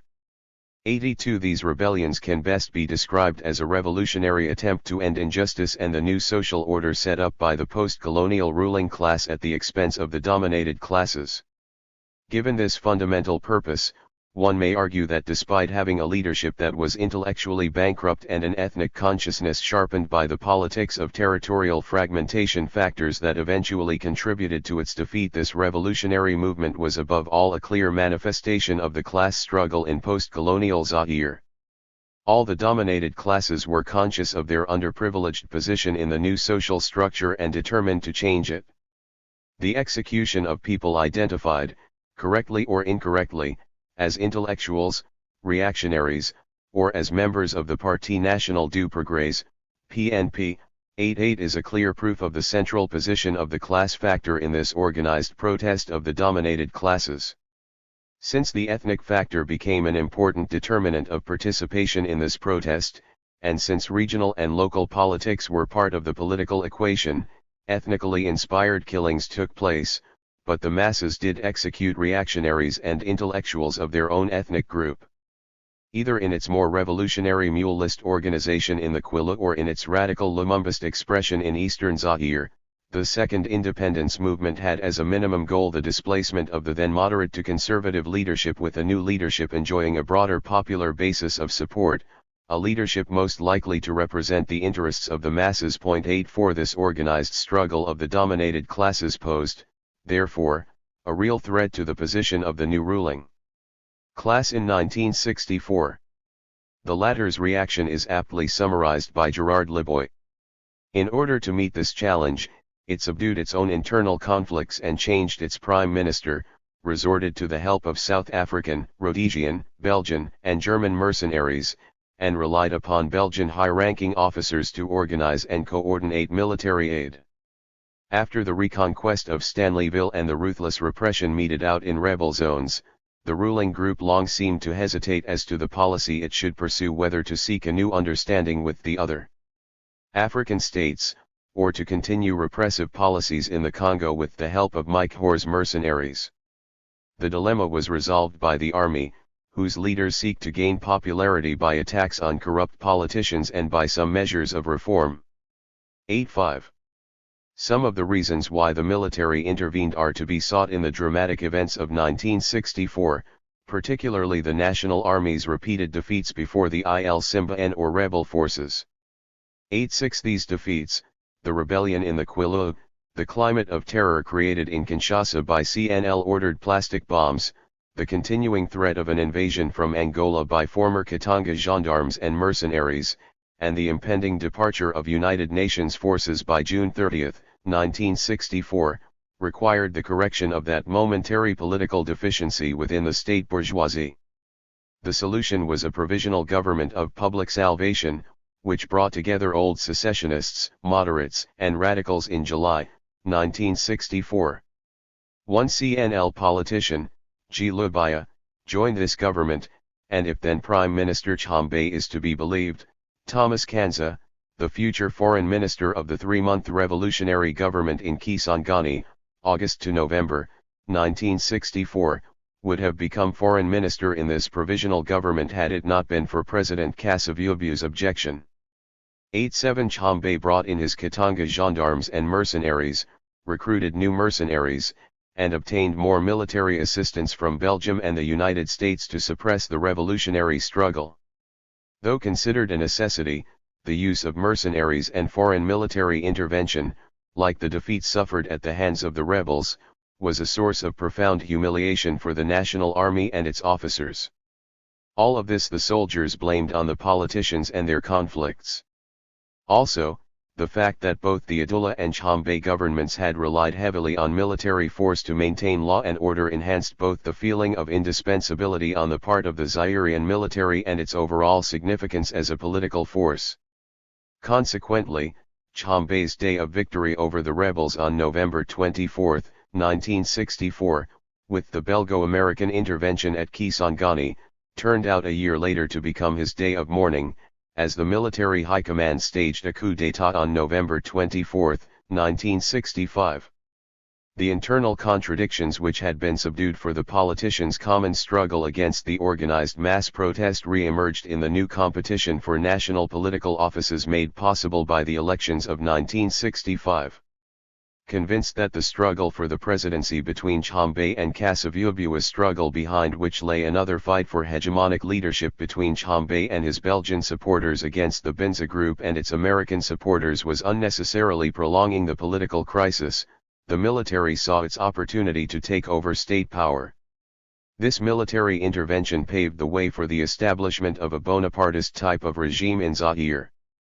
As defined by Marx, 8.8 Such a regime is characterized by its origin in a coup d'état, the reliance of its leader on direct popular appeals for political support, bureaucratic rule, and military force to ensure governmental authority, the leader's effort to appear as the representative of ordinary people by breaking down parliamentarism and with it, direct political rule by the dominant class, and the endeavor to unify all social classes around the theme of national identity and pride. How did Mobutu succeed in becoming the head of this regime? As Willem correctly points out, Mobutu's emergence as a dominant figure in both army and civilian politics is due to fortunate circumstances as well as to his political skills. 8. His military and political backgrounds, in the Force Publique and in MNC/L respectively, his appointment as Army Chief of Staff during the mutiny in July 1960, and as Commander-in-Chief after the dismissal of Lundula in September 1960, his re-entry on the political scene during the same month by his first coup d'état, and his membership in the Binza group all helped to give him the experience and vocation he needed to assume the leadership of the new regime.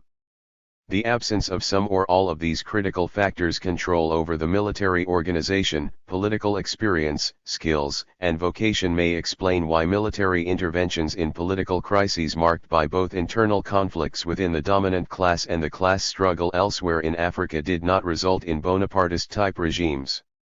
I am thinking particularly of the 1963 revolution in Congo-Brazzaville, now the People's Republic of the Congo, where the military turned over state power to a progressive civilian leadership, and the coups d'état of 1963 and 1965 in Dahomey, now the People's Republic of Benin, where Colonel, and then General, Soglo failed to consolidate his hold on state power. 90 Mobutu's coup d'état ended what may be described as a catastrophic equilibrium. 1 Between, on the one hand, a weak and internally divided bourgeoisie which was unable to govern the nation and, on the other hand, a radical mass movement that was clearly incapable of taking over state power.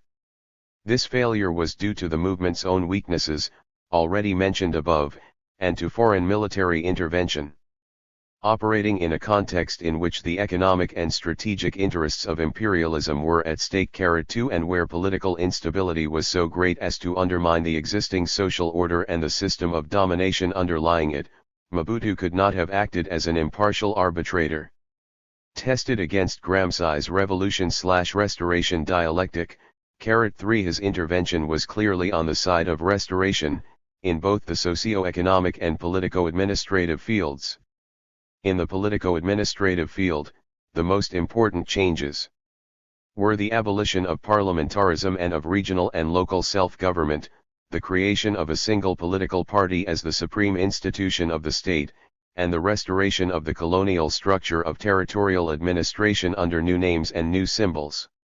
The abolition of such representative institutions as Parliament, the Provincial Assembly, and the Municipal Council was crucial to ending political instability, since intra-class conflicts within these institutions made it difficult for the bourgeoisie to govern the country. On the other hand, these institutions had given the dominated classes a means of applying pressure on the ruling class through elections. Their abolition meant the removal of those classes from the political scene, leaving violence as their only recourse for re-entering it. Although some politicians were financially ruined by the loss of political offices, the forcible removal of the bourgeoisie from the political scene did not endanger its economic and political interests as a class. This removal served its long-term political interest of class unity. As a matter of fact, elective office was in many cases replaced by appointment to directorship in, or management of, state enterprises, to prefectorial posts, or to party functions. In 1970, the bourgeoisie reappeared on the political scene, as many of its members sought to obtain seats in a basically rubber-stamp parliament. Freed from political cares, the Zairian bourgeoisie had more time to devote to private capital accumulation. With state support, as in the 1974 award of small and medium-sized foreign-owned enterprises to high-ranking party and state officials and to wealthy entrepreneurs, the Zairian bourgeoisie has become one of the richest in Africa. One simply needs to see the sumptuous villas of the bourgeoisie in the Kinshasa suburbs of Binza and Makampane, its expensive motels on the road from Kinshasa to Matadi, and its voluptuous display of luxury in all Zairian cities to appreciate the significance of this development. All this luxury exists side by side with the misery of the masses, whose standard of living has declined since independence, and continues to decline. Far from improving their lot, the drive by the state bourgeoisie to establish a viable economic base for itself has generally affected them in an adverse manner. For Mobutu, like all other Bonapartist leaders, cannot satisfy all the contradictory demands made on the state by the various social classes. And yet, he likes to appear as the patriarchal benefactor of all classes, when in fact he cannot give to one class without taking from another. 4 This discrepancy between reality and appearance is best exemplified by the Zairianization episode, mentioned above. When the Zairianization measures were announced by President Mobutu on November 30, 1973, the stated purpose was to make the economy serve the needs of Zairian people, and not to create a national bourgeoisie.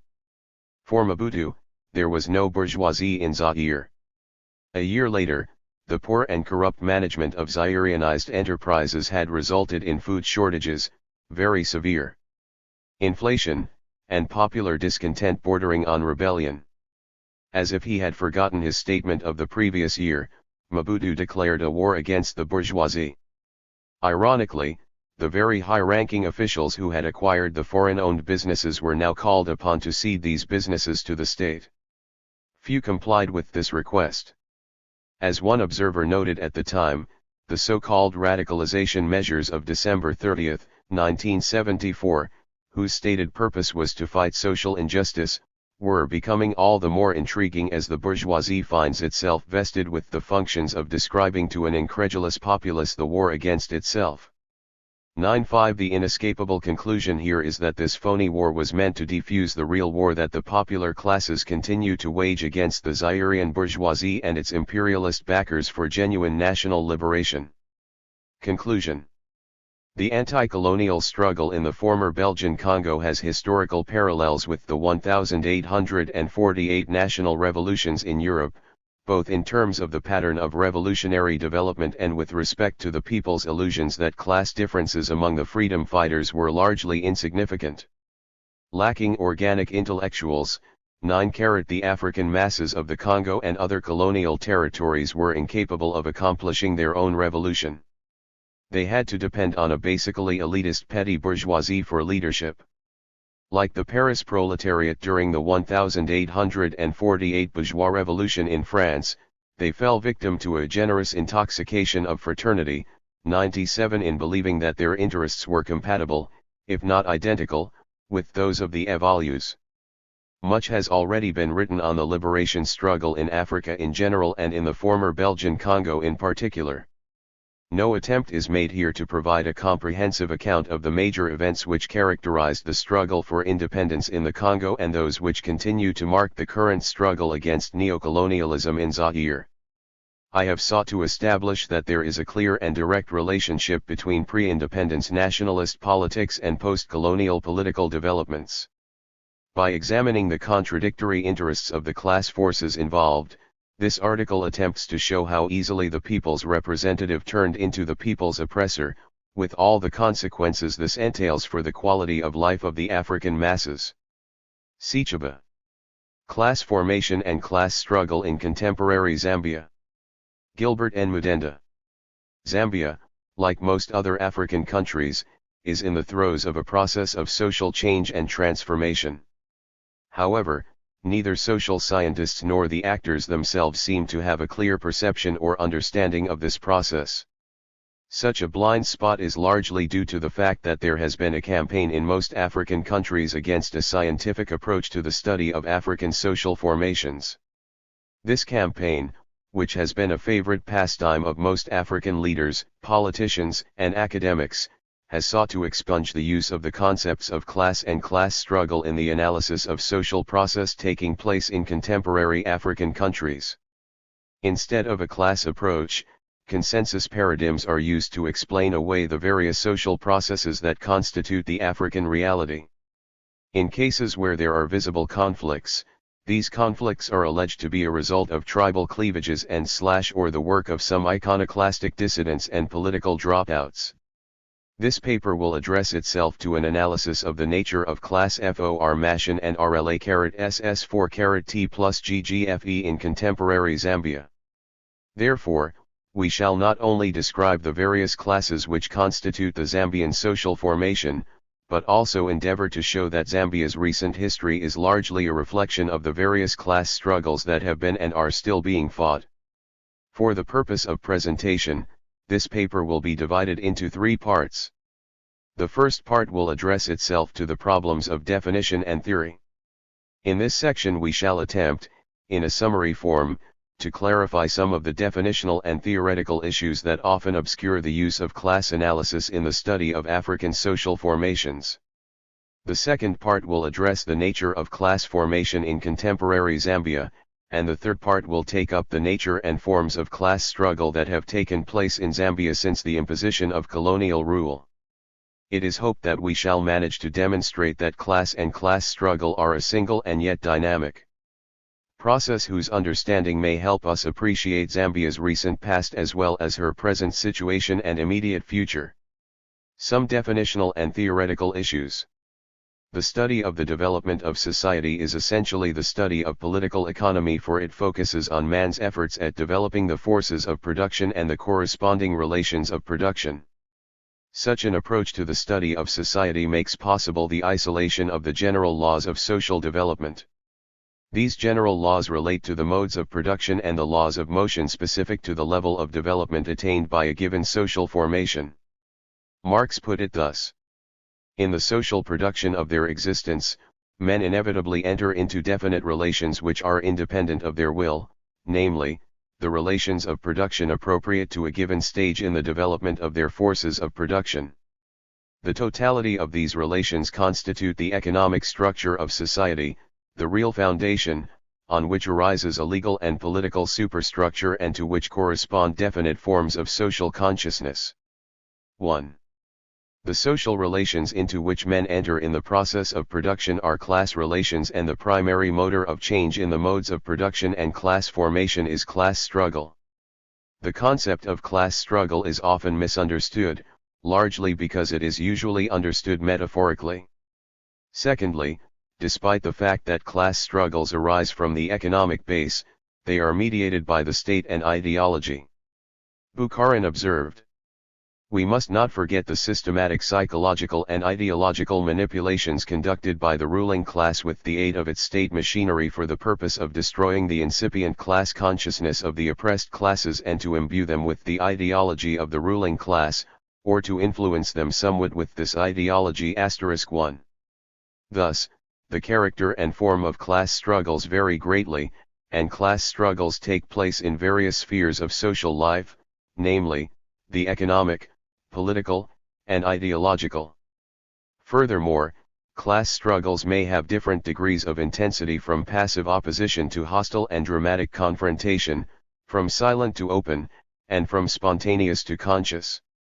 In addition, various forms of class struggles are also closely connected to the different forms of class organizations and the class alliances that are forged in the process of struggle, and to the nature and the stage of the general class struggle itself, example whether the struggle is just starting or is on the eve of the general reshuffling of society.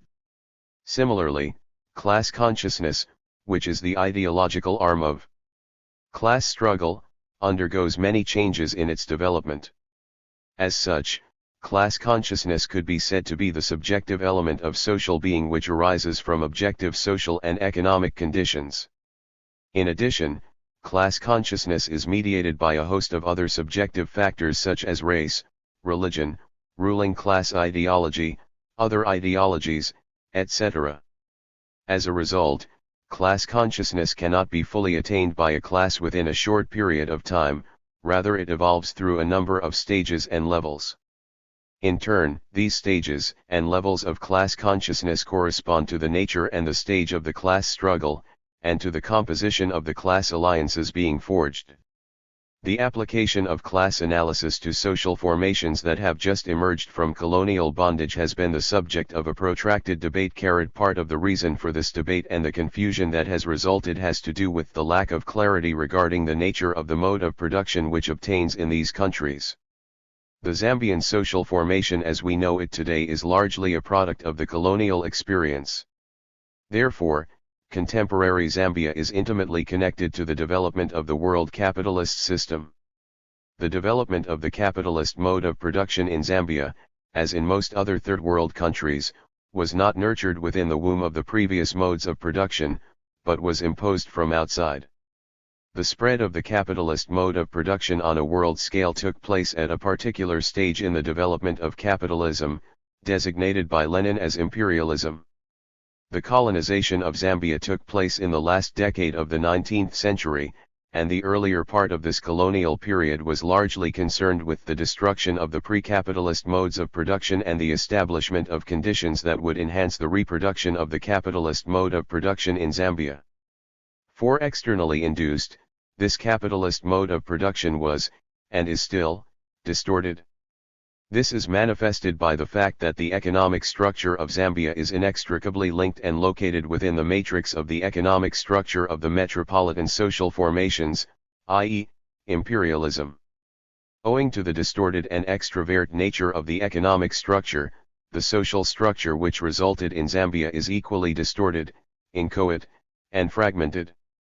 Therefore, when we speak of a process of class formation in contemporary Zambia, we are referring to the formation of those classes which are particular to peripheral capitalist societies, namely, the bourgeoisie, the working class, and the peasantry. Similarly, when we speak of the class struggle in contemporary Zambia, we are referring to those struggles that have been waged by the classes representing capital and labor in Zambia's colonial and neo-colonial periods. Given this, a realistic discussion of the process of class formation and class struggle in contemporary Zambia ought to do two things. First, it ought to employ a dynamic notion of class which accepts the fact that social classes are configurations of various sections, fractions, and elements that are variable over time. 5. It ought to recognize the fact that the character of class struggle is largely determined by the nature of the class alliances that are forged in the struggle and by the goals the struggle sets for itself. We shall now look at the Zambian experience in greater detail. The nature of class formation in contemporary Zambia. The classes of contemporary Zambia have evolved since the imposition of colonial rule. The attainment of independence in 1964 marked the transition from colonialism to neocolonialism and gave rise to possibilities for the development and strengthening of the same sections, fractions, and elements of the classes whose development was stifled by the colonial state and the colonial ideology. We shall proceed by describing, individually, the development of the three classes which comprise the Zambian social formation, i.e., the bourgeoisie, the working class, and the peasantry. The Zambian bourgeoisie is composed of 5 sections: the imperial, the comprador, the national, the bureaucratic, and the petty bourgeoisie. The imperial section of the Zambian bourgeoisie consists of the group of people who own and control the monopoly capital that dominates the Zambian economy. Characteristically, this group of people does not live in Zambia. In colonial and neo-colonial situations, the owners of monopoly capital reside in the metropolis. Despite their physical absence, this group maintains an inordinately strong economic, political, and ideological presence in Zambia through an elaborate system of local representation via the comprador section of the Zambian bourgeoisie. The comprador section of the Zambian bourgeoisie is composed of the people who are in the employ of monopoly capital and who act as the local representatives and the mouthpieces of monopoly capital. The persons who form this section are mostly the directors and chief executives of the subsidiaries of the international corporations operating in Zambia. During the colonial period, the members of this group were exclusively non-Zambian. However, since independence, a small number of Zambians have joined the ranks of the comprador section. In some cases, Zambian nationals are given nominal ownership of the local subsidiaries of the international corporations registered. This Zambian fraction of the comprador bourgeoisie came mainly from the bureaucratic section. The primary functions of the comprador section are to manage, to secure the Zambian market for monopoly capital, and to defend the interests of monopoly capital in the Zambian social formation. The national section of the Zambian bourgeoisie is composed of Zambian entrepreneurs who are relatively autonomous from both monopoly capital and the neo-colonial state establishment. Their main activities are in transportation, import-export trade, capitalist agriculture, construction, and engineering. Again, this section was predominantly composed of people of foreign origin during the colonial period. However, after the Mulungushi and Maturo reforms of 1968 and 1969 respectively, a Zambian fraction has been added to this section. 7. But because of the pervasive dominance of monopoly capital in coordination with state capitalism, as well as the effects of the international recession, the growth and the possible expansion of this section have been severely limited. This section recruits its membership from the bureaucratic and petty bourgeois sections. The bureaucratic section of the Zambian bourgeoisie is composed of 3 fractions: the top-level government and party functionaries, the top-level executives in the state-owned corporations, and the top-ranking officers in the defense and security forces. This section came into being after independence and became very prominent after the promulgation of the Second Republic in 1972. 8. It recruits members mainly from the petty bourgeoisie. Its major function in Zambia is to maintain a status quo favorable to monopoly capital, while the individual members of the bureaucratic section wait for their chance to join the more rewarding sections of the bourgeoisie. The petty bourgeoisie is the largest section of the Zambian bourgeoisie. It consists of two fractions, the old and the new. 9 The old petty bourgeoisie comprises those people who are engaged in petty commodity production and commodity circulation. Before independence, this fraction of the petty bourgeoisie was largely composed of people of Indian and Greek origin. However, after independence and more especially after the Mulungushi reforms of 1968, a Zambian element was added which is comprised of publicans, commercial farmers, and owners of small-scale engineering, transport, construction, and quarrying firms. Again, this fraction is not growing and expanding because it is faced with problems similar to those of the national bourgeoisie. The new petty bourgeoisie is composed of those people who are usually referred to as the middle class. They do not own any means of production, but have specialized knowledge and skills which they sell in order to earn their livelihood. Their origin is closely associated with the administrative and regulatory requirements of monopoly capital for a servicing cadre. As a class fraction in Zambia, the new petty bourgeoisie consists of many and sometimes very discrete elements, such as middle-level government, party, defense, and security functionaries, members of professional groups, senior staff personnel in parastate and business organizations, etc. What these elements have in common is that they are all products of a modern educational system. This fraction forms the largest group within the Zambian bourgeoisie, and it has been the fastest growing fraction since independence because of the expanding nature of the state sector in the economy and the expanding bureaucracy. Together, the two fractions of the petty bourgeoisie in Zambia play a very critical role in enhancing the reproduction of the capitalist mode of production in a neo-colonial fashion. 10 So far we have tried to describe the various sections, fractions, and elements of the Zambian bourgeoisie, all of which are largely dominated by and subservient to monopoly capital despite the fact that the bureaucratic section has apparent control of the Zambian state. Zambia is one of the few countries in Black Africa that has a large working class. The Zambian working class originates from the fact that Zambia's colonization was part of a scheme to create a huge reservoir of cheap labor for monopoly capital to exploit within southern Africa. Secondly, Zambia has a large mining industry which has contributed to the formation of a working class in the country. From the early days of forced labor, through migrant labor, and later the labor stabilization policies, the process of proletarianization in Zambia has evolved to a point where it is now possible to discern three distinct sections of the working class employed in the modern, agricultural, and informal sectors.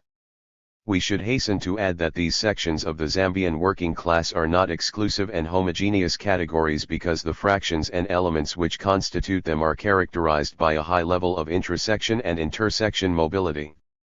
The section of the working class in the modern sector of the Zambian economy is the most important and the most readily recognizable. Found mostly in the urban centers, this section is composed of many fractions and, for the purpose of easy presentation of them, we shall take the general industrial classifications as representing the various fractions. These are mining, manufacturing, construction, power and transport, and the services. Zambia's mining enclave started during the earlier part of colonial rule. However, the large-scale mining operations that began towards the end of the 1920s account for the origin of the Zambian mine workers fraction. The miners are the most homogeneous fraction of the working class in Zambia. This is largely because of the similar conditions of work, the concentration of the mines in one geographical region of the country, and the strict discipline required by the industry. Over the years, the mine workers have been able to evolve a very strong organization which has been able to successfully defend the interests of workers in the industry. It could be said that the mine workers in Zambia are the exemplars of working class discipline and consciousness in the country. During the colonial period they were divided into two elements: the white and expatriate mine workers, and the African mine workers. 1-2 THSA two elements were kept apart by the racist colonial state policies and ideology. Since independence, however, there has been a move towards Zambianization and, as a result, most of the remaining expatriates in the mining industry are those who are in the senior and supervisory levels. The workers in the manufacturing industries form another fraction of the Zambian working class. This group of workers is of relatively Zambia 101 recent origin, because during the colonial period most of the manufacturing industries which produced for the Zambian market were located outside Zambia, particularly in Zimbabwe. It was only after the Rhodesian Unilateral Declaration of Independence, UDI, in 1965 that Zambia began to nurture a manufacturing industry of her own. Since then this industry has become one of the biggest employers in the country. In spite of the large number of people employed in this sector, the fraction of workers in the manufacturing industry remains weak. This weakness is partly due to the many separate elements that constitute this fraction and the wide spatial distribution of the various industrial establishments. The fraction composed of workers in the construction industry increases and decreases depending on whether or not there is a boom in large-scale infrastructural developments. For example, in 1972 there were about 73,000 people employed in the construction industry, and by 1979 the number had fallen to about 40,000. 13. The workers in this industry are poorly paid and constitute the least skilled group of workers in the modern sectors of the Zambian economy. Owing to these and other factors, the workers in the construction industry have not been able to establish a union which is strong enough to defend their interests and effectively fight against the redundancies that are so common in the construction industry. This structural weakness has been characteristic of the workers in this industry since the colonial period. The fraction consisting of workers in the power and transport sector is composed of separate elements employed by railway, road transport, and electricity companies. There are two railway companies in the country, Zambia Railway, ZR, Limited, and the Tanzania-Zambia Railway, TAZARA, Ltd. The workers in ZR are one of the oldest groups of workers in the country and have a long and distinguished history of working class organization and struggle. On the other hand, the workers in TAZARA are of recent origin and come from two countries with differing working class traditions. Similarly, workers in the various road transport companies are relatively new in Zambia. Their number was suddenly increased as a result of Zambia's need to find alternative routes in the wake of the disruption of the southern routes that followed the Rhodesian debacle. Despite the fact that these workers are employed by different companies and have varying conditions of service, they have the advantage of easy mobility and have managed to establish a relatively effective union. The workers in the electricity industry are relatively new. They tend to be office workers and are not given to much militancy. The last fraction in the modern sector of the Zambian economy consists of workers in the various service sectors and comprises many different elements. The most important of these are people employed in distribution, catering and entertainment, financial institutions, and in the lower ranks of the various government services. The workers in the distribution services are predominantly employed in trade. This group dates back to colonial times and has grown very rapidly since independence as a result of the expansion of commerce. However, their work is by its nature isolating and, as a result, this group has not been able to evolve a very strong union. The number of workers in catering and entertainment has also expanded with the growth of the urban population. More recently, attempts to promote tourism have also added to this element. These workers have the advantage of concentration and have been able to establish a very strong union. Another element in this fraction is workers employed by a number of financial institutions including banks, insurance houses, building societies, etc. The majority of these workers have a relatively high level of education. However, because most of them are employed by private firms which do not provide amenities like housing to their workers, this element has resorted to working class militancy. The element consisting of the low-ranking workers in the various government services is one of the largest in the Zambian working class. Part of this element, especially that which developed during the colonial period, went into the making of the bureaucratic bourgeoisie. However, since independence, this element has consisted of those who have not been able to, and will not, climb the promotional ladder. For a very long time, the lower ranks in the government services were made to believe that they were not part of the working class. But because of the difficult economic situation in the country, most of these people no longer accept this ideological hoax and have started to fight for their interests, albeit in a rather ad hoc manner. For this element will continue, in spite of the economic crisis, to be the largest within the working class as a consequence of the expanding nature of the state bureaucracy. The second section of the Zambian working class is composed of agricultural workers who live in rural and peri-urban areas. During the colonial period, agricultural workers constituted a very large part of the Zambian working class. Lately, however, the number of people in the agricultural sector has been declining rapidly. There are two fractions of workers in the agricultural sector: plantation workers and seasonal workers. Plantation agriculture in Zambia comprises both the new large-scale plantations, usually owned by large international corporations, and the big commercial farms, which are usually owned by big capitalist farmers.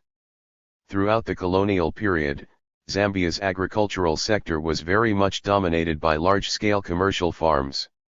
However, the introduction of the minimum wage and the abolition of the poll tax resulted in two developments which have affected Zambia's agricultural industry.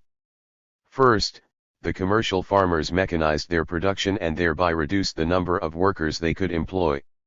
Second, the poorer section of the Zambian population, who formed a large part of agricultural workers, was no longer forced to work for very low wages in order to meet their tax obligations. As a result, the number of people employed on commercial farms has been declining.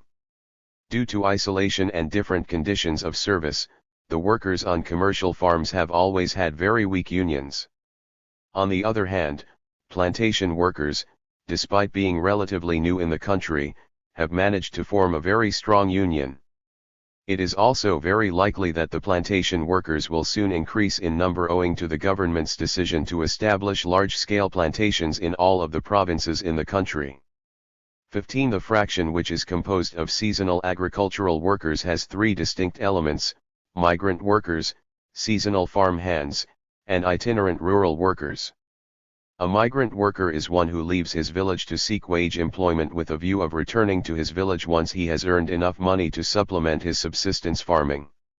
Migrant agricultural workers used to constitute the majority of agricultural workers during the colonial period. However, this category of workers has almost disappeared thanks to the abolition of the poll tax. Those employed as agricultural workers during the harvest season comprise the largest element of workers in this fraction. The itinerant rural workers usually come from depressed areas and cannot subsist from working on their land. As a result, they are forced to leave their land and to look for casual work on the farms of the more prosperous farmers.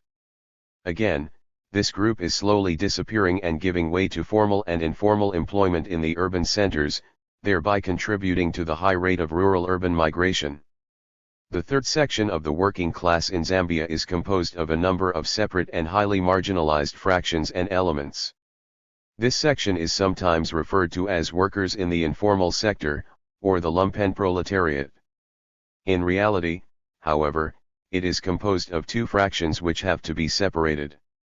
The first consists of people who, despite their marginalization by monopoly capital and the policies of the state, have not been degraded enough to engage in criminal activities: domestic servants, market vendors, and self-employed craftsmen. This fraction has been increasing lately, especially since the beginning of the current economic recession. The second fraction is composed of those people who have been so marginalized that they are forced to live on the fringes of society. They were very graphically described by Fanon as that horde of starving men, uprooted from their tribe and clan, who, when they did not find a market for their labor, took to stealing, debauchery and alcoholism.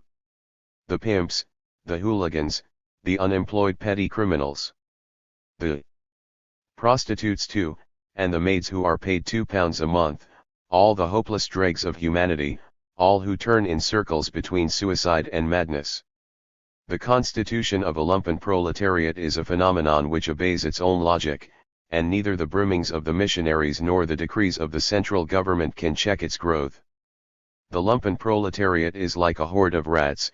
You may throw stones at them, but despite your efforts they'll go on gnawing at the roots of the tree. 1-6. Found in Zambia's many shanty townships, this fraction consists of pimps, prostitutes, black marketeers, shebang queens, petty thieves, and members of organized crime. This fraction has been increasing since independence, when measures used by the colonial government to restrict rural-urban migration were lifted. Now it is increasing more rapidly as a result of the deepening economic crisis in the country. All three sections of the working class in Zambia have one thing in common: they have been divorced from the means of production. In spite of the fact that the different sections, fractions, and elements which constitute the Zambian working class have different histories regarding their expropriation, the fact still remains that their livelihood is derived from the sale of their labor power. In the past, the rural areas were responsible for reproducing the working class, but since the growth of the urban population, most of the labor, especially that required in the modern sector of the Zambian economy, can be reproduced within the urban areas. The peasantry forms the third social class in Zambia. The peasantry as a social class in African social formations has been a subject of debate and considerable misunderstanding. Generally, there are two views. One school of thought claims that the peasantry is a pre-capitalist class and as such does not participate in a money economy. The advocates of this view conclude that since most of the economies in Africa are monetized, Africa has no peasants, only husbandmen. The other school of thought claims that a peasant is anyone who practices or is engaged in primitive agriculture. Since the majority of Africans practice primitive agriculture, it is therefore concluded that Africa is teeming with peasants. The reality, however, is more complex than what the advocates of either of these schools would like us to believe. The problem with both approaches is that they situate the definition of the African peasantry outside the concept of the mode of production and thereby mystify both history and reality. It could be said that the process of proletarianization in Zambia was at the same time a process of peasantization. This process has now evolved to a stage where we can discern three sections of the peasantry: the rich, the middle, and the poor peasants. 2 The rich peasants are those who own land and farm implements and employ labor, but are not big enough to qualify as capitalist farmers. In Zambia they are often referred to as improved farmers, and are largely beneficiaries of the agricultural loans which were made available to the Africans after independence. This section of the Zambian peasantry is largely transient because those who succeed turn into capitalist farmers, while those who fail quickly join the ranks of their poorer brethren. The middle peasants in Zambia consist of the people who are referred to as emergent farmers. They own land and farm implements, but depend on family labor to work their farms. On very rare occasions, these farmers do hire seasonal workers. This group came into being during the latter part of the colonial period, when it became evident that the settler capitalist farmers could not produce the volume of agricultural produce required to feed the urban population in the country. 21 They are found mostly in the central, eastern, and southern provinces, and they have been the target group of the 3 national development plans since independence. Unfortunately, these farmers have not been able to usher in Zambia's green revolution. This failure is not due to the laziness of the emergent farmers, as is often said, but rather to the exploitative nature of the agricultural finance companies which do not allow the farmers the opportunity to accumulate capital. 22 The majority of the people who live in Zambia's rural areas form another section which, for lack of a better word, are called poor peasants. This section is composed of many fractions whose common denominator is brutal marginalization. This marginalization, begun by various colonial policies and continued by current government policies, enhances both neocolonialism and rural underdevelopment. Some of these people practice primitive agriculture largely for survival and ecological reasons, but given a chance, they would easily turn back to hunting and gathering. When they cannot subsist from the land, some of them hire themselves out as farm hands, if and whenever they can get work. Others live off the stipends that come from their relatives who are employed. In short, the poor peasants lead a very precarious life, and this section of the Zambian peasantry, which is slowly becoming the largest in the rural areas, contributes to the fractions that constitute the urban poor. Thus the peasantry in Zambia owes its origin to the penetration of the capitalist mode of production. However, the various sections and fractions forming it have different histories and possibly different destinies. What is evident so far is the fact that the destiny of the peasants in Zambia lies outside the already known designs which are being planned for them by monopoly capital and the neo-colonial state. The broad implications of what is being discussed here are taken up in the subsequent part of this paper. The nature of class struggle in contemporary Zambia. We have taken a lot of space to describe the nature of class formation in Zambia because the nature of class struggle cannot be clearly understood if the actors are not properly defined and characterized. The Zambian social formation has been an arena of intense class struggle. However, the class struggles dealt with in this paper are those which were set in motion by the imposition of colonial rule. This is so because colonialism introduced a new mode of production and thereby a change in the nature and character of class struggle in Zambia. The class struggles that issued from colonial rule have a very strong bearing on the political processes currently taking place in Zambia. There is a tradition in the historiography of Zambia which focuses on the various forms of reaction to colonial rule by the pre-colonial social formations. Some of these formations collaborated with the colonial forces, while others resisted. The explanation given for these different reactions relates to the nature of class alliances that existed in these pre-colonial formations at the time when colonial rule was imposed. Similarly, the various class struggles waged since the imposition of colonial rule have depended very much on the nature of class formations and alliances formed in the different struggles. For the purpose of easy presentation, we shall divide the class struggle in Zambia into three periods: the pre-nationalist, the nationalist, and the post-nationalist.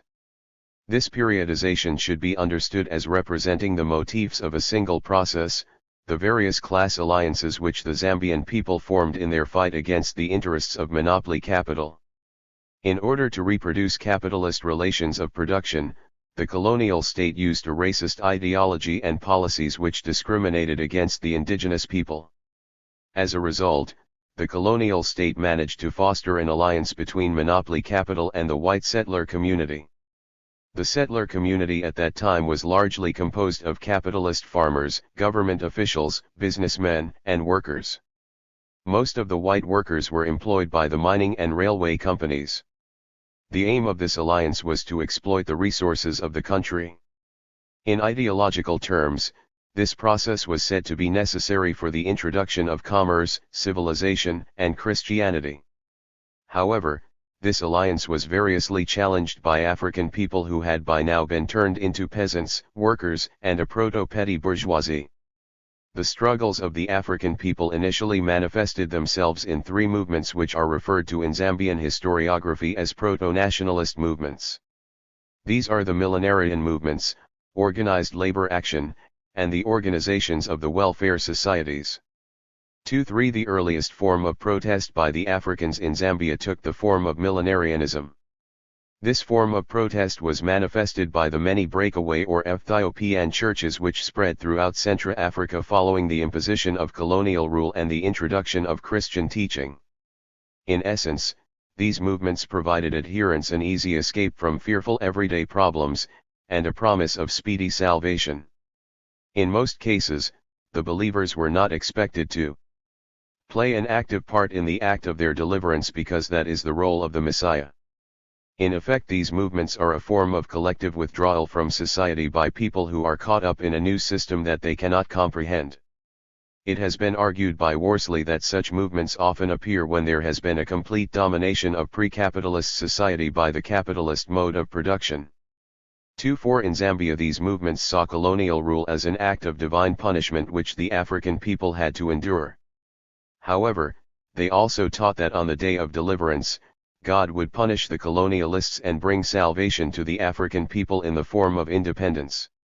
These churches were particularly popular in those areas which were severely affected by labor migration, as well as among the newly uprooted migrant workers. In other words, this form of protest was predominantly common among the newly formed peasantry. During the pre-nationalist period, the workers' protest was largely carried on by the mine workers who were concentrated in the copper belt towns. In spite of the fact that the African mine workers were not allowed to form a trade union, they began to organize themselves clandestinely in order to fight against the exploitative nature of their employment. At first, the mine workers restricted themselves to economic demands directed toward the mining companies. However, when the workers came to realize that there was a pact between the mining companies and the colonial state, they began to challenge and question the legality of the colonial state. 2-5 During this period, the mine workers were able to stage 2 very well organized and coordinated strikes, but they were brutally smashed by the colonial state. During the earlier part of the colonial rule, the education of the Africans was largely left to various missionary organizations. The products of these mission schools formed the nascent African petty bourgeoisie. Owing to the discriminatory policies of the colonial state, these educated Africans were made to work in positions that were below their capabilities. Because of this frustration, they began to organize associations to discuss their plight. These became known as welfare associations, and, over time, their activities changed from mere debating to demanding equal treatment for all civilized men.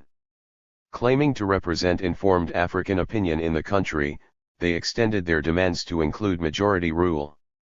Because these associations were largely responses to the racism imposed on the African elite, their aim was to bring about an end to segregation in the country.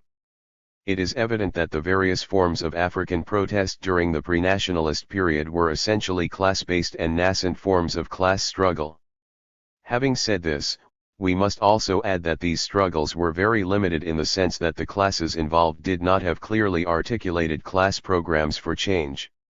Second, each movement saw itself as separate and isolated from the other movements. Third, the leaders of the various movements often competed against each other and identified different class enemies. The peasants saw the hand of God in whatever was happening and would happen in the country. The workers, on the other hand, were fighting against the representatives of monopoly capital without necessarily fighting for the transformation of the capitalist system. The elite saw the ideology of discrimination as their enemy and were bent on changing it through reforms. However, as time went on, these different perspectives began to merge into each other and became the basis of the struggle for national independence. The nationalist period was heralded by many factors which were in turn enhanced by the wind of change which followed the end of the Second World War. Among other things, the wind of change put on the agenda the demise of the colonial empires. The colonial government's theoretical commitment to decolonization made monopoly capital operating in Zambia begin to look for other allies near home. As a result, monopoly capital, represented by the mining companies, began forming an alliance with the settler communities within the region. In order to consolidate and strengthen this alliance, the mining companies sponsored and supported the formation of the Federation of Rhodesia and Nyasaland. Registered the federation was dominated by Southern Rhodesia, Zimbabwe, which, of the three countries in the alliance, had the largest number of settlers. At the time, when the readjustment of class alliances was taking place within the dominant section of the Zambian society, the Africans were being forced into forming a united front to fight against the colonial state and to prevent the formation of the federation. 27 The United Front, which formed the basis for the struggle for national liberation, was composed of the patriotic African elite, the workers, and the peasants.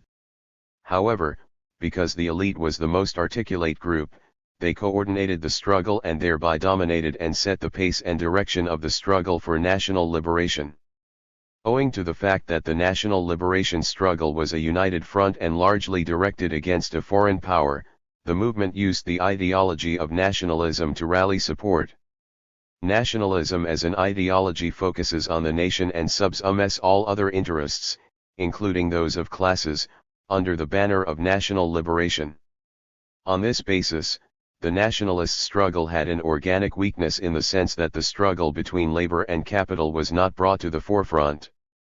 Furthermore, the connection between the capitalist mode of production and colonialism was not established and, as a result, the struggle for national liberation was not seen as being a struggle against the capitalist system in general.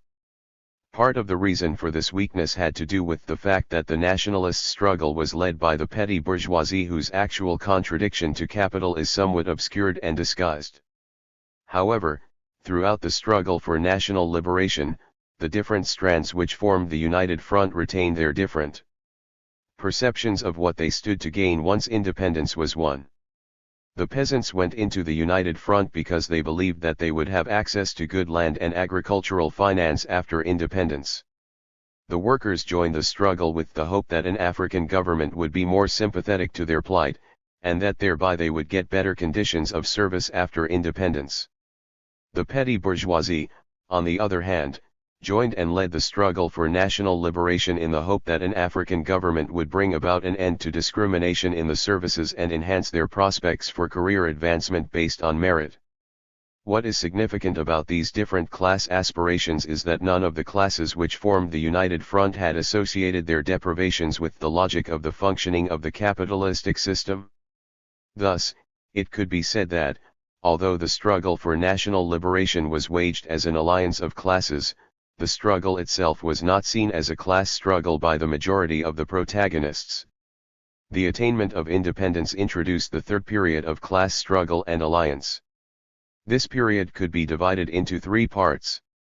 The first lasted from 1964 to 1971, the second part lasted from 1972 to 1978, and the third, which is the current one, started in 1979. These different parts or phases, in spite of the fact that they are arbitrary and do overlap, represent the different modalities which have characterized the class struggle and class alliances since independence.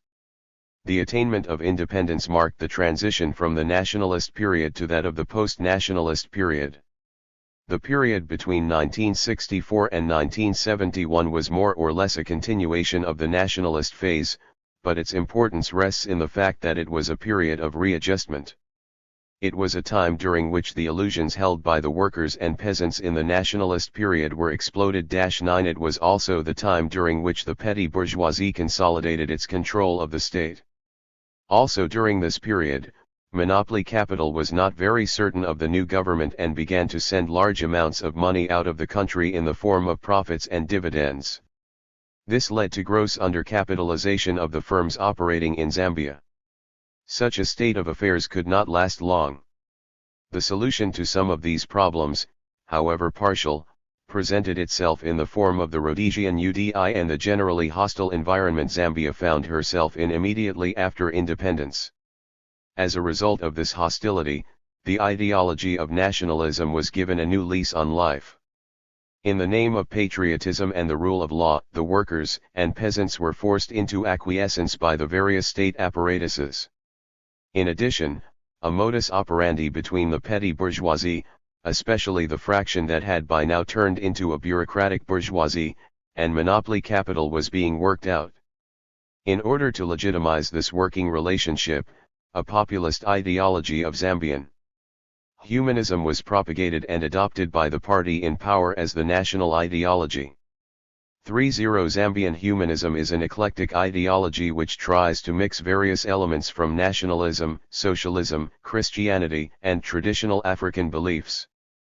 Furthermore, economic nationalism in the form of partial nationalization was pursued in order to allay the workers' nationalist revulsion toward monopoly capital while making the valorization of finance capital still possible. 3.1 However, these partial solutions did not provide a panacea for the problems that faced the Zambian social formation. As time went on, opposition to the government increased and the ruling class began to look for other ways and means to consolidate this new alliance of classes and to suppress further opposition. The promulgation of the Second Republic in 1972 was part of a scheme to consolidate the dominance of the bureaucratic bourgeoisie in coordination with monopoly capital over the Zambian state. This juridical stratagem introduced three very important developments into the Zambian polity: a one-party system, the enshrining of Zambian humanism in both the party and republican constitutions, and the declaration of the supremacy of the party over government. It was claimed that the party was the party of the common man, which did not belong to or champion the cause of any particular class in the country. It is our argument that these moves were essentially class initiatives aimed at controlling and containing class struggle, as well as concealing from the public the various concessions that were being granted to monopoly capital. Our assertion is based on the developments that followed immediately after independence, i.e., during the first phase. It must have become very evident to the various sections of the Zambian bourgeoisie that the realization of the interests of the majority of the people in the country could not be attained short of socialist transformation. The nascent bureaucratic bourgeoisie was not strong enough to advocate and promote a capitalist development strategy. Monopoly capital, on the other hand, could not go it alone owing to the nationalist fervor that obtained in the country after independence.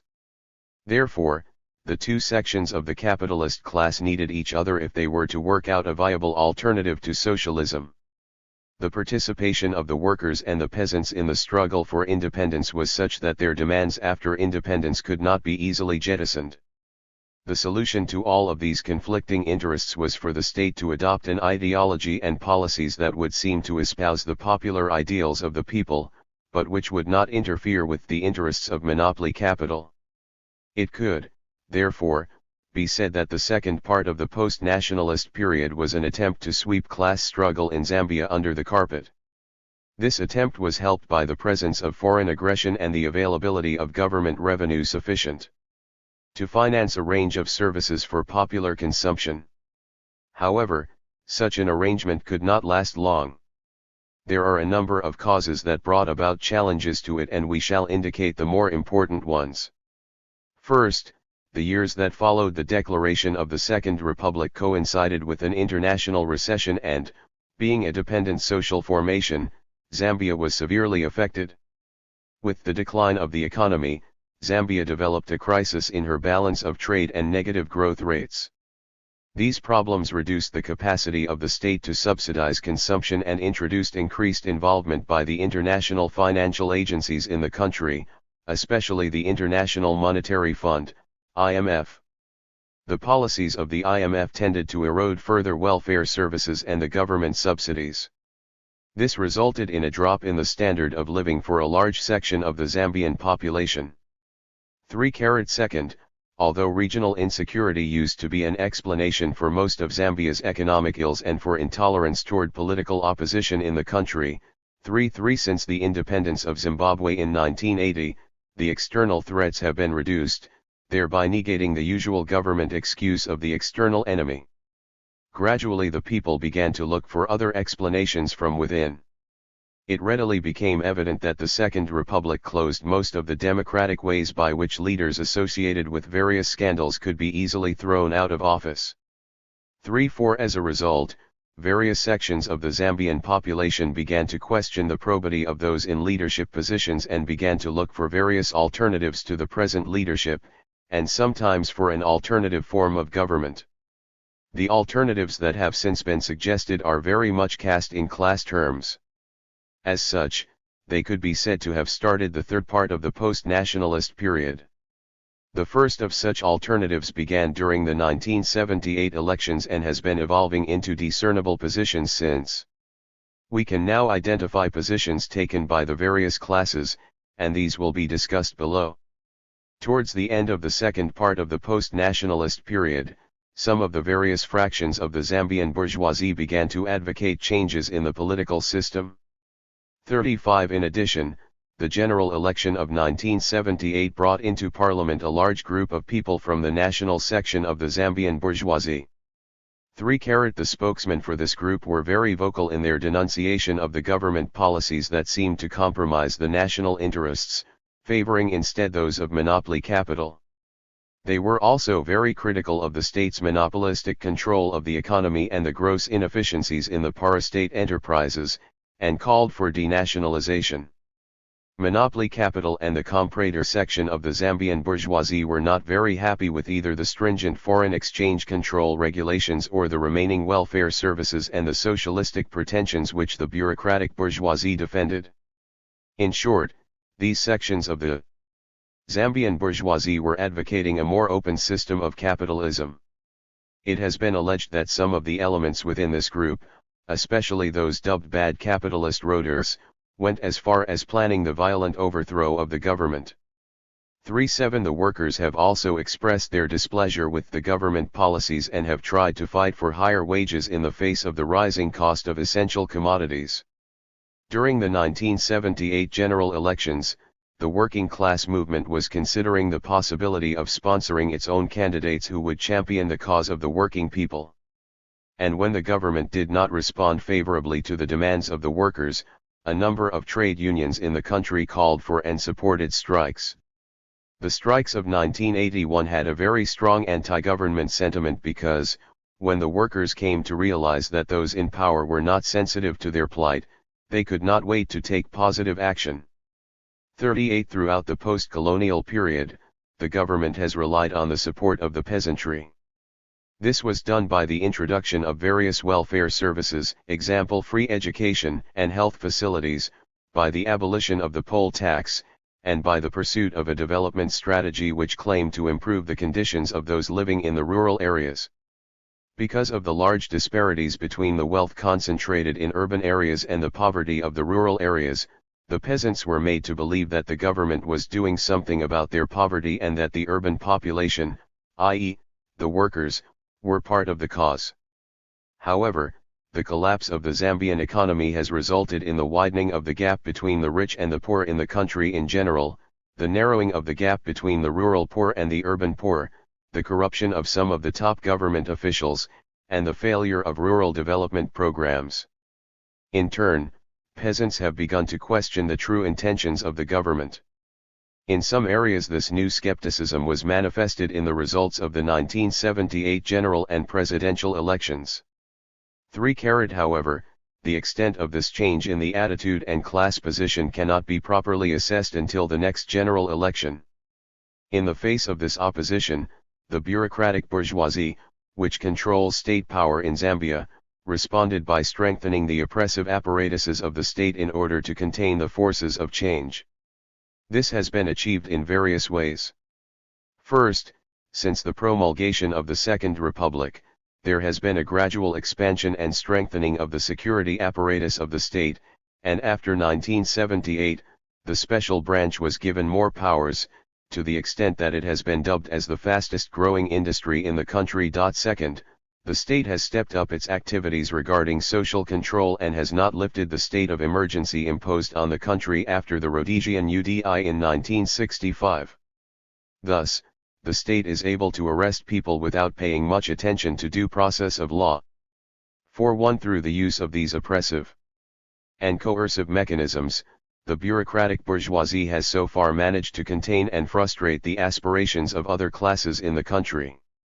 What is significant about this stage in the post-nationalist period is that it constitutes a very important landmark in the political history of Zambia. It is the first time that class struggle has ceased to be silent and has become open. It is also the period in which the bureaucratic bourgeoisie has started to work very closely with institutions which guarantee the valorization of monopoly capital and are less sensitive to the welfare of the majority of the Zambian people. 4.2 It is also a period which has created conditions that necessitate an alliance of those classes fighting for popular democracy. The objective conditions for an alliance of the workers and peasants in Zambia are now more clearly defined. This is largely due to a number of recent developments which have highlighted the subjective necessity for such an alliance. First, the strikes of the workers in 1981 have proved beyond doubt to the workers that their struggles are more than economic struggles. Second, the way in which those strikes were smashed by the state has taught the workers a very fundamental lesson: they cannot score any telling victory over the state without the support of the other oppressed and patriotic classes in the country. 4. Third, there are signs that the peasants have come to realize that they are a marginalized class which is not needed in the reproduction of the capitalist mode of production in neocolonial Zambia. Thus, their future, if there is to be any, lies outside the programs designed by the agents of monopoly capital and implemented by the bourgeoisie in Zambia. 4. In addition, the more patriotic elements within the national and petty bourgeois sections of the Zambian bourgeoisie are likely to support and join the worker-peasant alliance. This is the result of a number of factors which have come into play recently. First, some of the fractions within the Zambian bourgeoisie have tried to propose some reforms from within. They have been labeled as dissidents, thrown out of the bourgeois alliance, and might look for kindred spirits in other forces of opposition. 4. The economic crisis in the country has severely reduced the ability of the state to recruit and co-opt large numbers of potential members of the various sections of the Zambian bourgeoisie. As a result, most of these people, especially the school dropouts and the lower sections of the petty bourgeoisie, are increasingly realizing that neocolonialism is not a viable alternative for Zambia's development. It is our considered opinion that these subjective conditions, in combination with the objective conditions, will dominate and influence the political processes in Zambia in the very near future. The prospect of this class alliance will not only characterize the class struggle in Zambia's immediate future, but will also mark the beginning of a possibility for Zambia's economic, political, and ideological transformation. A concluding note. This paper has argued that the political process taking place in Zambia today is a part of a wider human concern, the quest for change and development. We have argued that a more realistic appreciation of this social drama cannot be attained without the use of a class approach. We hope that this paper has, in a modest way, managed to show that the other approaches which deny the existence of classes in African social formations are not only bad anthropology and history, but that they are essentially ideologically informed. In the case of Zambia, we hope we have succeeded in showing who the actors in the social drama are, how they came about, and indicated their possible destinies. We have also endeavored to show that any social process is at the same time a political process. However, these processes are not readily given, even to the protagonists themselves. This is so because all class struggles take place in societies which are mediated by various factors. As such, class consciousness is gradually attained by a class through struggle. However, because society is composed of many classes at any given time, class struggles are waged in opposing clusters of class alliances, and in most cases, the victory of a class alliance is largely a victory of the dominant class within the winning alliance. In present-day Zambia, the prospect of the alliance of the working people will not only manifest the major contradiction in the Zambian social formation, but will also portend the direction of future developments in the country. Class struggle and the making of the revolution in Angola. Makadaiku and Time. The colonial system, historical background. Angola was by any definition a settlement colony. Although Portuguese slave traders and adventurers had been in the area since about 1482, it was not until after the Berlin Conference, December, 1884, February, 1885, that Portugal's rights to occupy and exploit this territory were recognized by other European imperialist countries. It was also at this juncture that a Portuguese colonial program began to emerge, particularly in the economic sphere. Without any doubt, the impact of the conference was immediate. Besides settling such problems as geographic boundaries, it outlined the conditions under which a colonial power could claim possession of a territory. To be valid, such a claim had to be based upon an effective occupation of the said territory, Resolution No. 4 of the conference. In addition, the conference proclaimed the Congo Basin a free trading zone where imported goods from the countries involved were exempted from duties. That Portugal, a poor non-industrialized nation, could not compete with England, France, Germany, or even Belgium was obvious. In the view of many students of Angola, this fact is regarded as the key to a good understanding of Portuguese colonial policy. In these circumstances, the Portuguese state concentrated its efforts on the issue of effective exploitation of the colonial space. To this end, a military administration was put in place in Angola. Painfully, but progressively, the control of Angola became a reality, thanks to a series of bloody and barbaric military expeditions which destroyed kingdom after kingdom and everything that stood in the way. The massive destruction caused by these wars of conquest, coupled with a change of regime in Portugal in 1910, paved the way for a civilian administration in Angola. This was the work of General Norton de Matos, who did not hesitate to deport or kill African elite, bourgeois and aristocrats, who opposed colonialism in any shape or form. One major consequence of de Matos' civilian rule was the influx of immigrants from Portugal. The administration's growing needs for manpower and the fear of losing the colony to another European vulture gave birth to programs and policies that were attractive to potential settlers. No doubt, de Matos' reformist policies were appealing, judging from the number of Portuguese who left Portugal in search of wealth in Angola. Suffice it to recall that the land that was stolen from Africans was distributed among Europeans like spolia opima. The net result of de Matos' colonial policy was the proliferation of towns and urban centers whose socio-economic structure had all the hallmarks of a racially segregated society. It is no surprise, therefore, to note that Angola was the only country in Black Africa, with perhaps the exception of South Africa, where the number of white inhabitants was either superior or equal to that of blacks.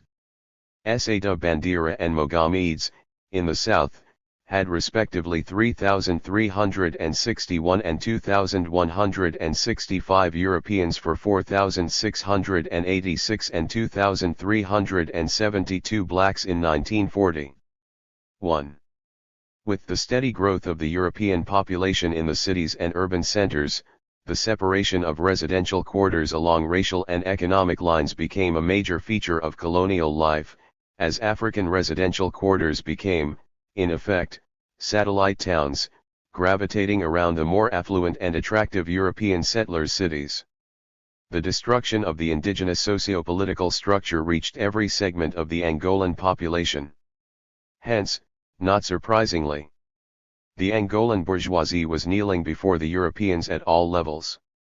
The government took the necessary measures to see to it that the middle or lower bourgeoisie, blacks, mulattoes, and a few whites, did not attain a social and economic importance of a higher significance. A phenomenon of social, economic, and political regression, which is against progress in any society, affected this social stratum in a way such that it had to abandon the positions it had once occupied in the administration, in the commercial and cultural sector in favor of Europeans. It was necessary, however, for it to attain an economic and social function superior to that of the African peasant or worker, while at the same time it must be kept disunited, incapable of organizing itself and of laying claims of an autonomous or a national character. Of course, the creation of a powerless and dependent bourgeoisie was dictated by the need and determination of the settlers and the colonial state to crush the African resistance movement. From a tactical standpoint, Portuguese colonialists viewed the pseudo-bourgeoisie as a buffer zone and, even more, as a safety valve. Indeed, the fear of losing whatever was left of their social prestige and economic advantages, coupled with the danger of becoming an integral part of the underprivileged and overexploited African masses, constituted the cement that kept together the fragile class alliances between the African bourgeoisie and their colonial masters. It is from this divide and rule perspective that the policy of mulattoes' social promotion and of assimilation of dark-skinned Angolans was conceived and institutionalized as early as 1914. Nevertheless, in spite of its relatively privileged position, or perhaps because of it, the powerless Angolan bourgeoisie played a historical vanguard role in the resistance movement, a point to which we shall return. The civilian rule which started in 1913 under the initiative of Norton de Matos came abruptly to an end in 1926, when a fraction of the Portuguese national bourgeoisie and a good number of Republicans, all of whom advocated a rapid exploitation of the colony, helped the military in the seizure of state power through a coup d'état. 2 years later, the country was under the heel of the dictator Oliveira Salazar, whose fascism heightened the antagonistic character of the contradictions which opposed the African masses to their Portuguese exploiters. Indeed, after the proclamation of the new state by Salazar, Portuguese ruling classes tried to accelerate the rhythm of accumulating and concentrating capital outside of their metropolitan economic space, which was already reduced and limited by British domination. A strong and centralized power began to intervene in all aspects of national and colonial life in Portugal and in Africa. In Angola and in all colonies, the process of exploitation was intensified. The suppression of all political and civic rights was legalized and applied especially to Africans and to Portuguese working classes. The politics of assimilation to the great, multiracial, and tricontinental, Europe, Africa, Asia, Portuguese nation was implemented in full force with all its contradictions. 3. Mario de Andrade put it more succinctly when he wrote, "The arrival of Salazar to power proved to be a fatal blow to all political agitation in Angola. In the economic sphere, the biggest problem that faced the so-called new state was, on the one hand, the need to keep Angola as a Portuguese preserve and, on the other, the crude reality of being a nation without the necessary capital to fully exploit the resources of Angola. This explains the influx of British, German, Belgian, and other countries' capital into the Portuguese colony, a point that shall be emphasized later in the course of this analysis. Because of this predicament, the Portuguese government was compelled, during the entire 20th century, to take measures that were capable of safeguarding the interests of an emerging national industrial bourgeoisie, against the capitalists of industrialized countries, which had the right to sell and invest in the colony. How Portugal managed to save its interests in the colony while at the same time leaving the door open to other imperialist powers is the subject of the following section. Portuguese colonial political economy and its socio-political ramifications. As already mentioned, the resolutions taken at the Berlin Conference put enormous pressure on Portugal. After securing political control over the colonial territory, Portugal's next and most significant step was to gain economic control. To this end, under the facade of an elaborate labor code for natives, and in the name of Europe's civilizing mission, the Portuguese institutionalized the practice of forced labor. 5 categories of forced labor can be distinguished: correctional labor, compulsory labor, contract labor, voluntary labor, and compulsory crop growing. Correctional labor. This was reserved for Africans who challenged either the criminal or labor codes. Instead of serving a term in prison, they were forced to work. Both the public and private sectors exploited this form of labor. In many respects, it was another form of slavery. As a matter of fact, once the needs of manpower in Angola were satisfied, Angolan workers who fell under this rubric were shipped to São Tomé or Príncipe against their wishes. Very many of them never returned to Angolan soil. Mandatory labor. With the exception of those who were exempted by law, traditional chiefs, policemen, all adult males had to pay an annual per capita tax. Those who failed to meet this obligation were put to work on a plantation or in the mining sector. Contract labor. The recruiting of workers was carried out by a colonial agent, generally the administrator in the territory under his jurisdiction. Under the terms of a series of agreements passed between the Portuguese colonial administration, Northern Rhodesia, now Zambia, and South Africa, Angolan and Mozambican workers who were not needed in the labor market in their countries were sent to work in the mines of Northern Rhodesia and South Africa. For his support of the system, the recruiting administrator was rewarded by the corporations which paid a fixed percentage per head. Of course, the workers were required to sign a sham contract. Hence, they came to be known as contratados. The majority of workers on Angolan settlers' plantations and in the manufacturing industry fell under this category. Naturally, the public sector took the lion's share. Voluntary labor. Of course, nothing was voluntary under Portuguese rule in Angola. At any rate, the voluntary worker, who very often signed a contract, was distinguishable from the others in that he was not recruited by an agent and, because of this, enjoyed some degree of freedom in selecting his working place, the city, the company, etc. In every other aspect, however, he had no choice but to sell the power of his muscles to survive and to pay his taxes. Compulsory crop growing. At the level of the village, the peasants who did not work on a settler's coffee, cocoa, or sugar plantation were forced to cultivate whatever cash crop the government decided to grow for export. The peasants worked under the supervision of a colonial agent who, among other things, had the responsibility of fixing the size of the field. The contradictors who worked on settler plantations seemed to fall under the same label in the colonial literature. As a result of the forced labor system, Angola appeared to be one of the rare colonies in Black Africa where 90% of the peasantry lost its land property rights.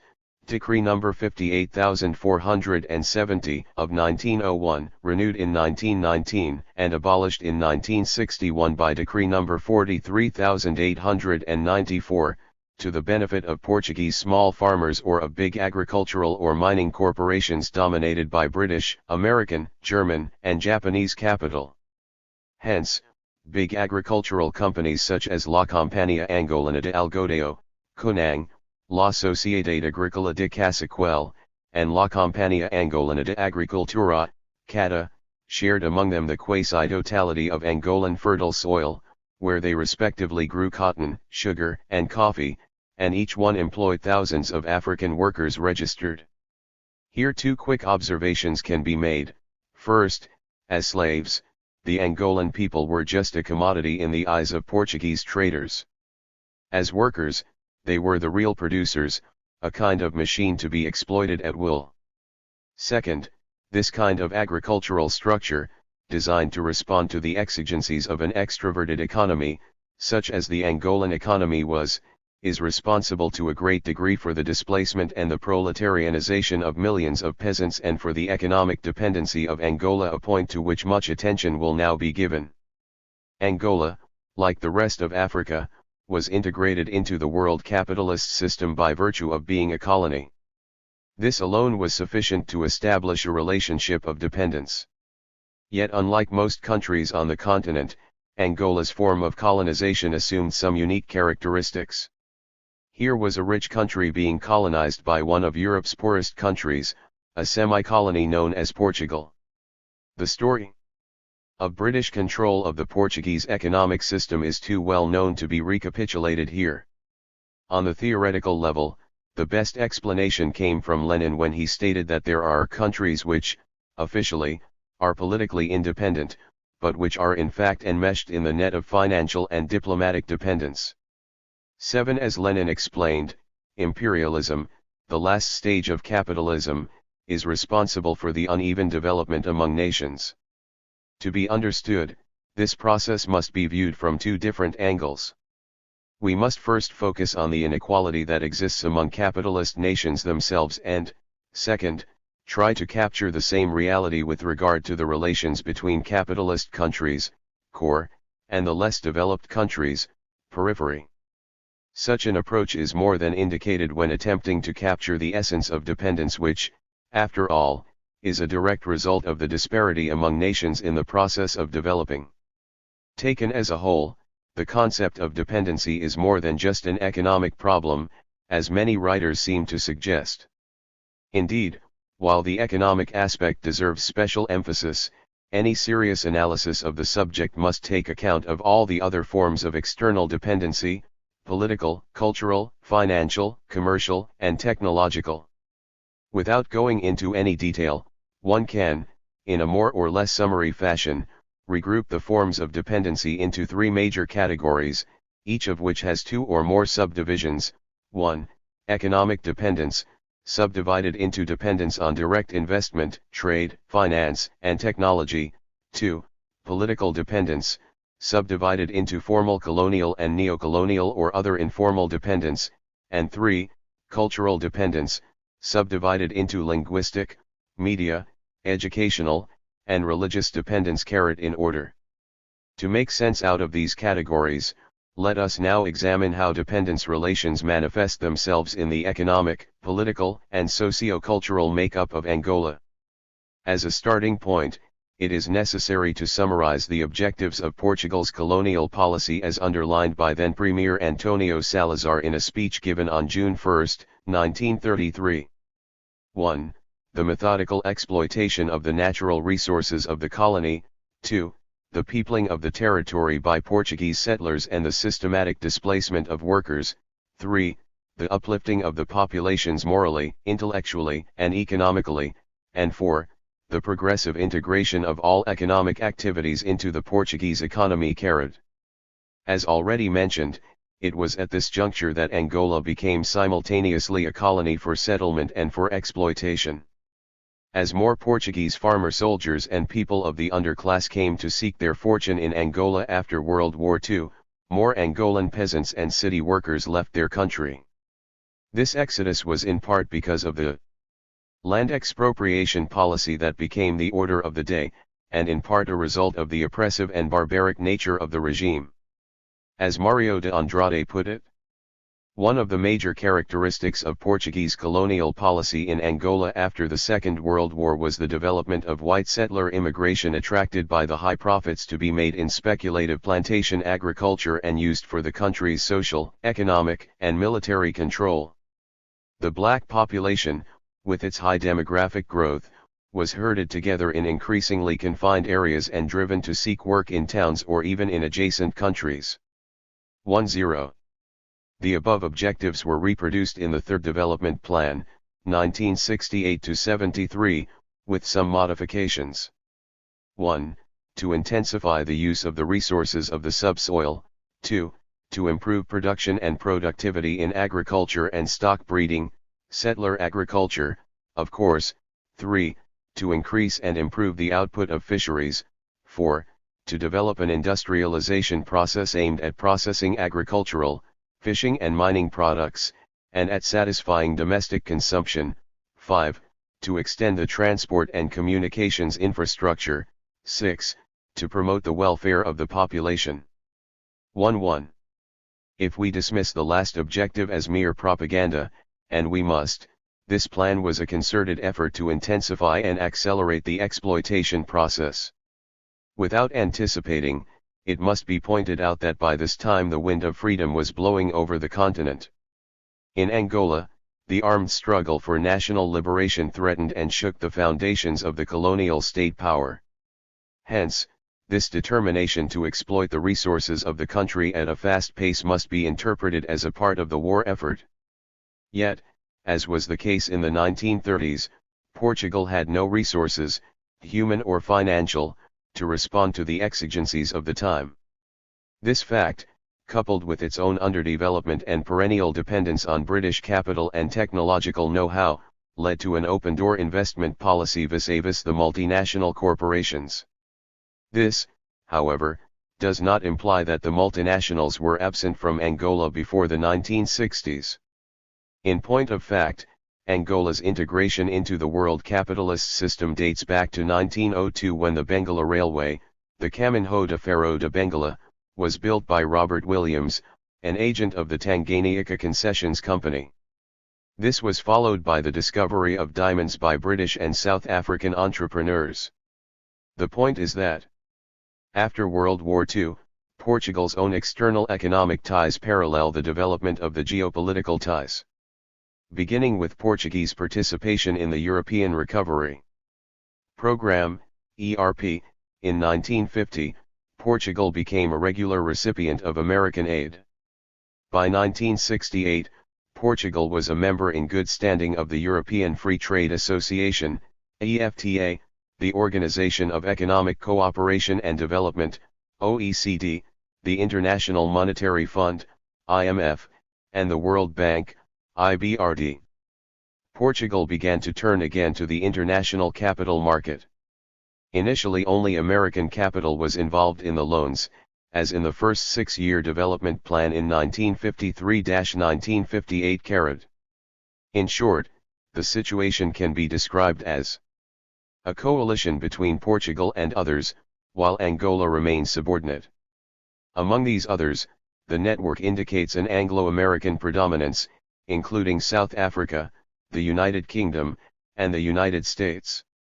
Such a pattern is consistent with the pattern of Portuguese and South African history over several centuries. 1-3. The pattern of direct investment also indicated a sectoral domination by the major investors. For example, the mining sector was dominated by the Anglo-American group, the oil industry by Belgian, French, and American interests, while the agricultural sector, small banks, and light manufacturing were controlled by Portuguese interests. As an extroverted economy, Angola's total exports more than 96% consist of raw materials or primary products which have undergone only the limited processing operation of cotton ginning, canning, etc. Moreover, exports are highly concentrated. 3 products alone account for 60% of the total value: coffee, 35%, uncut diamonds, 14%, and sisal, 11%. 1-1 This economic dependence gave birth to other forms of dependence, technological, cultural, and political. While it is important to examine them all in detail, here we will focus only on what seems to be the most important form: political dependence, or the colonial state of Angola and its socio-political ramifications. Colonialism and social classes. As stated earlier, the colonial capitalist mode of production was introduced by force of bullets and bayonets. Hence, it could not sustain itself without a state apparatus capable of protecting the class interests of those who controlled the economic structure. In order to analyze the state apparatus, we must therefore direct our attention to the class situation within Angolan society. Based on our working definition and on some of the extra economic factors mentioned earlier, the Angolan people can be divided into 5 major social classes. 1. The bourgeoisie, divided into 4 major fractions: the industrial, the financial, the bureaucratic, the agrarian. Owing to the racial character of the society and to the socio-economic reality of colonialism, this first class, representing the interests of mining, petroleum, banking, bureaucracy, and settlers, had no Africans within its ranks. 2. The petty bourgeoisie, composed of 2 parts: a. Intellectuals, while predominantly white and Portuguese, this fraction had a sizable number of Africans, mestizos and assimilados. In the public and private sectors their role was mainly that of paper pushers and orchiens de garde for the colonial structure. b. The trading or commercial petty bourgeoisie, dominated by Portuguese in spite of a noticeable mosaic of Africans in the retailing sector. 3. The proletariat, made up of a. The industrial proletariat, in the mining, petroleum, and manufacturing sectors, and b. The rural or agrarian proletariat, engaged in agro-industrial production. 4. The peasantry, representing the largest segment, 80% to 90%, of the African population, who were engaged in subsistence agricultural production. 5. The lumpen proletariat, almost non-existent in Angola. Given the cruel vagrancy laws which regulated the movement of the African population, there was practically no room for the unemployed, prostitutes, and the like. Power, race, class, ethnicity, and social stratification. From the preceding, it is safe to assert that in Angola, race, class, ethnicity, and power were so interwoven that one could not speak of one without mentioning the others. Hence, in terms of power structure, the bureaucratic fraction of the bourgeoisie, composed mainly of Portuguese citizens loyal to the metropolitan state, controlled the superstructure, while a European but non-Portuguese bourgeoisie dominated the mining sector and all capital-intensive industries. For the sake of precision, it must be pointed out that early migrants to Angola, even though Portuguese and white, were Angolans in the eyes of Lisbon, and therefore not eligible to occupy any high position in the government. In the public sector as a whole, middle management positions were reserved for Portuguese citizens and a handful of African assimilados and mestizos, the majority of whom were assigned to clerical duties. In reality, the assimilados and the mestizos exercised these auxiliary functions only when and where Portuguese natives could not be employed. While on one level both subgroups, assimilados and mestizos, can be regarded as a privileged class compared to the majority of the Angolan population. On another level they were a liaison group. As a part of the lower petty bourgeoisie, they were essentially a class in transition whose interests were constantly frustrated and in conflict with those of the ruling foreign bourgeoisie. As for the proletariat and the peasantry, the situation was even worse insofar as they were deprived of all legal means of defense, no trade unions, no know-how in matters of organization, etc., and subjected to the crude laws of the Indigenato Code, Native Code. It is a well-known fact that under Portuguese rule, Angolan workers and peasants were denied recognition as persons before the civil law, while at the same time a crude penal code was elaborated to the effect of monitoring and regulating their lives. As contradictors, they were at the same time the pivot and the biggest losers of the colonial economy. B. Levy and G. Herzog noted. Indeed, the state appropriated all the fertile land which did not constitute individual private property, yet, the African community only recognizes a regime of collective property. Dispossessed, the indigenous had either to submit to the process of proletarianization under the ferule of the European exploiter, or to sell their products to the compradors' commercial networks at ridiculously low prices. If they remained landowners, the first revolts will emerge from this proletariat, miserable, wretched of the African land. 1.6. Class struggle and the seizure of state political power. It would be a serious historical error to lead the reader to believe that the rise of nationalism in Angola began with the birth of contemporary political movements and/or organizations, namely, FNLA, MPLA, UNITA. On the contrary, the Angolan resistance movement goes back to the early days of Portuguese occupation. The story of the heroic Queen Nzongola and her contemporaries is too well known to be retold here. We will refer the reader to the works of G. Ballandier, René Pélissier, R. Chilcote, John Malcolm, and others who, in our view, have done justice to that heroic chapter in the history of African resistance movements. Thus, for practical as well as methodological reasons, the present analysis, while taking account of the historical dimension, is solely concerned with immediate history. After a brief historical background of the three major organizations, FNLA, MPLA, UNITA, the author will emphasize their role as instruments of decolonization and as leading agents of change in the context of nation building. In other words, the intent is to focus on them as political parties struggling to destroy the colonial social order on whose ashes a new one will arise. Far from being arbitrary or gratuitous, such a choice is necessary, for the party is, in Castro's words, a synthesis of everything. Within it are guaranteed the ideas, the experience, the behests of the martyrs, the continuity of the work, the interests of the people, the future of the homeland and the indestructible ties with the proletarian builders of a new world all over the world. 1.7. This orientation is not only desirable but judicious, for it stands on solid ground when one considers the political party as the highest form of class association of the proletarians, whose political leadership must extend to every other form of organization of the proletariat.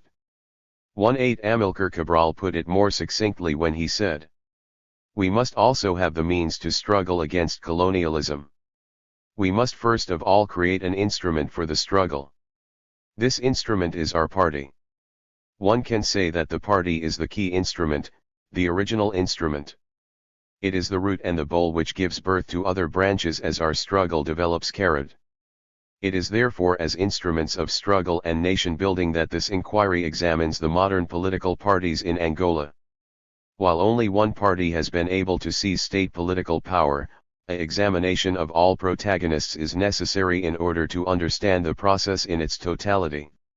Naturally, the focus is on the party in power, the MPLA. The National Front for the Liberation of Angola, FNLA, and its executive branch, the Revolutionary Government of Angola in Exile, GRE. Many writers regard the FNLA as a pioneer in Angolan contemporary liberation movements. Indeed, unlike most of its predecessors, the African League, 1920, the National African League, 1929, the Party for the United Struggle of Africans in Angola, 1953, the FNLA was quick to transcend the horizons of cultural nationalism and, thanks to a large mass following, to embrace the path of armed struggle as the only viable solution to the problem of foreign domination. Created in Kinshasa in 1954, the Union of the Populations of North Angola, Elapona, became UPA, Union of the Population of Angola, in 1958. 2 years later, UPA and PDA, the Angolan Democratic Party, joined hands to form the FPA, the Popular Common Front of the Populations of Angola, which in 1962 came to assume the now widely known name of FNLA. For nearly 2 decades, the FNLA, and especially its executive branch, the GREY, enjoyed the full support of most African governments in the belief that it was the only legitimate organization representing and defending the interests of the Angolan people, the only valid interlocutor speaking in their name. This de facto monopoly, as well as a series of diplomatic and political victories scored during the early years of the organization, cannot and should not be attributed solely to Holden Roberto's charisma, a practice common to many students of Africa. Thanks to the political success of the Congo-speaking people, of which Roberto is a member, in Brazzaville and Kinshasa, and because of the intensification of exploitation and repression at home, waves of Angolan workers sought asylum in the neighboring states. Most of them joined relatives in the major cities, Kinshasa, Matadi, Banza and Gungu, and other urban centers in Lower Zaire. By 1960, most of Angola's immediate neighbors were either contemplating a date for national independence or were already independent. Colonialism was breaking down all over the continent. The combination of these factors created what may be termed a revolutionary situation, and this by and large explains Holden Roberto's early success. However, Gray's monopoly came to an end in 1964, when the Organization of African Unity, OAU, Liberation Committee recognized a rival organization, the MPLA, as a legitimate representative of the Angolan people and on an equal footing. By 1968, the MPLA had displaced Gray as the only organization recognized by the OAU. By and large, the same factors that helped to explain the FNLA's success accounted for its failure. Indeed, flattered by its early victory, the organization very soon became ossified, as bureaucratism, nepotism, and corruption dominated the party's working style. Moreover, the Gray and its leadership behaved as if the struggle was won. Roberto and his clique emulated the lifestyle of their hosts. Mobutu and his ministers thought of themselves as president and ministers, and not as freedom fighters. The FNLA was by and large a reflection of Kinshasa politics, and this, I believe, caused its destruction. Suffice it here to recall that like his friend Mobutu, Holden Roberto, then president of the FNLA, was one of the CIA's top agents in Africa. Moreover, the use of force as a tool of liberation failed because violence, unless controlled and guided by a solid ideological and political education of the masses and those who use it, can be counterproductive if not self-destructive. Such a conclusion is neither hasty nor gratuitous in this case. The fiasco orchestrated by the FNLA forces in Luanda speaks for itself. Finally, the party failed to reach its ultimate goal, i.e., national liberation, for like Mobutu's MPR, Roberto's FNLA wanted a revolution without a revolutionary theory or organization. UNITA, União Nacional para a Independência Total de Angola. Like the FNLA, UNITA, the party of Jonas Savimbi, is confined to one region and one ethnic group, the Ovimbundu. As with the FNLA, pragmatism and political opportunism seem to be the trademark of this movement. This similarity is not accidental. Indeed, Savimbi was once a key member of the FNLA, in which he held the prestigious position of Minister of Foreign Affairs until 1964, at which date a split within the party gave birth to the new party, UNITA, under Savimbi's leadership. Savimbi and his sympathizers blamed the schism on several factors, notably on a serious incompatibility between Roberto and Savimbi, and on corruption and nepotism within Gray. They also blamed the split on the anti-white attitude among the Congo-speaking people. Whether these were the real reasons is difficult to assess now. At any rate, Savimbi's own political ambitions should also be taken into account. Since he could neither continue to work with Gray, nor join the MPLA, the creation of a new party seemed to be the only alternative insofar as his personal political fortune was concerned. From an ideological standpoint, UNITA's opportunism is quite obvious. At one time, its leadership seemed to lean towards China, Cuba, and Yugoslavia. Yet on several occasions, Savimbi in no uncertain terms declared his party's allegiance to capitalism. In his words, only Western investments and technology can develop the immense resources of Angola within the framework of a mixed economy. MPLA, the Popular Movement for the Liberation of Angola. The MPLA is the result of the fusion of two Marxist-oriented nationalist associations, namely, the PLUA, Partido de Luta Unidados Africano de Angola, and MINA, Movimento para a Independência Nacional de Angola. Much has been written and said about this organization. Unfortunately, most analysts tend to focus either on the social origins of its founding members or on such external factors as the Cuban involvement, the intentions of the Soviet Union in the area, how many among the leaders of the movement are married to white women, etc. While all that is well and good in some milieus, this analysis wishes to address a crucial question: who are the friends of the people in today's Africa? To be addressed properly, this question must be approached from a class perspective. What are the class interests of the Angolan people and who stands for them? Who fights for them? To respond to these questions by focusing on the skin complexion and the social origins of the membership confuses the issues instead of clarifying them. To be sure, the MPLA was at its inception the work of petty bourgeois intellectuals, the majority of whom were Kimbundu mestizos and assimilados from Luanda. Nothing peculiar to this organization in that respect. Indeed, besides their petty bourgeois character, both UNITA and FNLA had a regional and a racial basis. Moreover, every single movement before them was organized along the same lines. The point is that the MPLA has transcended both racial and regional barriers. As already stated, a correct analysis, while taking account of ethnic and race relations, which, by the way, were determined by the colonial capitalist mode of production, must also explain the dialectical unity among these elements. This can only be accomplished by distinguishing one's social class position and skin complexion or region of origin from one's political position in the struggle for national liberation. To do otherwise is to assume that one's color or ethnic background or social origin necessarily determines one's political position. Nothing can be more fallacious than that. Indeed, both INLA and UNITA are led by people from modest social origins, all of whom are Africans of pure blood like their followers. Yet, their political stand is reactionary and anti-people, to say the least. It is therefore as an organization led by a class of committed scholars, friends of the people, that MPLA's minimum and maximum programs will be examined, in order to come to grips with its role in the struggle for the liberation of Angola and, by extension, for Southern African people. 2.1. The political program of the MPLA. Minimum program.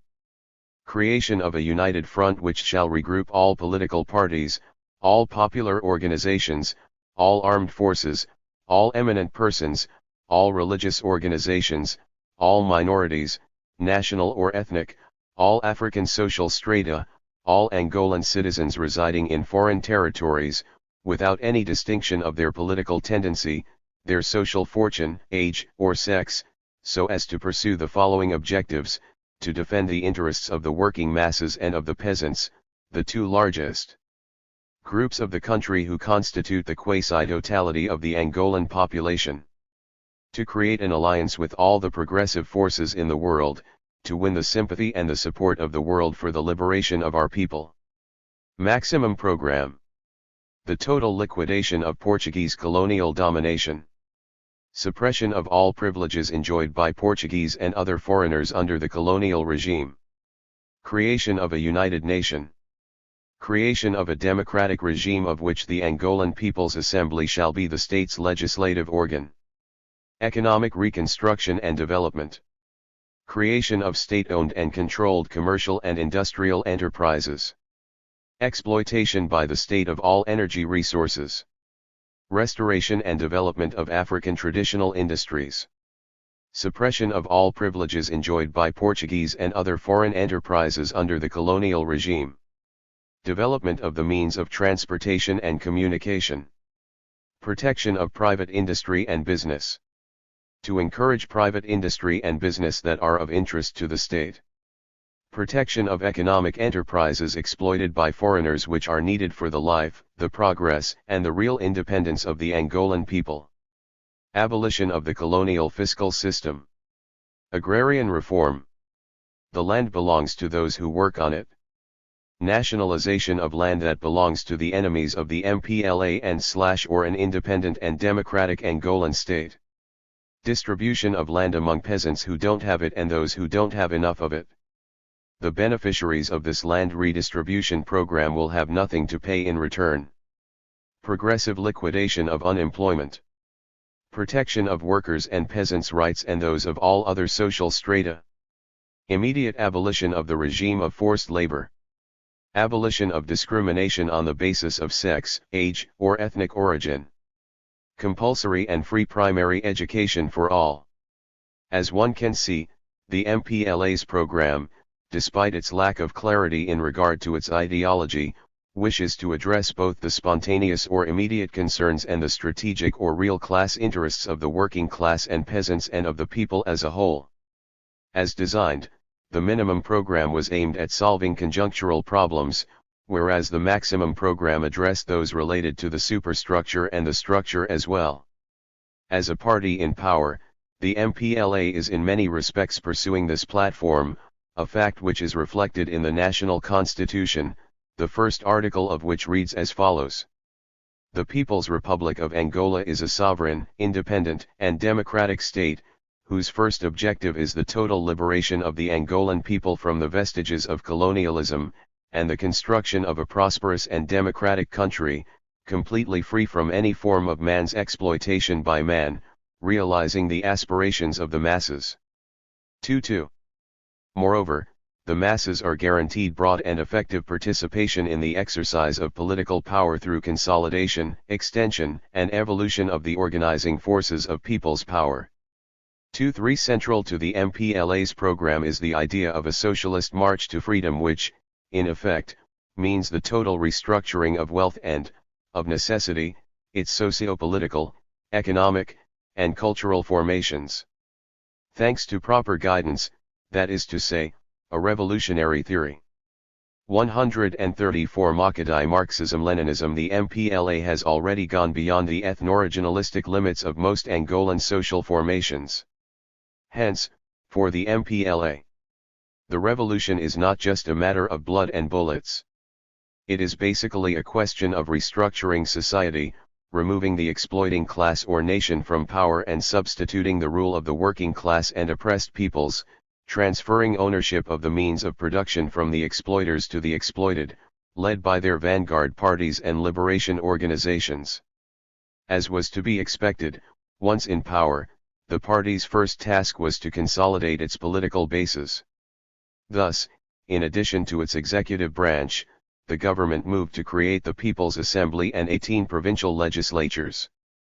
The People's Assembly, composed of 203 indirectly elected members of the party, came into existence in November 1980, replacing a provisional legislature, the Council of the Revolution, set up after independence. The Angolan People's Police Corps, CPPA, has been abolished by the Secretary of State for Internal Order, LT. Col. Alexander Rodriguez Quito. The measure also affects prison services and prison wardens until they become incorporated into the Secretariat of State for Internal Order. The National People's Police Directorate and the National Department of Penal Services have been set up to replace them. Despite all these changes, the process of national political integration has been slow and in some instances halted. As a partial explanation, a number of factors can be mentioned. Chief among these are, 1. The party's internal contradictions, and 2. Imperialist intervention in Angolan internal affairs. In the brief history of its existence, the MPLA has suffered at least 3 major setbacks, all because of conflicts between different tendencies within the organization. These were the Active Revolt, the Eastern Revolt, and the Alves Revolt. The Active Revolt, led by the de Andrade brothers, Mario and Joaquim Pinto. Some of the observers believed that this tendency was committed to an African model of socialism.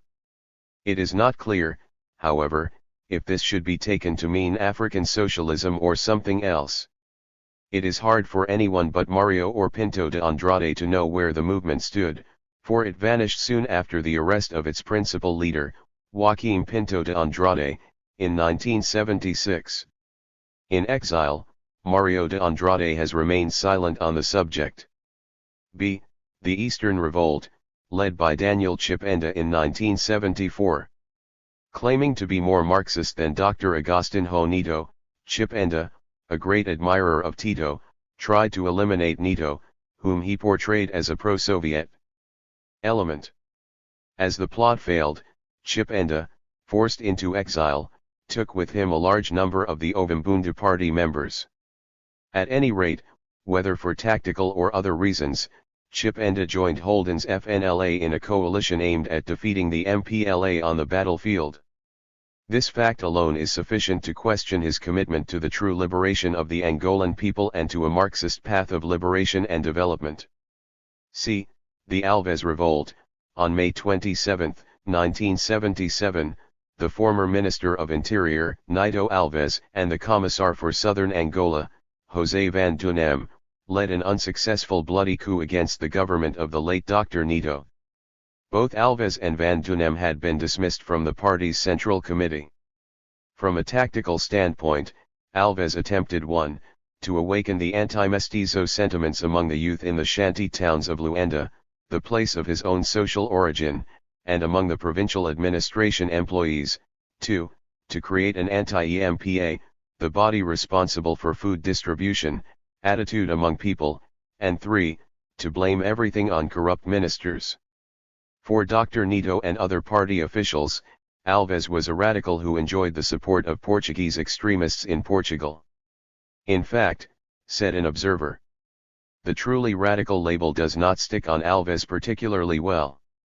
It should not be overlooked that it was he, as Interior Minister, who imprisoned members of the Active Revolt faction of the MPLA in 1976, Joaquim Pinto de Andrade, who has been released, and Janti Viana, who has not.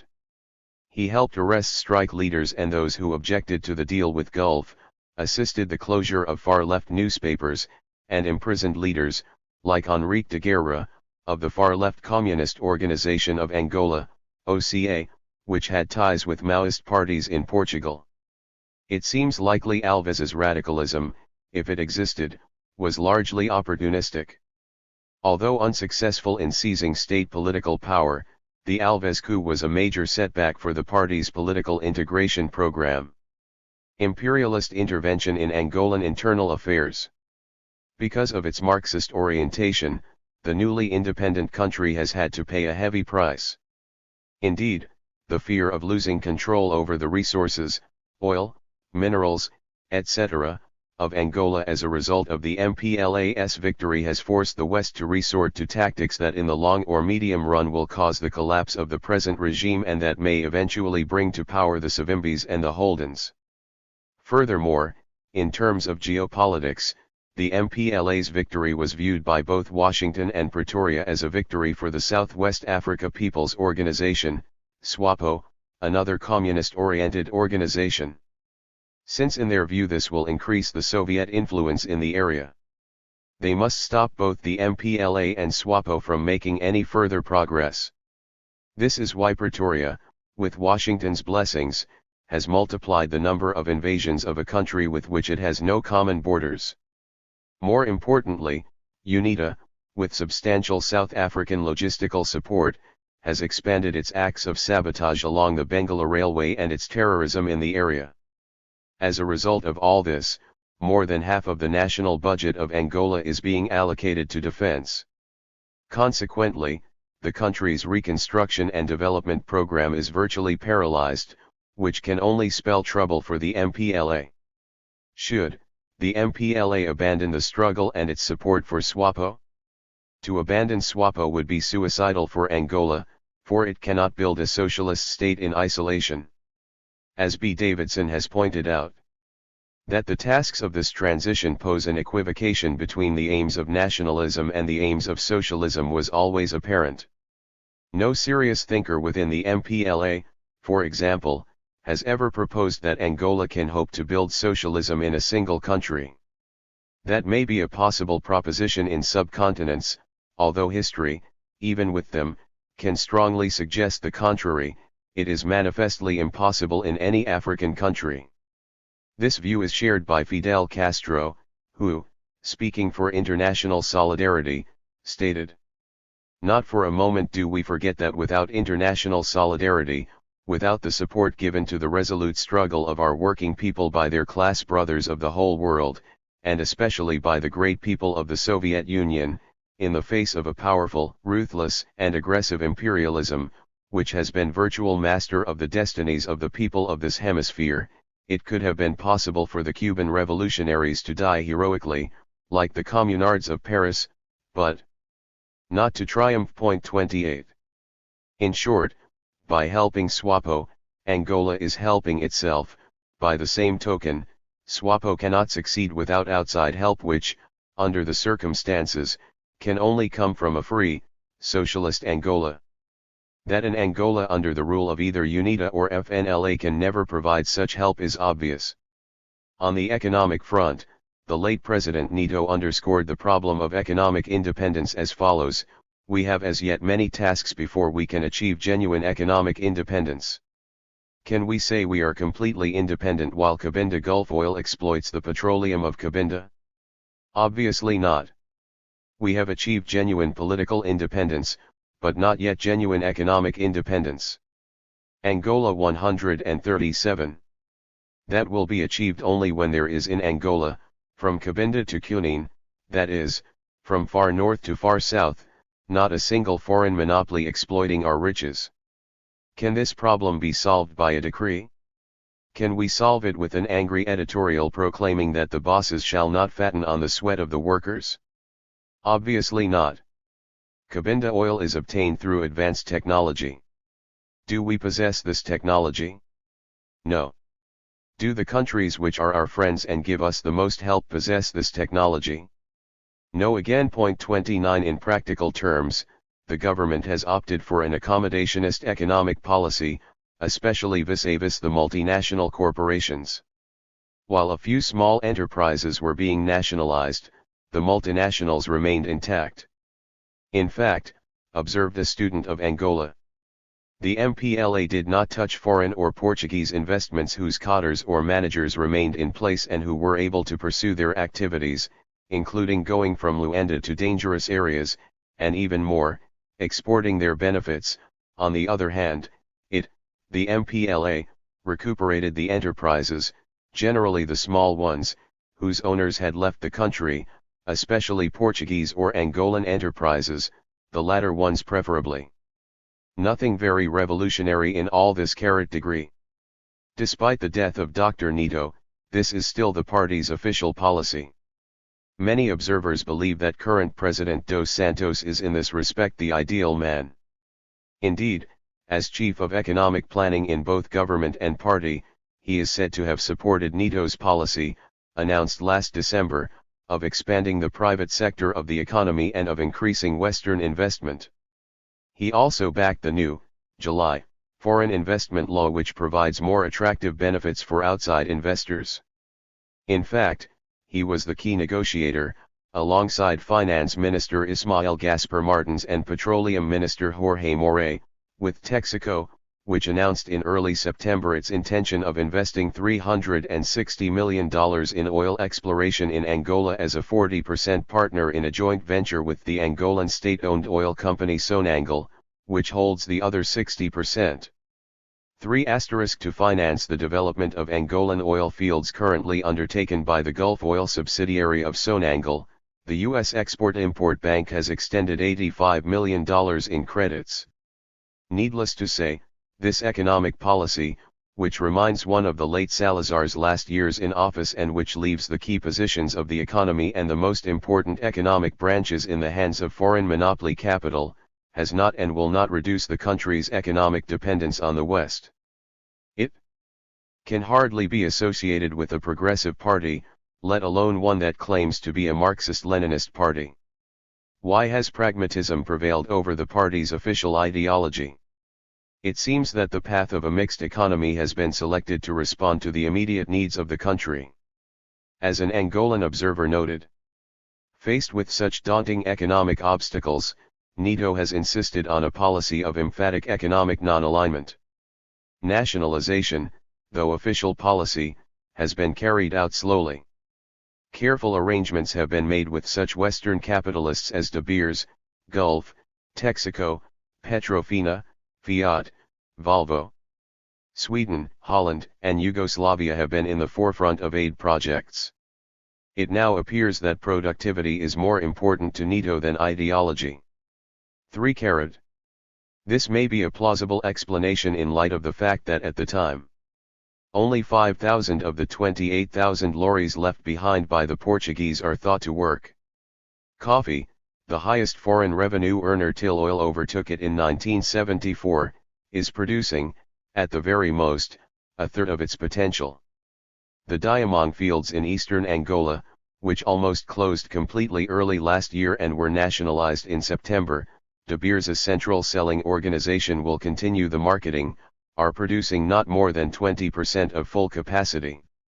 The huge iron ore deposits at Kasenga, where the workforce is thought to be predominantly UNITA, are now totally unworked, though a Yugoslav firm, Energoproject, is about to perform a feasibility study. There is more food available in the towns than a year ago, but it is still scarce, with queues starting in Luanda at 5 a.m. 3-3. Moreover, Angola's weakness is still caused by the twin devils of economic near-collapse and increasing physical insecurity. About 80% of foreign exchange still comes from oil receipts, principally through Gulf's Cabinda operations. The rest of the economy, especially the once prosperous agricultural sector, is in a shambles. Food shortages are rife in all the major towns, including Luanda, while administration outside the capital remains feeble. Conclusion. As discussed throughout this paper, the situation is complex. Hence the task of the first ruling party is enormous. The success of the revolution depends on how the party handles the contradictions which characterize the society on every level. Here the role of the organic intellectuals of the masses, acting as one with the masses, becomes indispensable. Thanks to their commitment to the people's cause and to their loyalty to the party, their individual know-how and talents become a collective asset through the mediation of the party which, in this context, is like one single head that thinks through 1,000 brains, the crossroads of all knowledge, of all cultures, of all specializations, precisely because it is called upon to know and to dominate the national and international reality in toto, to act upon it in order to transform it. It is the force capable of lifting the masses up to the highest degree of a vanguard intellectual consciousness, a sort of collective man or homogeneous intellectual force susceptible of articulating the complex relationships, masses party leadership. Viewed from this perspective, the collective intellectual must strive to educate, to turn each follower into an intellectual. Thanks to a well-designed resocialization program, each member is prepared to assume leadership. In other words, the party must create the conditions for the political man and woman to be transformed into an expert, a specialist or, if you prefer, a cadre, a skilled person. 3-4. In spite of all the fundamental changes that have taken place within the country and the party's organization, the MPLA still has a long way to go. It still has all the markings and trappings of a petty bourgeois intellectual and a paramilitary organization. To be sure, this type of organization is a historical legacy and its continuation is dictated by urgent security needs. Yet, in economic matters, the party's practice is irreconcilable with its theory. This suggests, among other things, the need to reflect theoretically on the road covered thus far.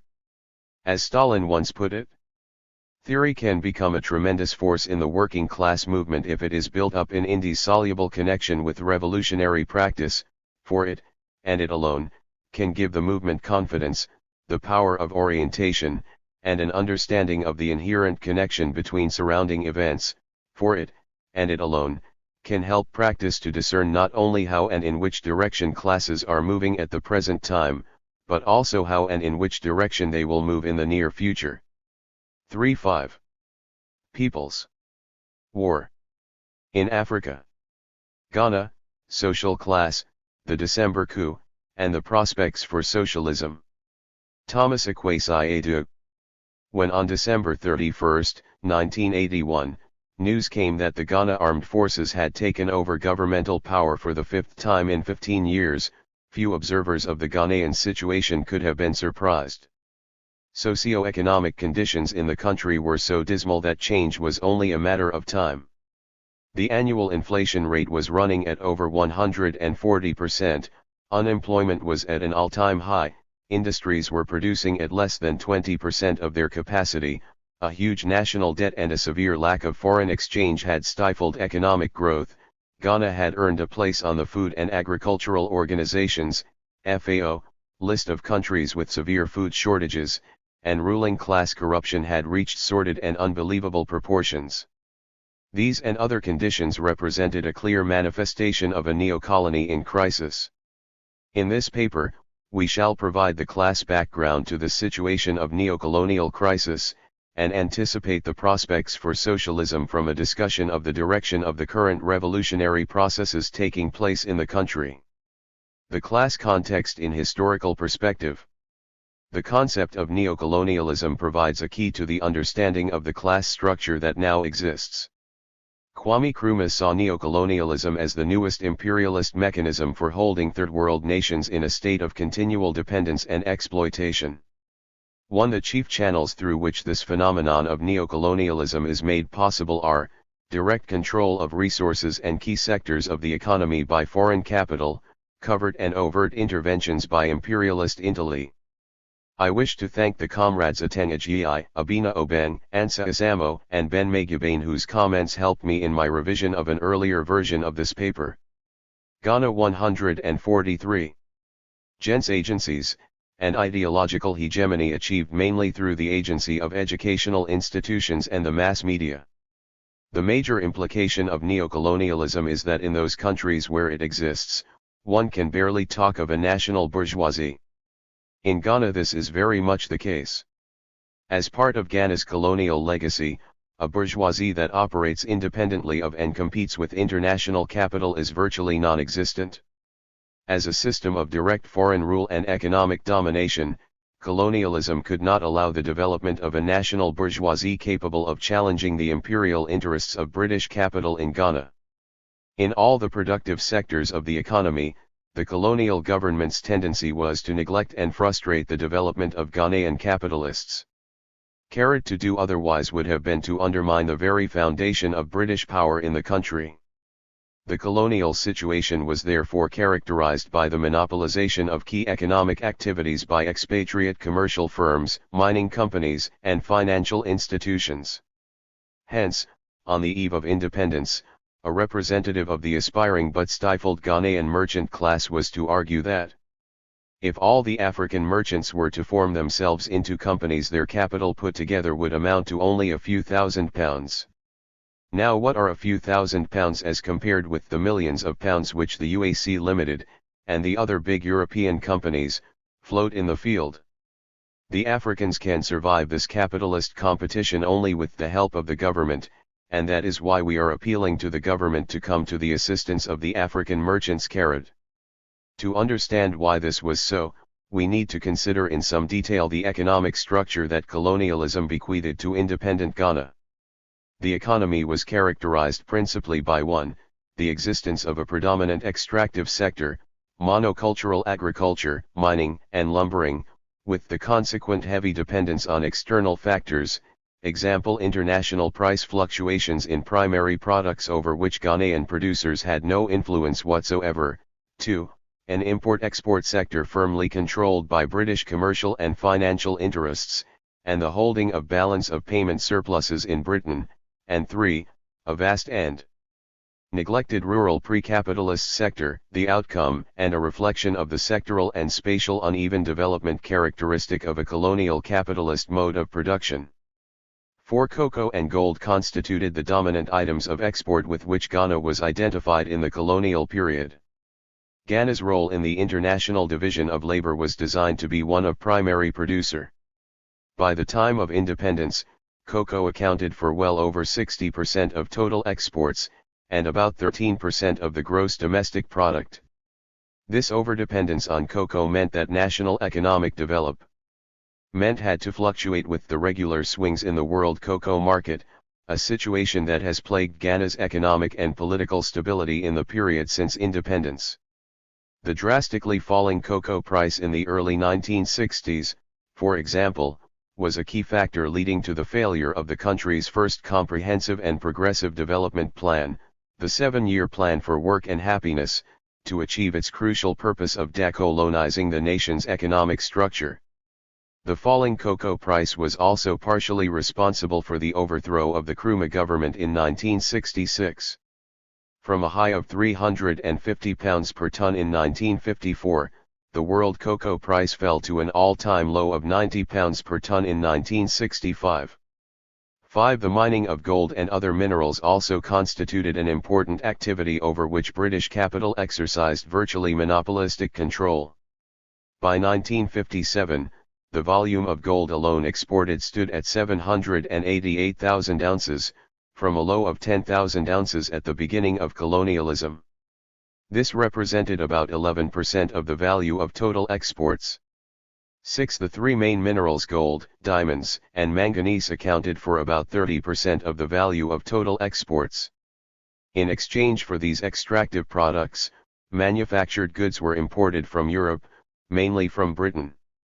The bulk of these were consumer goods, food, tobacco, drinks, textiles, etc. By the time of independence, consumer goods constituted well over 60% of the value of total imports. The import-export sector was firmly controlled by British companies, of which United African Company, UAC, was the single most important. It alone was responsible for a third of the country's imports and over 2/3 of the non-mineral exports. All of its competitors were European, mainly British, companies. The domination of Ghana's economy by British capital led to considerable draining of economic surplus from the country to Britain.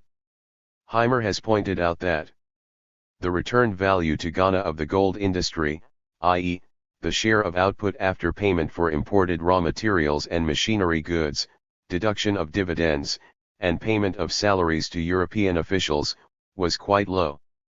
Wages paid to Africans are a small fraction, less than 20%, of total value of output. Until the 1930s, income taxes, from the gold industry, were paid to the British and not to the Ghanaian treasury, and in the 1940s and 1950s taxes paid to Ghana were from 10 to 15% of output. Profits not reinvested in gold itself were sent back to England, and no local decision-making centre was established to search the local environment and utilise capital in new industries. 7. The sterling balances of the country were held in Britain, constituting a cheap source of investment capital for Britain. The interest rate paid on these reserves was only 0.5% before 1950, and 2 to 4% after 1952. 8. In 1951, a year before internal self-government was granted Ghana, the country's reserves accounted for 18.4% of British total colonial sterling balances. 9. At the time of independence, the total Ghanaian reserves in Britain stood at approximately $560 million. 10. Goncharov has estimated that foreign investors' profits, surplus value, taken abroad annually from Ghana averaged £3 million between 1955 and 1959. 1. It is no wonder then that Ghana, appropriately called the model colony by the British colonialists, is said to have supplied Britain with more capital than any other colony except Malaya. It would undoubtedly have helped Ghana's development if these reserves were repatriated, in capital form, to Ghana to industrialize it. But in the logic of imperialism this was impossible. The reserves were invested in long-term British government securities and stocks at very low interest rates, as we have noted. Ghana's role in the capitalist world economy was one of primary producer. Hence, by the time of independence, manufacturing accounted for only 1.8% of the gross domestic product. 18. A further effect of colonialism on Ghana's economy was the uneven development it encouraged and perpetuated. Generally, infrastructures were concentrated in mining areas, administrative centers, and port towns. The outlying areas, especially the northern and rural parts of the country, were simply neglected. Uneven development was not just an inevitable consequence of the process of colonial capitalist development, it was also a conscious policy pursued by the colonial administration in line with the objective need to provide the most conducive conditions for the imperial requirements of British capital. Witness the following statement made by Sir Frederick Hodgson, a one-time governor of Ghana. I cannot too strongly urge the employment of all the government upon the development of the country south of the Kintampo. I would not at present spend on the northern territories, upon in fact the hinterland of the colony, a single penny more than is absolutely necessary for their suitable administration and the encouragement of transit trade. 1.4. Throughout the colonial period the northern and rural parts of Ghana remained underdeveloped even though they served as important sources of labor for colonial economic activities, as well as for the extraction of peasant agricultural surplus. Activities like peasant food production, livestock farming, and handicraft work, example carpentry, weaving, metalwork, pottery, which did not promise lucrative sources of capitalist exploitation but which, if encouraged and developed, could form a basis for local accumulation of capital for a self-reliant national development, were simply neglected.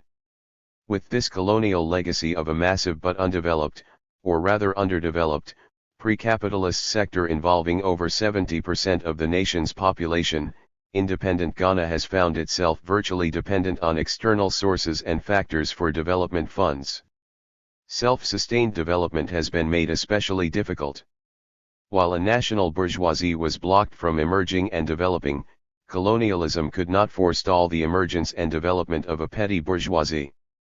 The establishment of a bureaucracy, schools, and other infrastructures, as well as the activities of British merchant capital were conducive to the emergence of such a class. As a class, the petty bourgeoisie contained people with varying relations to foreign capital and the colonialists. Some were compradorial in character and were generally pro-British, while those in direct competition with foreign capital and those who experienced colonial discrimination in employment moved to become anti-imperialist. It was to the latter that the British were compelled to hand over power when it became clear during the nationalist agitations following World War II that independence could not be delayed for long. Regarding the role of the comprador petty bourgeoisie, the following statement made by the United African Company in 1939 is informative. Let it not be thought that the company regards the African simply as a hewer of wood and drawer of water. The whole of the clerical service is open to the educated African. No purely clerical work is performed by Europeans, but all by Africans. There are Africans holding executive positions as important as that of district manager *5. Another important group of the comprador petty bourgeoisie was composed of those who acted as local agents and brokers in the European-dominated import-export sector. The 1931 national census reported 1,500 cocoa brokers and 37,000 sub-brokers in the colony.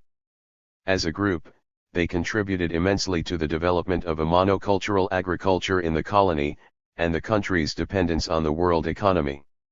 Realizing that the so-called moderate nationalist leaders, pro-British intellectuals and chiefs, had little or no base of support among the population, the British colonialists devised mechanisms which would ensure that as political power was relinquished to the radical nationalists, Nkrumah's Convention People's Party, independence would not mean a complete rupture of imperialist control of the country's economy. A neo-colonial solution had to be sought in order to curb the growing militancy of the independence struggles. What emerged after Ghana's independence in 1957, therefore, was a nationalist government headed by a petty bourgeoisie that was given to a kind of socialist ideal, alternatively called Nkrumahism, Consciencism, and African socialism. One registered while this government was staunchly anti-imperialist in many of its domestic and foreign policies. Its vision of an independent Ghana did not extend far beyond a society in which petty bourgeois class interests would be paramount.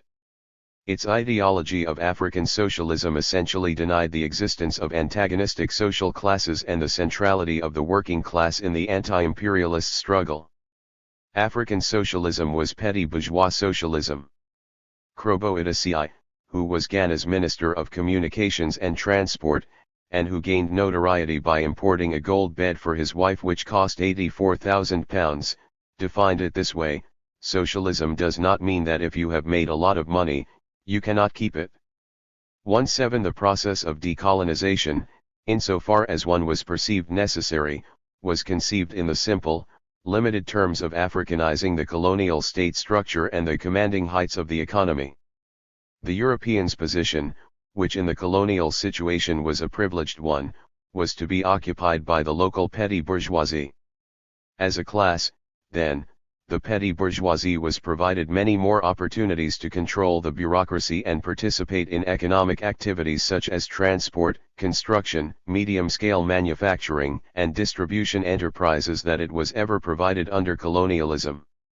It was argued that colonial rule precluded that accumulation of capital among our citizens which would have assisted thoroughgoing private investment in industrial construction.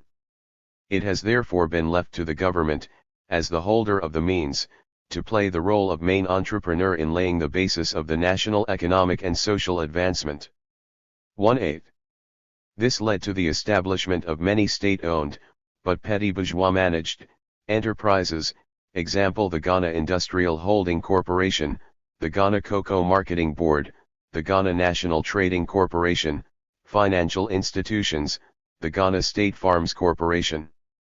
The result was that the petty bourgeoisie as a whole was able to gain a measure of strength and reduce its subordinate role to international capital. It has, however, continued to be politically and socially fragmented. As under colonialism, the comprador elements generally tend to be pro-imperialist, while those with independent capitalist aspirations tend to be broadly nationalist. The entire post-colonial history of Ghana up to December 31, 1981 has been characterized by struggles for state power between these two fractions of the petty bourgeoisie. The hyper-reactionary CIA-encouraged coup of 1966 represented an effort by the comprador petty bourgeoisie to dislodge the nationalist faction from power. The military police regime, the National Liberation Council, which was established after that coup, was subserviently pro-imperialist and worked closely with the International Monetary Fund and Western capitalist experts invited to advise on how to stabilize Ghana's ailing economy. State enterprises were sold out to private investors, mainly multinational corporations. Ghana's Pan-Africanist and anti-imperialist foreign policy was reversed. The 1972 military coup that removed the Bizia regime in turn represented the ascendancy into power of a nationalist petty bourgeoisie which, after a few years of popular anti-imperialist policies, such as the repudiation of large parts of Ghana's external debt tainted with corruption, and partial nationalization of some enterprises, moved into a gradual alignment with imperialism camouflaged by populist rhetoric and maneuvers, slogans such as One Nation, One People, One Destiny, Operation Self-Reliance, Operation Feed Yourself and Your Industries, etc., were rampantly mouthed. While a section of the petty bourgeoisie may be occasionally and broadly nationalist, the petty bourgeoisie as a composite class cannot be expected to be revolutionary. Its overall interest is capitalist. Some of its ranks may commit class suicide, to use Cabral's words, and join the side of the people in a proletarian-led revolution at the most critical moments. But it is also from its ranks that the most traitorous sellouts to imperialism are likely to come. The petty bourgeoisie is therefore the most unreliable ally the working class could have in its anti-imperialist struggle. Its opportunism is unbridled, and when it cannot diffuse the possibility of the national democratic revolution taking a socialist course through its leadership, it engages in all kinds of counter-revolutionary activities, as it is currently attempting to do. More on this later. What can we say about the exploited classes? It is a serious deficiency of Marxist scholarship on Ghana that studies of the concrete conditions of labor are few and far between. Studies that have taken up labor issues have generally focused on the labor unions and their politics, often to the virtual neglect of what is happening at the grassroots of the working class movement. The strength of the working class, the degrees and forms of consciousness existing within it, as well as the process and patterns of proletarianization taking place, are therefore not known precisely. Lacking this knowledge, it becomes impossible to gauge correctly the revolutionary capabilities and ambitions of the working class. The development of the Ghanaian working class began in the period of colonial rule with the creation of a peripheral capitalist political economy.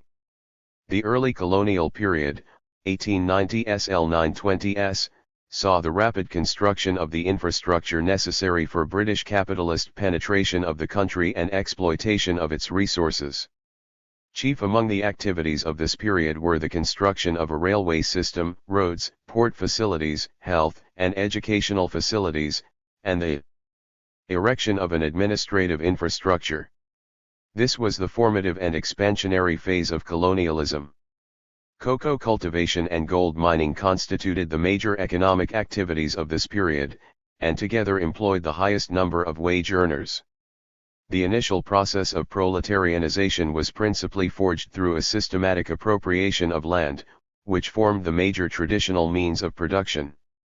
Beginning from the moment when colonialism was established, a series of government ordinances were enacted to forcibly acquire land for colonial activities, leaving more and more people without land or enough of it. This laid a further basis for the underdevelopment of the peasant subsistence economy. From this sector, free, i.e., expropriated, labor not only began to migrate, but was also forcibly recruited when needed in the mines and other capitalist production sites. As early as 1893, a compulsory recruitment law called the Master and Servant Ordinance had been introduced to initially provide porters and other unskilled workers for the colonial administration. In its opening up of the country, desertion or refusal to work was punishable by fines, commitment to labor gangs, or both. 2 An expanded application and a stricter enforcement of this law was urged by the representatives of the mines in the period 1910 to 40 when the labor supply decreased. Part of the decrease was a consequence of the two world wars, and part was a result of the reluctance of the population to work in the mines because of their notoriously bad working conditions. Other mechanisms of labor recruitment were adopted, and between 1932 and 1940 the increase in the number of recruits in the mines alone were as follows: 12,319, 1932 to 33, 16,453, 1933 to 34, 33,409, 1935 to 36, 41,012, 1939 to 40. 22. Two other factors that were conducive to the proletarianization of the peasant population were, 1. The introduction and promotion of cash crops, creating simultaneously an agricultural proletariat and a rural petty bourgeoisie of rich cocoa farmers, brokers, and agents, and 2. The introduction of new consumer goods imported from Britain, creating new consumer demands, and the imposition of taxes, both of which compelled the small and or expropriated peasantry to take to wage labor. These mechanisms of proletarianization have been given greater impetus in the period since independence. The establishment of state farms and large-scale private capitalist farms, increasing commercialization and privatization of communal land, and capitalist development projects have not only worsened peasant conditions of life, but have also turned many peasants into wage earners. The northern parts of the country particularly have seen the development and expansion of capitalist agriculture, gigantic rice and cotton plantations, in recent years. Many of the farms are owned by absentee farmers, top civil servants, military officers, and others who live in the cities. Before the latest coup, the living conditions of the Ghanaian working class were among the worst in Africa. They were subjected to a most inhuman experience of imperialist exploitation made possible by a government that promised foreign capital and investment climate which would be as attractive as any on the continent of Africa. With high inflation, by the time of the coup, the daily minimum wage could buy only one loaf of bread, a surging black market, and increasing unemployment. Ghanaian workers and their dependents were reduced to a mass of physically shrinking human beings. The rapidly crumbling economy had also pushed many unemployed people into the lumpen proletariat category, from which the ruling party recruited thugs whose duty it was to silence so-called disorderly elements, i.e., progressive workers and their allies who struggled to organize opposition to the corrupt regime, mainly through assassination attempts. The working class as a whole was not demoralized, however, and its fighting spirit was inspiringly high, as it has always been. At the grassroots, the working class movement was experiencing a resurgence of radical leadership whose popular support stood in sharp contrast to the boos reserved for the discredited and ideologically opportunistic official labor union leadership who had compromised the interests and hard-won gains of the working class. The forces represented by this radical leadership were to play an active role in the events leading to the seizure of power by the progressives on December 31, 1981. From their ranks emerged the radical worker, Armadi Quay, who organized a strike at the Ghana Industrial Holding Corporation, was dismissed for doing so, and is now a member of the Provisional National Defense Council, the present ruling government. After the December event, the radical forces established themselves as the Solidarity Front and have since proved themselves to be the most progressive and revolutionary representatives of working class interests. Events since December and the prospects for socialism. The policies and measures adopted so far by the new government have a distinctly revolutionary character. They provide the country with prospects for socialism, even if these prospects are far away. Yet, theoretically, the issue of the possibility of socialism through a military coup poses some serious problems.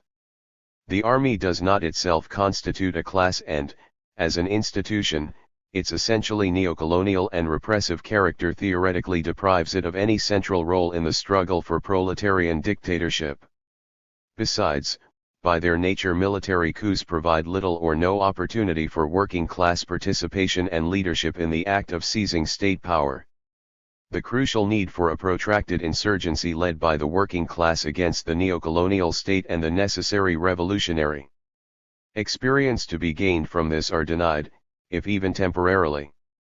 The history of socialist revolutions throughout the Third World amply shows that only the working class, in close alliance with the peasant majority, and under the organizational and ideological direction of a proletarian party, is capable of leading a national democratic or anti-imperialist struggle to the building of socialism. A petty bourgeoisie anti-imperialist struggle is never capable of such achievement, as is exemplified by the neocolonial outcome of the independence struggles in many African countries. The petty bourgeoisie must be an ally, not the leading force, in a national democratic revolution with a socialist orientation. This is where matters stand conceptually. Practical reality does not, however, suffer the constraints of theory. In Africa, we have the practical example of Ethiopia, where the evidence shows some gigantic steps taken towards socialism under what is essentially a military regime.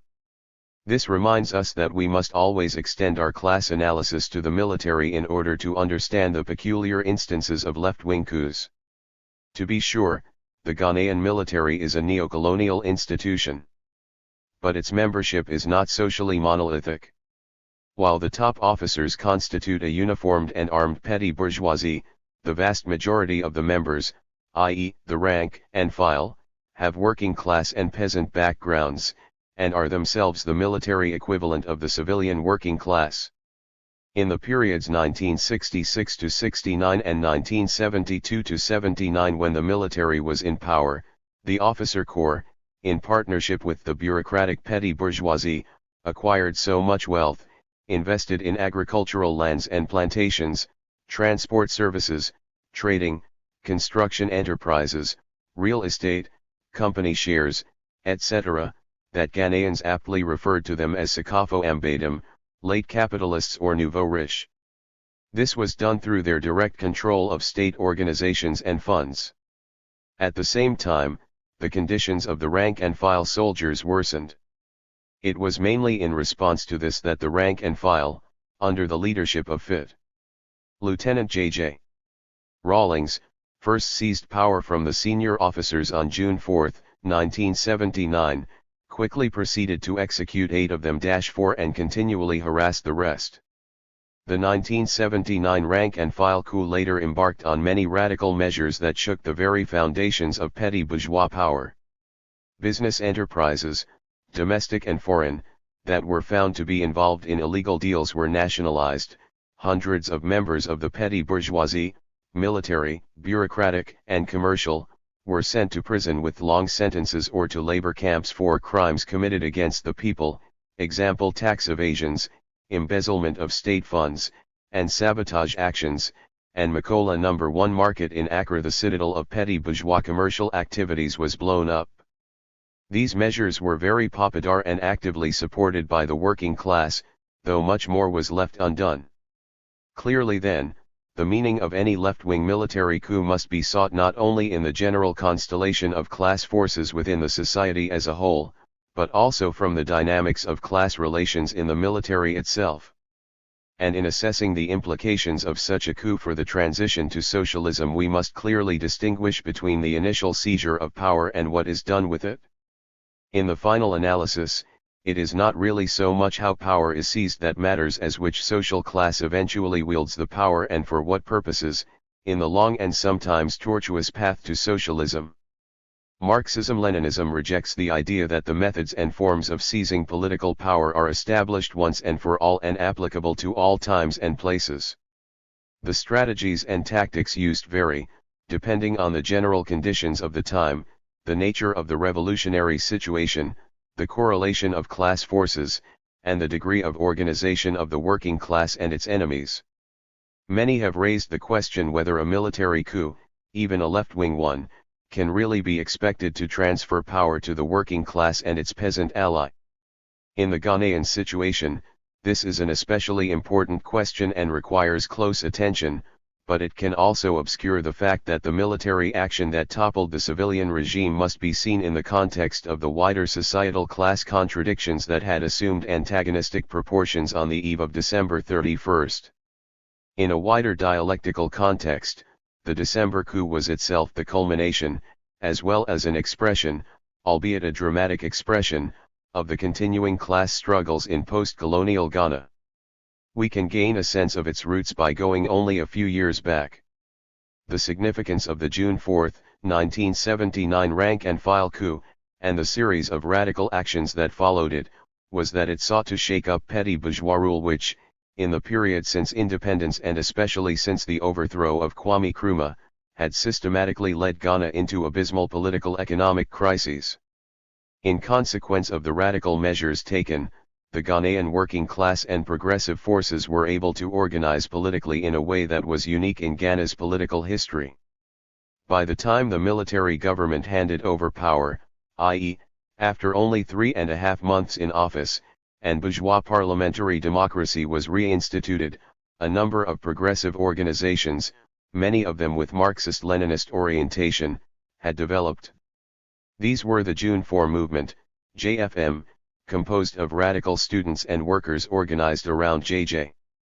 Rawlings, the New Democratic Movement, NDM, made up principally of progressive intellectuals operating from the university, the People's Revolutionary Youth League of Ghana, PROLOG, which is not very different from the JFM in composition, and the Kwame Nkrumah Revolutionary Guards, KNRG, which, as the name suggests, had an Nkrumahist orientation and was made up of patriotic youth and students. Among the working class itself, progressive union members were organizing from the grassroots and made regular attempts to capture control of the Ghana Trade Union Congress and its branches from the bureaucratic petty bourgeois leadership. Among the ranks of the petty bourgeoisie, on the other hand, strenuous efforts were made to organize and ensure that the June 4 action would never be repeated.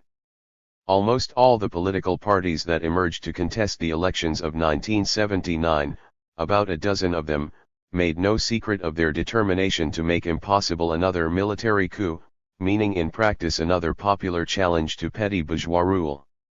The two major political parties were particularly vocal about this. They were the People's National Party, PNP, which claimed the mantle of Kwame Nkrumah's Convention People's Party, CPP, which had been overthrown by a CIA masterminded coup in 1966, and the Popular Front Party, PFP, which was an offshoot of the conservative, elitist Progress Party, PP, led by Dr. Bizia in Ghana's Second Republic, a party also overthrown by a military coup in 1972. The leadership of the PNP, made up of the right-wing petty bourgeois and bureaucratic faction of the CPP, swore on many occasions during the election campaigns to put an end to military coups in Ghana. The PFP leadership also claimed to have plans about how to disband Ghana's army and turn it into a productive institution. Given this mobilization of progressive and reactionary forces, the stage was set for a fierce class struggle that was to reopen with the handing over of power in September 1979. This struggle was to take place not only between the forces of progress and those of reaction, interclass struggles, but also among the various petty bourgeois contenders for political power, intraclass struggles. The principal contradiction, of course, was the one related to the interclass struggles. In its bid to come to grips with the deepening economic crisis that engulfed the country, the ruling class embarked on a number of anti-popular measures designed to protect capital, especially foreign capital. Government spending, mainly on social services, was drastically cut, trade was liberalized, under an Imports and Exports Act, 1980, which meant the removal of price controls and restrictions on private importation of goods, and the value of the national currency, the cedi, was weakened through exchange control manipulations, de facto devaluation. Frantic efforts were also made to provide foreign capital with an investment climate that would be as attractive as any on the continent of Africa. Towards this objective, the ruling class enacted the Investment Code, 198-1, Act 437, which among other things assured foreign capital that, notwithstanding the provisions of any other enactment, there shall be no restriction on, I, the remittance of capital to the country of origin of an investment approved under this code. 2. The transfer of profits to the country of origin of the investment. 3. The transfer of payment in respect of principal, interest and financial charges where a loan has been granted to an approved enterprise by a non-resident. 4. The transfer out of Ghana of fees and charges prescribed by regulation. Point 25. In addition, the code stated that no enterprise approved under this code shall be subject to expropriation by the government. As foreign capital was being enticed with these provisions, legitimate working class demands for improved working conditions and wage increases were continually ignored or treated scornfully. Meanwhile, the petty bourgeois-dominated parliament voted for its members' monthly salaries of 4,050, minimum wage for workers was 360 per month. On the political front, consistent and persistent efforts were made by the government and its intelligence agents to vilify, terrorize, harass, and destroy the progressive organizations and their leaders. Assassination attempts abounded. As to be expected, these reactionary measures were fiercely resisted by the working class and the emergent progressive forces through frequent strike actions, political demonstrations, and agitations. In June 1980, workers of the Ghana Industrial Holding Corporation, GIHC, organized an invasion of Parliament House, demanding reversal of reactionary and anti-labor laws and policies.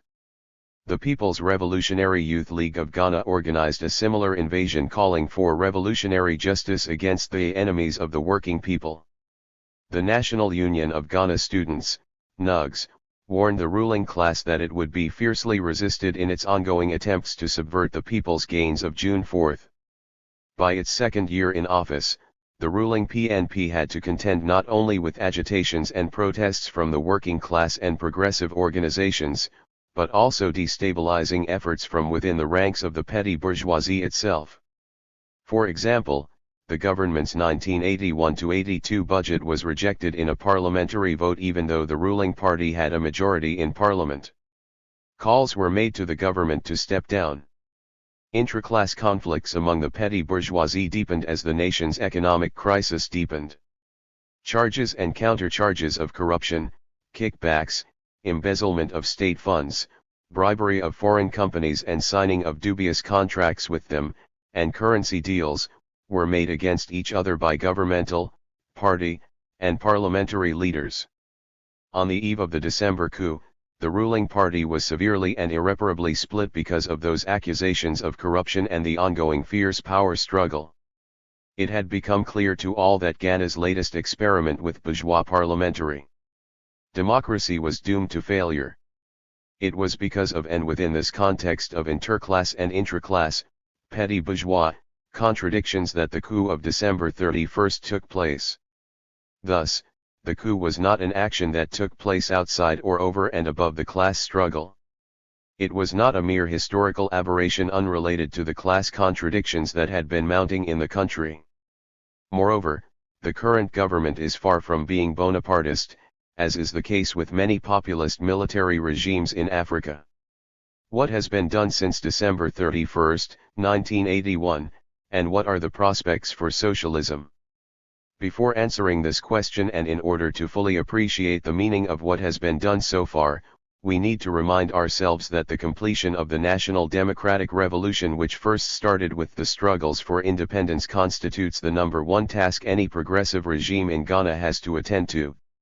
This has two aspects: 1, the negation of the neocolonial status quo, and 2, the extension of democracy to the working people.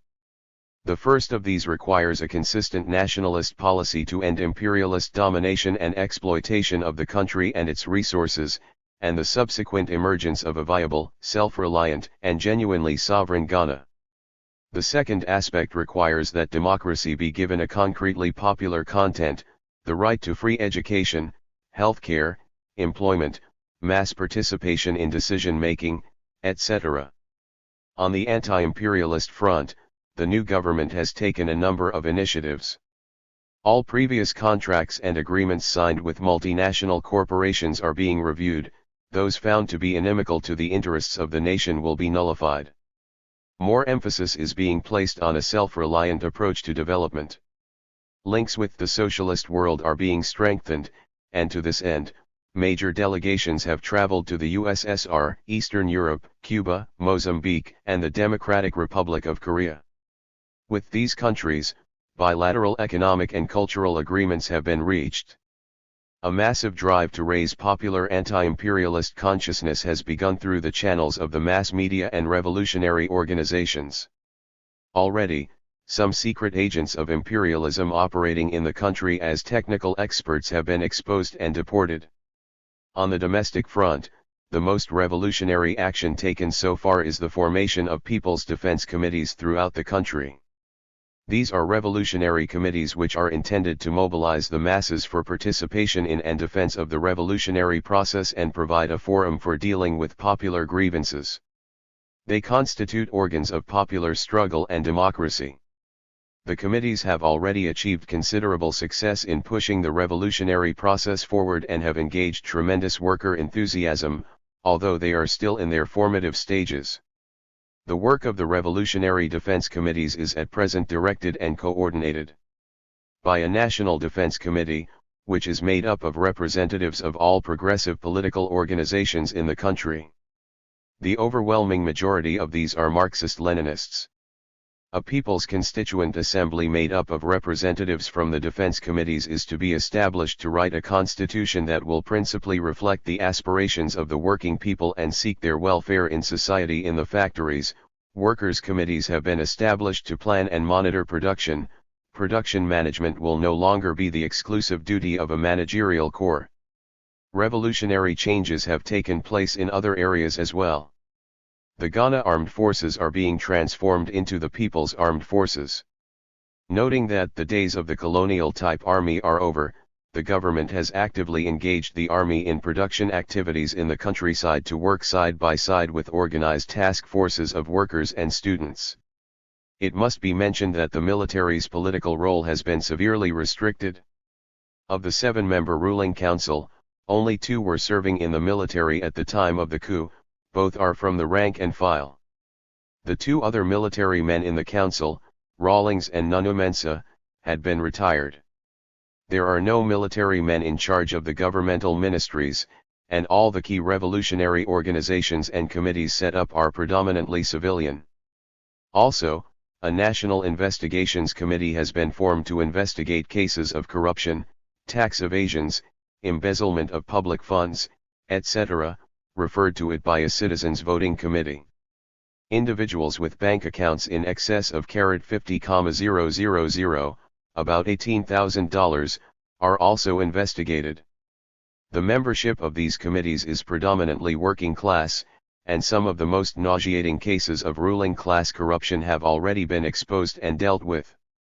People's tribunals have also been established to mete out revolutionary justice to those who are found to have committed crimes against the laboring people.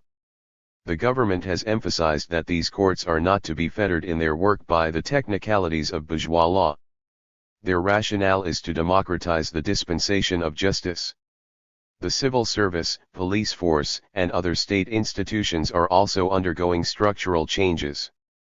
These are clearly very revolutionary measures for a neo-colony, and far more revolutionary than ordinarily expected from a military coup. Much more certainly remains to be done if a solid foundation is to be established for socialism. For example, nothing has been done yet on the land question. In the countryside, the defense committees have not been properly organized. Hence the rural peasantry and agricultural laborers remain largely unorganized, and without organization there cannot be any dynamic for change in the countryside. A single progressive working-class vanguard political organization is not yet in existence. There is a scarcity of the experienced and disciplined political cadres necessary for building and sustaining the revolutionary structures that must take the place of the neo-colonial ones currently being dismantled. The situation as a whole is still a very fluid one. But in this short period of time much that is of far-reaching revolutionary consequence has taken place. The working class is rapidly being galvanized into assuming political power. The establishment of revolutionary defense committees and workers' councils is a very revolutionary event that will lay the basis for proletarian rule. It should be emphasized that the revolutionary process has just begun. The overriding significance of the December coup and the measures taken so far must be seen in terms of how they have opened up radical options in Ghana's search for true democracy and national development. Proletarian democracy or socialism will evolve only through class struggle, not by the arbitrary directives and proclamations of the state. The December coup and the revolutionary policies of the government have placed the working class and their allies in an advantageous position against their class enemies. Never before in Ghana's history has the working class been as mobilized as it currently is. The prospects for socialism in the future look good for now, especially as the working class is remarkably being brought to a leading role in the national democratic revolution. But it has not been and it will not be easy. The forces pitched against the revolutionary process are not weak, and they will not willingly give up without a fight. Already, there have been threats of external invasion, and many sabotage actions meant to discredit the government's efforts have been attempted by agents of imperialism and the dislodged ruling class. Opportunist elements have wormed their way into the government. Assassination attempts have been made and the counter-revolutionaries have succeeded in murdering influential personalities. Accusations of tribalism are constantly made to divide the people. Other African neo-colonies, headed by Nigeria, have attempted economic sanctions. And the imperialist press has just now adopted a conspiracy of silence on events in the country, after initial attempts to discredit the revolutionary events, as if nothing is happening, or as if such silence will help deprive the revolutionary forces of any external solidarity. There will inevitably be even more desperate attempts by the forces of reaction to thwart the revolutionary march of the Ghanaian people. But these counter-revolutionary efforts, far from weakening the resolve of the people, will strengthen them in the long run. The more the revolutionary movement surges forward, the sharper and more bitter will be the class struggle, and the more frenzied will be the representatives of the old order in their reaction. This is not only inevitable, but even necessary to steel the people's fighting and revolutionary spirits. As Lenin wrote, revolution progresses by giving rise to a strong and united counter-revolution, i.e., it compels the enemy to resort to more and more extreme measures and in this way devises ever more powerful means of attack. 2. Photographs of South Africa. Children on a Bantustan, new recruits to mine labor, a home raised for white expansion, workers' housing, protests against apartheid, repression, a victim's funeral, renewed protests. Such are the subjects of these photos. Ernest Cole. Peter. Magubane. Ernest Cole. Photos. By Peter. Magubane. Margaret. Borkwhite. Perspectives. The integration of the national liberation movement in the field of international liberation. Immanuel Wallerstein. One of the great virtues of Amilcar Cabral was that he tried very hard to theorize praxis in order thereby to understand the real historical alternatives before us which might permit us to move in the directions we truly wish to move. Cabral led a struggle for national liberation of a colonized people, and his whole adult life was absorbed as a militant in that struggle. Yet I would contend that the problem that preoccupied him and puzzled him was not how to conduct that struggle, which seemed to him a rather clear and straightforward question, but what to do in the post-independence period. It is in this connection that he developed one of his most controversial ideas, the prospective or possible suicide of the petty bourgeoisie as a class. As he saw it, there was in African colonies only one stratum capable of taking control of the state apparatus when the colonial power is destroyed: the petty bourgeoisie. It followed that the moment national liberation comes and the petty bourgeoisie takes power, we enter, or rather return to history, and thus the internal contradictions break out again. Once these contradictions would break out again, he argued, this petty bourgeoisie would find itself before a historic choice, becoming more bourgeois, and thus negating the revolution, or strengthening its revolutionary consciousness. This means that in order to truly fulfill its role in the national liberation struggle, the revolutionary petty bourgeoisie must be capable of committing suicide as a class in order to be national and international liberation. 167 Reborn as revolutionary workers, completely identified with the deepest aspirations of the people to which they belong. Point 2. It is easy to criticize this concept as faulty and self-contradictory. If a stratum is a conscious class, it is highly unlikely to commit suicide, since its consciousness is defined by the pursuit of its class interests. This being the case, the formulation by Cabral is an unhappy one, and probably an unhelpful one. However, if we are to use theory as a weapon, as Cabral adjured us, we must not content ourselves with easy debaters' victories. For, behind Cabral's unhappy formulation, we can see that he was wrestling with the central problem of the world revolutionary movement in the 20th century. This central problem is not how to make the enemy retreat, a process we often call revolution, but how to keep the resilient enemy from regaining power in new guises, thereby aborting the very long process of the revolutionary transformation of the capitalist world economy into a socialist world order that is egalitarian and democratic. Cabral had a sure sense of the components of successful strategic action: patient preparation, bold assault, tactical maneuvers, sure-footed advance, and the struggle to consolidate position. If we are to honor him, we must try to emulate this mode of analysis and of action. In the 20th century, in a long series of countries, revolutionary anti-systemic movements have come to power, usually but not always under the aegis of a revolutionary party which had conducted a protracted struggle in a period prior to the actual coming to power.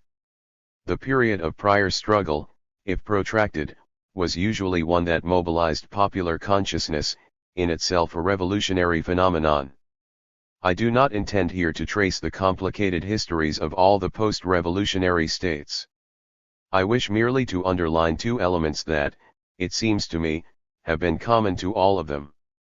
One is that each revolutionary party, once in state power, has discovered that control of the state machinery gave it a good deal of political power to be sure, but less than it had hoped or expected to achieve.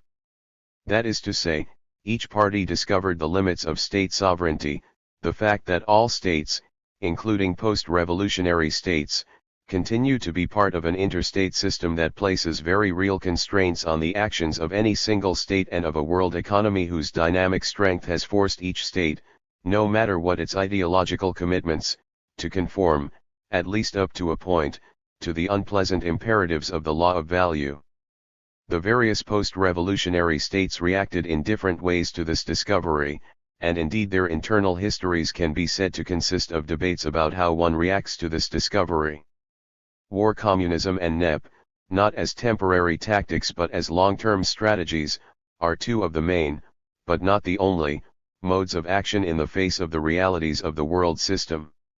The reactions to the discovery, and indeed the seesaw of the national policies of post-revolutionary states, thereupon produced the second common element of all the post-revolutionary states. The atmosphere of heightened collective revolutionary consciousness, of politicization, normally so important in all these states at the moment of revolutionary seizure of power, has tended to decline, to dissipate itself, even to disappear. If one reads the statements of the parties, of the governments, and of the leaders of the post-revolutionary states, one sees a constant effort to revivify ideology, to renew enthusiasm, to combat cynicism and fatigue, to maintain the sense of struggle. Disillusionment is widespread inside these countries, and outside them, about them. If one reflects on why each state seems to go through one or another variety of depoliticization of the working classes, one notices that the essential complaint is that the social transformations the working class had hoped for did come about, but not as completely as they had hoped. The old evils of unequal allocations, of corruption, of arbitrariness persist, to degrees that are not acceptable in post-revolutionary states. No doubt, as the parties constantly say when they acknowledge the complaint, this is because of the first common factor, the insertion of these states in a world system they do not control, and whose negative pressures they are feeling. But it is also a reality that the working classes are not readily persuaded that this is the whole explanation. They have become suspicious and have often retreated into depoliticization. It is this depoliticization of post-revolutionary states that has offered the most hope to the defenders of the world capitalist system, who have seen in it the crucial weapon with which to deflect the growing strength of world anti-systemic forces in the world class struggle. Furthermore, as we know, depoliticization is never apoliticism. Rather, it is a tactic of the politically weak, who are biding their time, until the conditions for political explosion arise once again. Is there something that the world's revolutionary movements can do to make it more likely that the explosion of angry workers will be directed primarily against the world capitalist system and not be deflected into negative feelings about post-revolutionary states and revolutionary movements? This is the question I think Amilcar Cabral would address today, were he here. Let us do it for him, in his stead, and in his honor. I think the clue lies in the title of my talk, which was formulated by the organizers of this symposium, The Integration of the Liberation Movement in the Field of International Liberation. The capitalist system is a world system. If we are to understand it, we must start with that fact. If class struggle is to be efficacious, it has to be a world-class struggle. It cannot be defined as a series of national struggles, linked by a vague sense of international solidarity. This does not mean that the national liberation struggle is not a meaningful focus of our efforts. It is, but the national liberation struggle is meaningful precisely because it is a form, a modality of world-class struggle. Let me suggest a number of controversial propositions about this world-class struggle, which I offer not as a finished analysis but as a basis of discussion among us. 1. We are presently in the transition from the still existing capitalist world economy to the socialist world order which does not yet exist.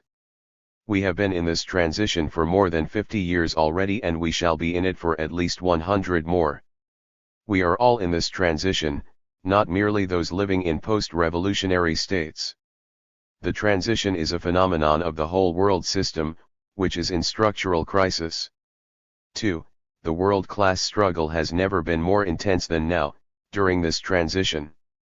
We are all involved in this world-class struggle, which is going on in every geographical corner of the world.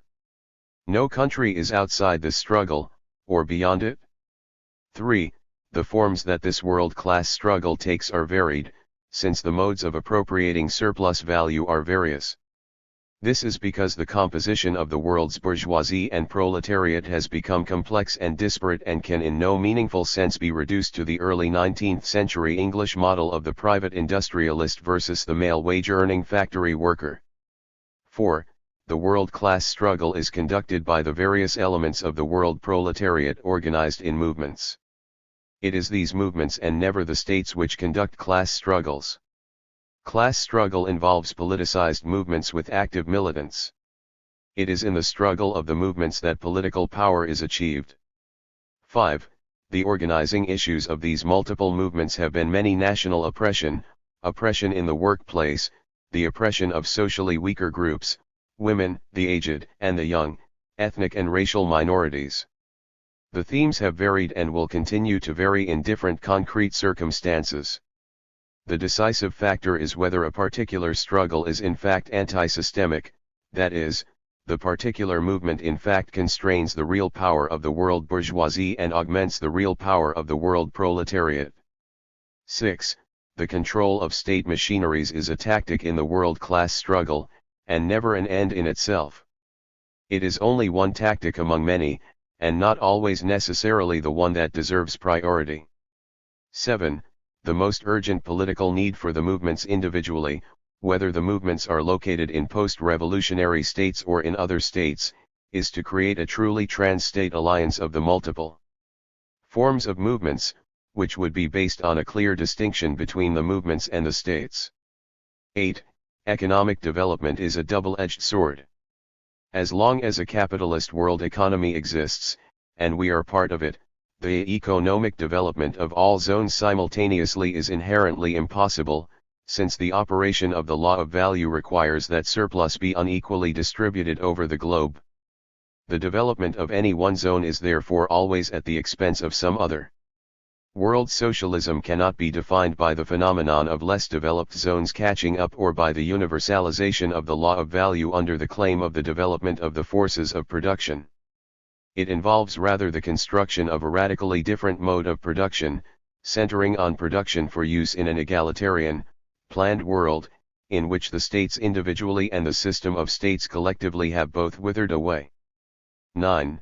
The measure of the construction of a world socialist order is the steady increase during this transition in the real effective power of the working classes to direct their own lives at the workplace, in their homes, and in their communities. Self-direction is not direction by the representatives of the working classes but by the working classes in their own right.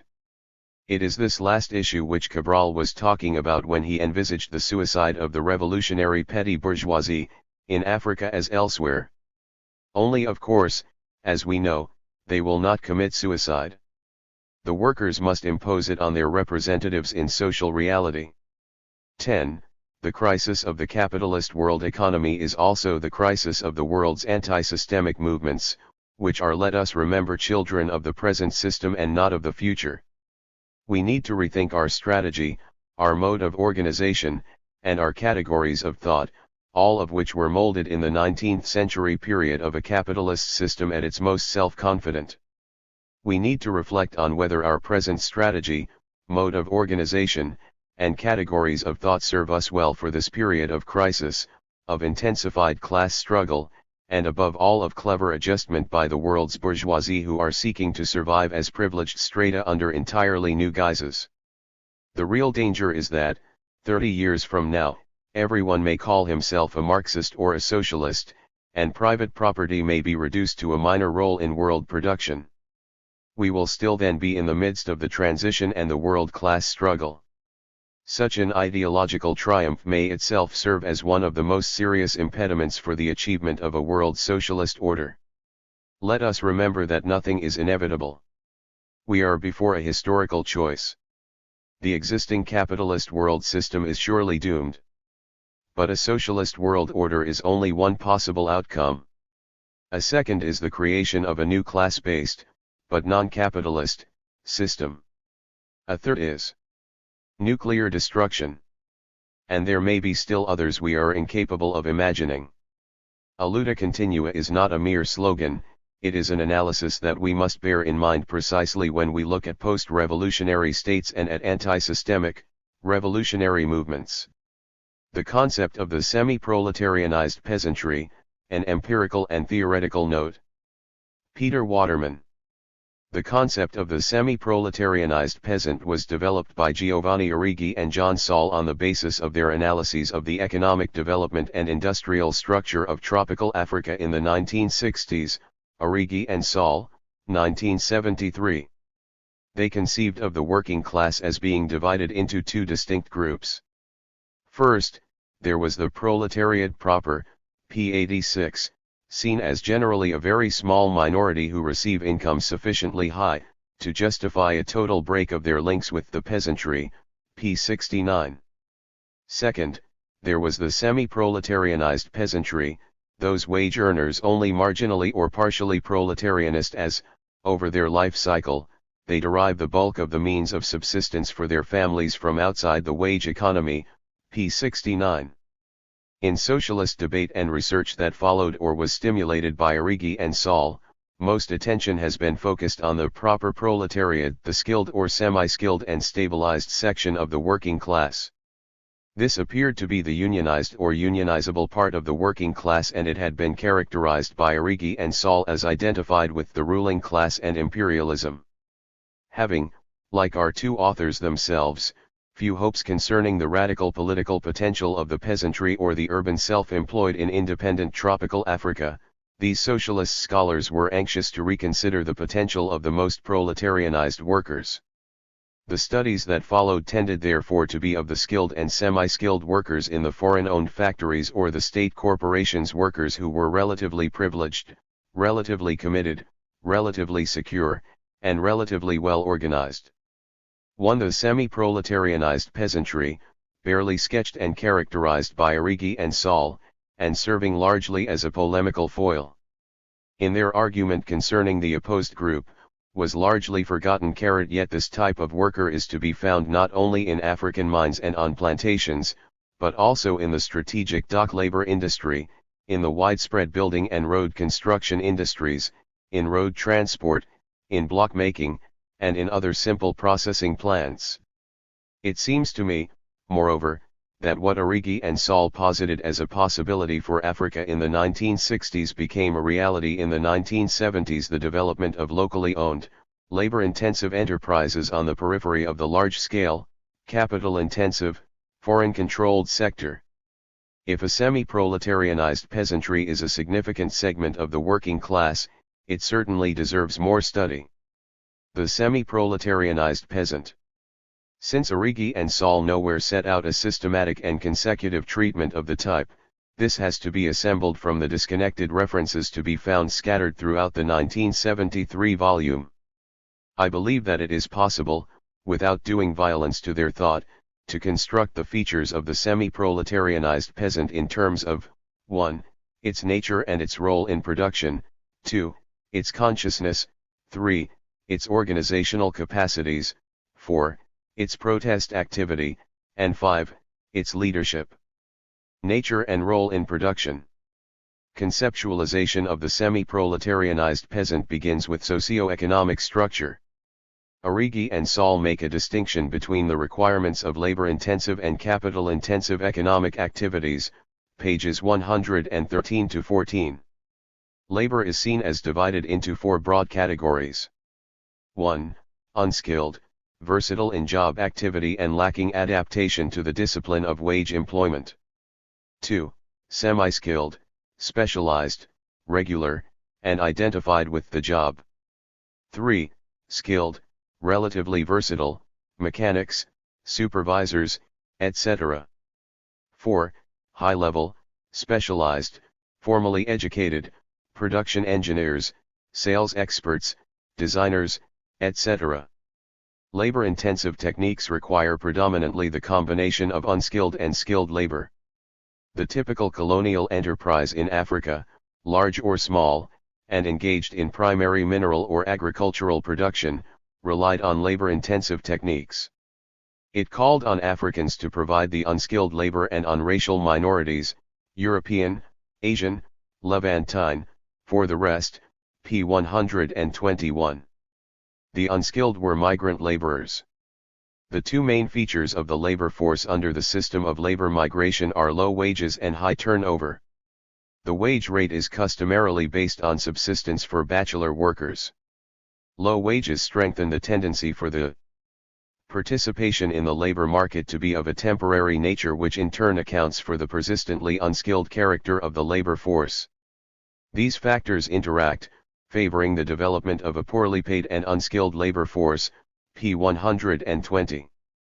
The typical post-colonial enterprise in Africa, however, is in the production of import substituting goods for the consumption sector, food, textiles, soap, or for the intermediate sector, cement, non-metallic minerals, fertilizers, chemicals, p. 111. It has a capital-intensive bias, p. 112, and requires predominantly a combination of semi-skilled and high-level manpower.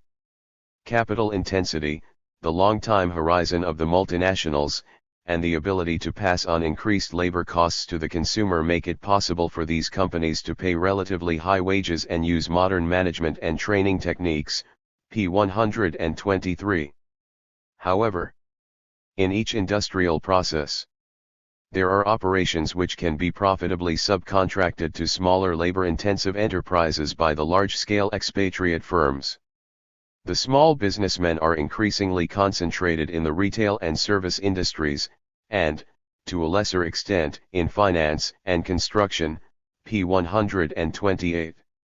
The split between the requirements of capital-intensive and labor-intensive industries tends to create a dual wage structure, de jure or de facto, p. 127, in which the semi-proletarianized peasantry becomes a non-competing group vis-a-vis the semi-skilled proletariat, p. 125, the former earning only 1/5 to 1/3 of the latter. Given the inability of the unskilled laborers to become fully proletarianized on such wages, Origi and Saul feel justified in considering wage workers in the lower stratum as part of the peasantry, which participates in the wage economy through labor migration. p. 69.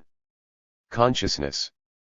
While nothing is said explicitly about the consciousness of the semi-proletarianized, there are implications for this subcategory also in the treatment of general peasant consciousness. Given the general rights and access to land in tropical Africa, the lack of population pressure, and the family-centered nature of the rural economy, peasant consciousness of the gap between themselves and the rich tends to be truncated and may merely lead to apathy and parochialism, p. 89.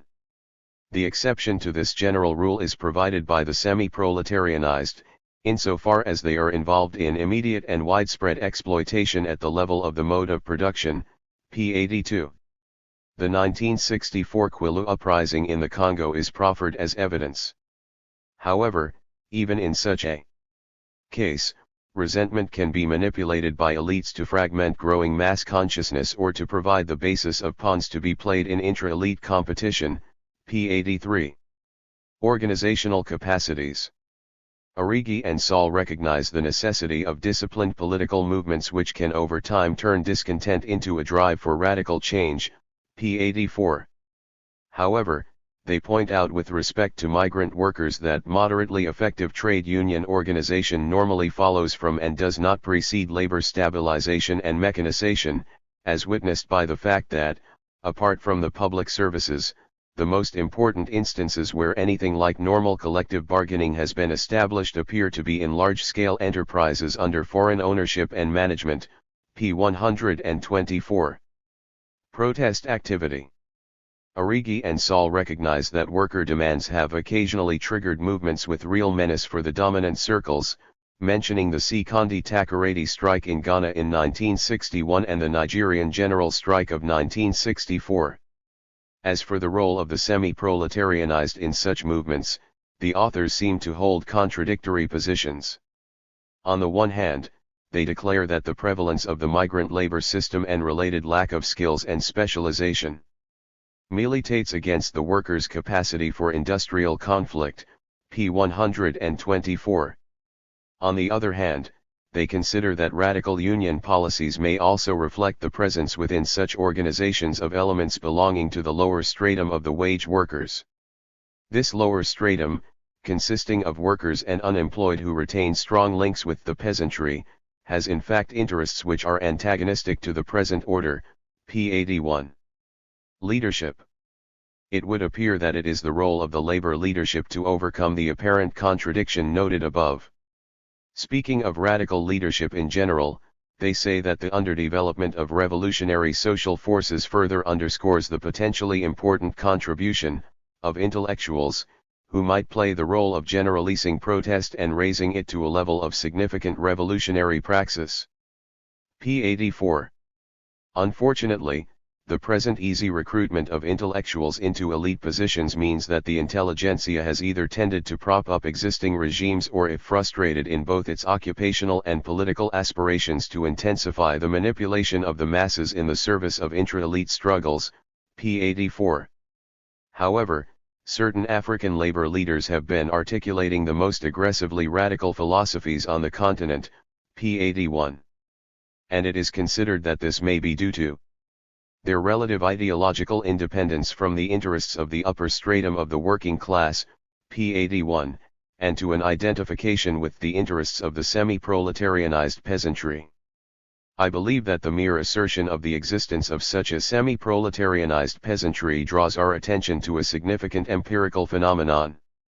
Moreover, the Origi-Saul analysis, dealing as it does, if unsystematically, with socio-economic position, consciousness, organizational capacity, leadership, and protest activity, provides us with a useful framework for empirical investigation. If, following such empirical investigation, it is possible to reflect back on the concept, criticize it, and surpass it, so much the better. The role of provocation was certainly played by Origi and Saul's labor aristocracy concept. And it was both this and their semi-proletarianized peasantry that provoked my recently completed studies, Waterman, 1982a, b, on the relations between Lagos port workers, labor aristocrats, and dock workers, semi-proletarianized peasants, and their joint relationship to Nigerian capital and state. Although my study was originally conceived as an empirical refutation and theoretical reformulation of the Origi-Saul problematic, I eventually found such a polemical and largely negative form too restricted, and I decided to simply abandon the old problematic in favor of a direct and positive statement of the case and the necessary approach. The reason why I felt this necessary may become apparent from the following critique. Here I will not state my findings, but will simply refer to them to throw doubt on the Origi-Saul concept. I will then consider the theoretical shortcomings of the concept itself. The necessity for a reconceptualization. A comparison of analyses. In considering the economic or industrial base for the existence of a semi-proletarianized peasantry, Origi and Saul mention, in fact, two very different kinds of industry. The first is the typical colonial enterprise engaged in primary mineral and agricultural production. This may, indeed, have the skill mix described, and be dependent for its surplus on the employment of unskilled peasants at a wage below reproduction costs. Small-scale local subcontracting, however, does not necessarily have the same skill mix, nor can we assume that it is dependent on migrant labor. The Lagos dock labor industry has, in fact, a different skill mix. And while its labor is largely unskilled and migrant, that of a locally owned textile mill or assembly plant may be neither. By dichotomizing the industrial structure, Origi and Saul are unable to take account of the range of different industrial types and scales in contemporary Africa, and the possible overlaps in wage ranges and wage policies. The above-mentioned dichotomy implies the necessity for categorizing the whole wage labor force outside the foreign companies and state corporations as semi-proletarianized. Origi and Saul are including within the category the colonial migrant in semi-bonded mine or agricultural labor and the post-colonial migrant in free urban wage labor. The Lagos dock laborers clearly belong to this second category. The necessity for breaking up the one monolithic category will become clear below. Origi and Saul are required to imply a single level of consciousness to their semi-proletarians, a greater rebelliousness than proper peasants, but one liable to elite manipulation or to a decline into particularism. The dock workers in Lagos show a different combination of characteristics. They may share the attitudes of Origi and Saul's peasants, but in the wage labor situation, they rapidly develop a distinct wage labor consciousness that possibly permits them to overcome or better resist manipulation and particularism. In dealing with the organizational capacity of their semi-proletarians, Origi and Saul rightly draw attention to the necessity of labor stabilization for effective unionization.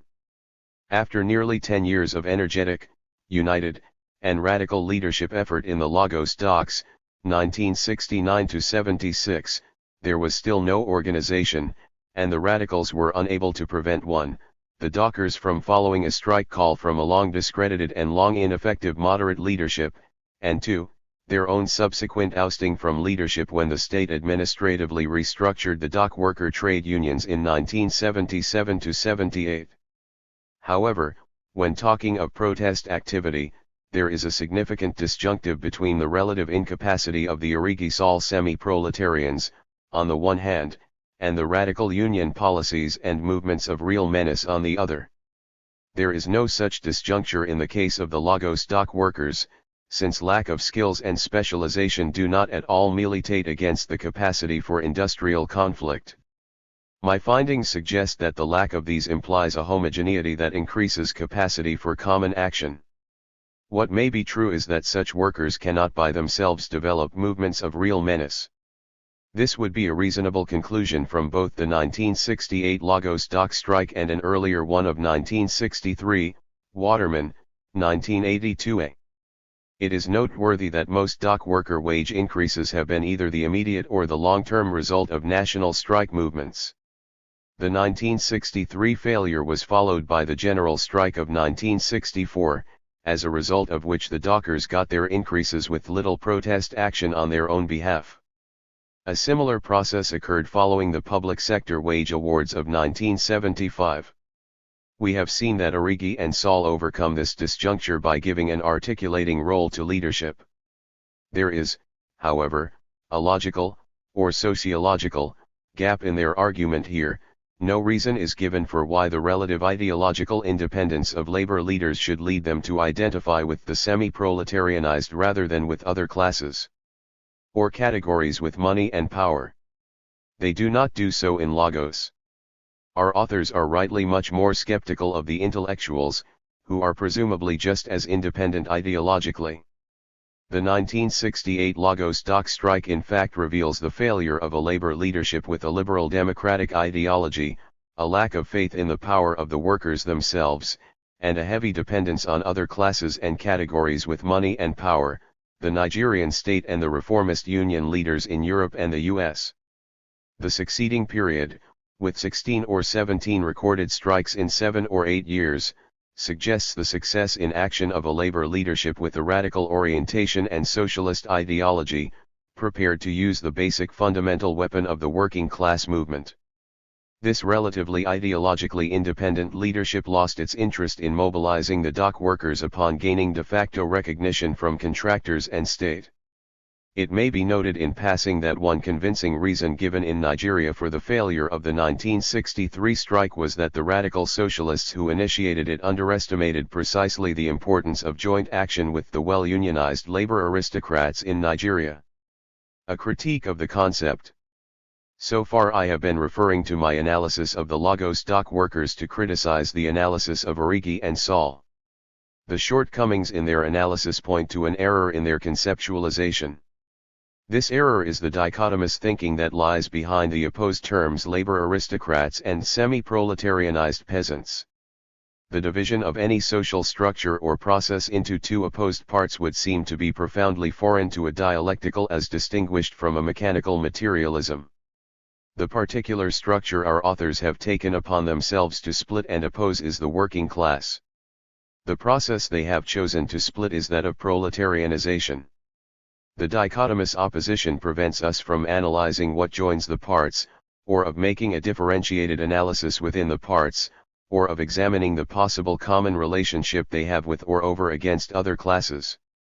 I have argued elsewhere, Waterman, 1976, that while the term labor aristocracy was used by the great Marxist scholars, it has ambiguous and shifting referents, has no clear relationship to the body of Marxist class theory, cannot give rise to viable predictions, and therefore provides no guide to revolutionary political action. It is a category used by Marxists, but it is not a Marxist concept. Point 4. The same appears to be true for the term semi-proletarianized peasantry. It has ambiguous and shifting referents, colonial-type migrants to urbanized casual workers. It has no clear relationship to Marxist theory. It is a logical category produced by negation, not a sociological one drawn from analysis. It gives rise to no predictions as distinguished from a merely asserted opposition to the interests of the labor aristocracy.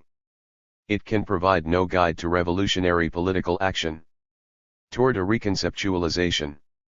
This criticism of Arrighi and Saul has been based on alternative evidence and theoretical negation. In no sense can it claim to have theoretically surpassed them. The theorizing of my findings in Marxist terms has, as I have suggested, been carried out elsewhere. Waterman, 1982b. Encouragement in such an exercise was provided by Archie Mofch, who discussed class structure, interests, and alliances within the context of a paper with the appropriate title, Neocolonialism, State Capitalism, or Revolution. Mofch, 1977, 421-23. He first warns against dichotomizing. In our quest for taxonomic categories, we often dichotomize and impute differences in quality even in highly mediated situations. In most of Africa, the difference in quality between the average industrial worker and the migrant workers is not half as stark as conventional theory obliges us to believe. The main reason is that half the time we are dealing with identical agents. Even in those cases where workers can be described unambiguously as rural or urban, it is well to remember that, ontologically, contrasts are not necessarily contradictions. I would suggest that the rural and industrial producers be treated as a continuum which is constantly reinforced by the intermittence of a high proportion of their number. I would also insist that when we refer to them as allies, it should be out of recognition of this objective fact and not out of ideological expediency. He continues. On the other hand, family continuity theories should not be interpreted as a denial of the existence of contraries. As in any movement, members of a class are at different stages of becoming. There are advanced workers and there are less advanced workers. The fully industrialist workers represent the former, but, without the less advanced rural workers, they are like a head without a body. In terms of strategy and perspective, the mandatory replacement of peasant ideologies with proletarian ideologies should be matched by a complete realization of the revolutionary potential of the so-called peasants. Mofch warns against relapsing into the easy language of metaphors when faced by the problem of a divided working class. He insists on the necessity of facing the differences frontally if they are to be overcome. He stresses the contribution of the masses of migrant labor as a potential counterweight to the tendency among the more industrialized workers to seek and be satisfied with immediate gains. This strikes me as an admirable injunction to those seeking to analyze the working class in the Third World as well as to activists attempting to mobilize it.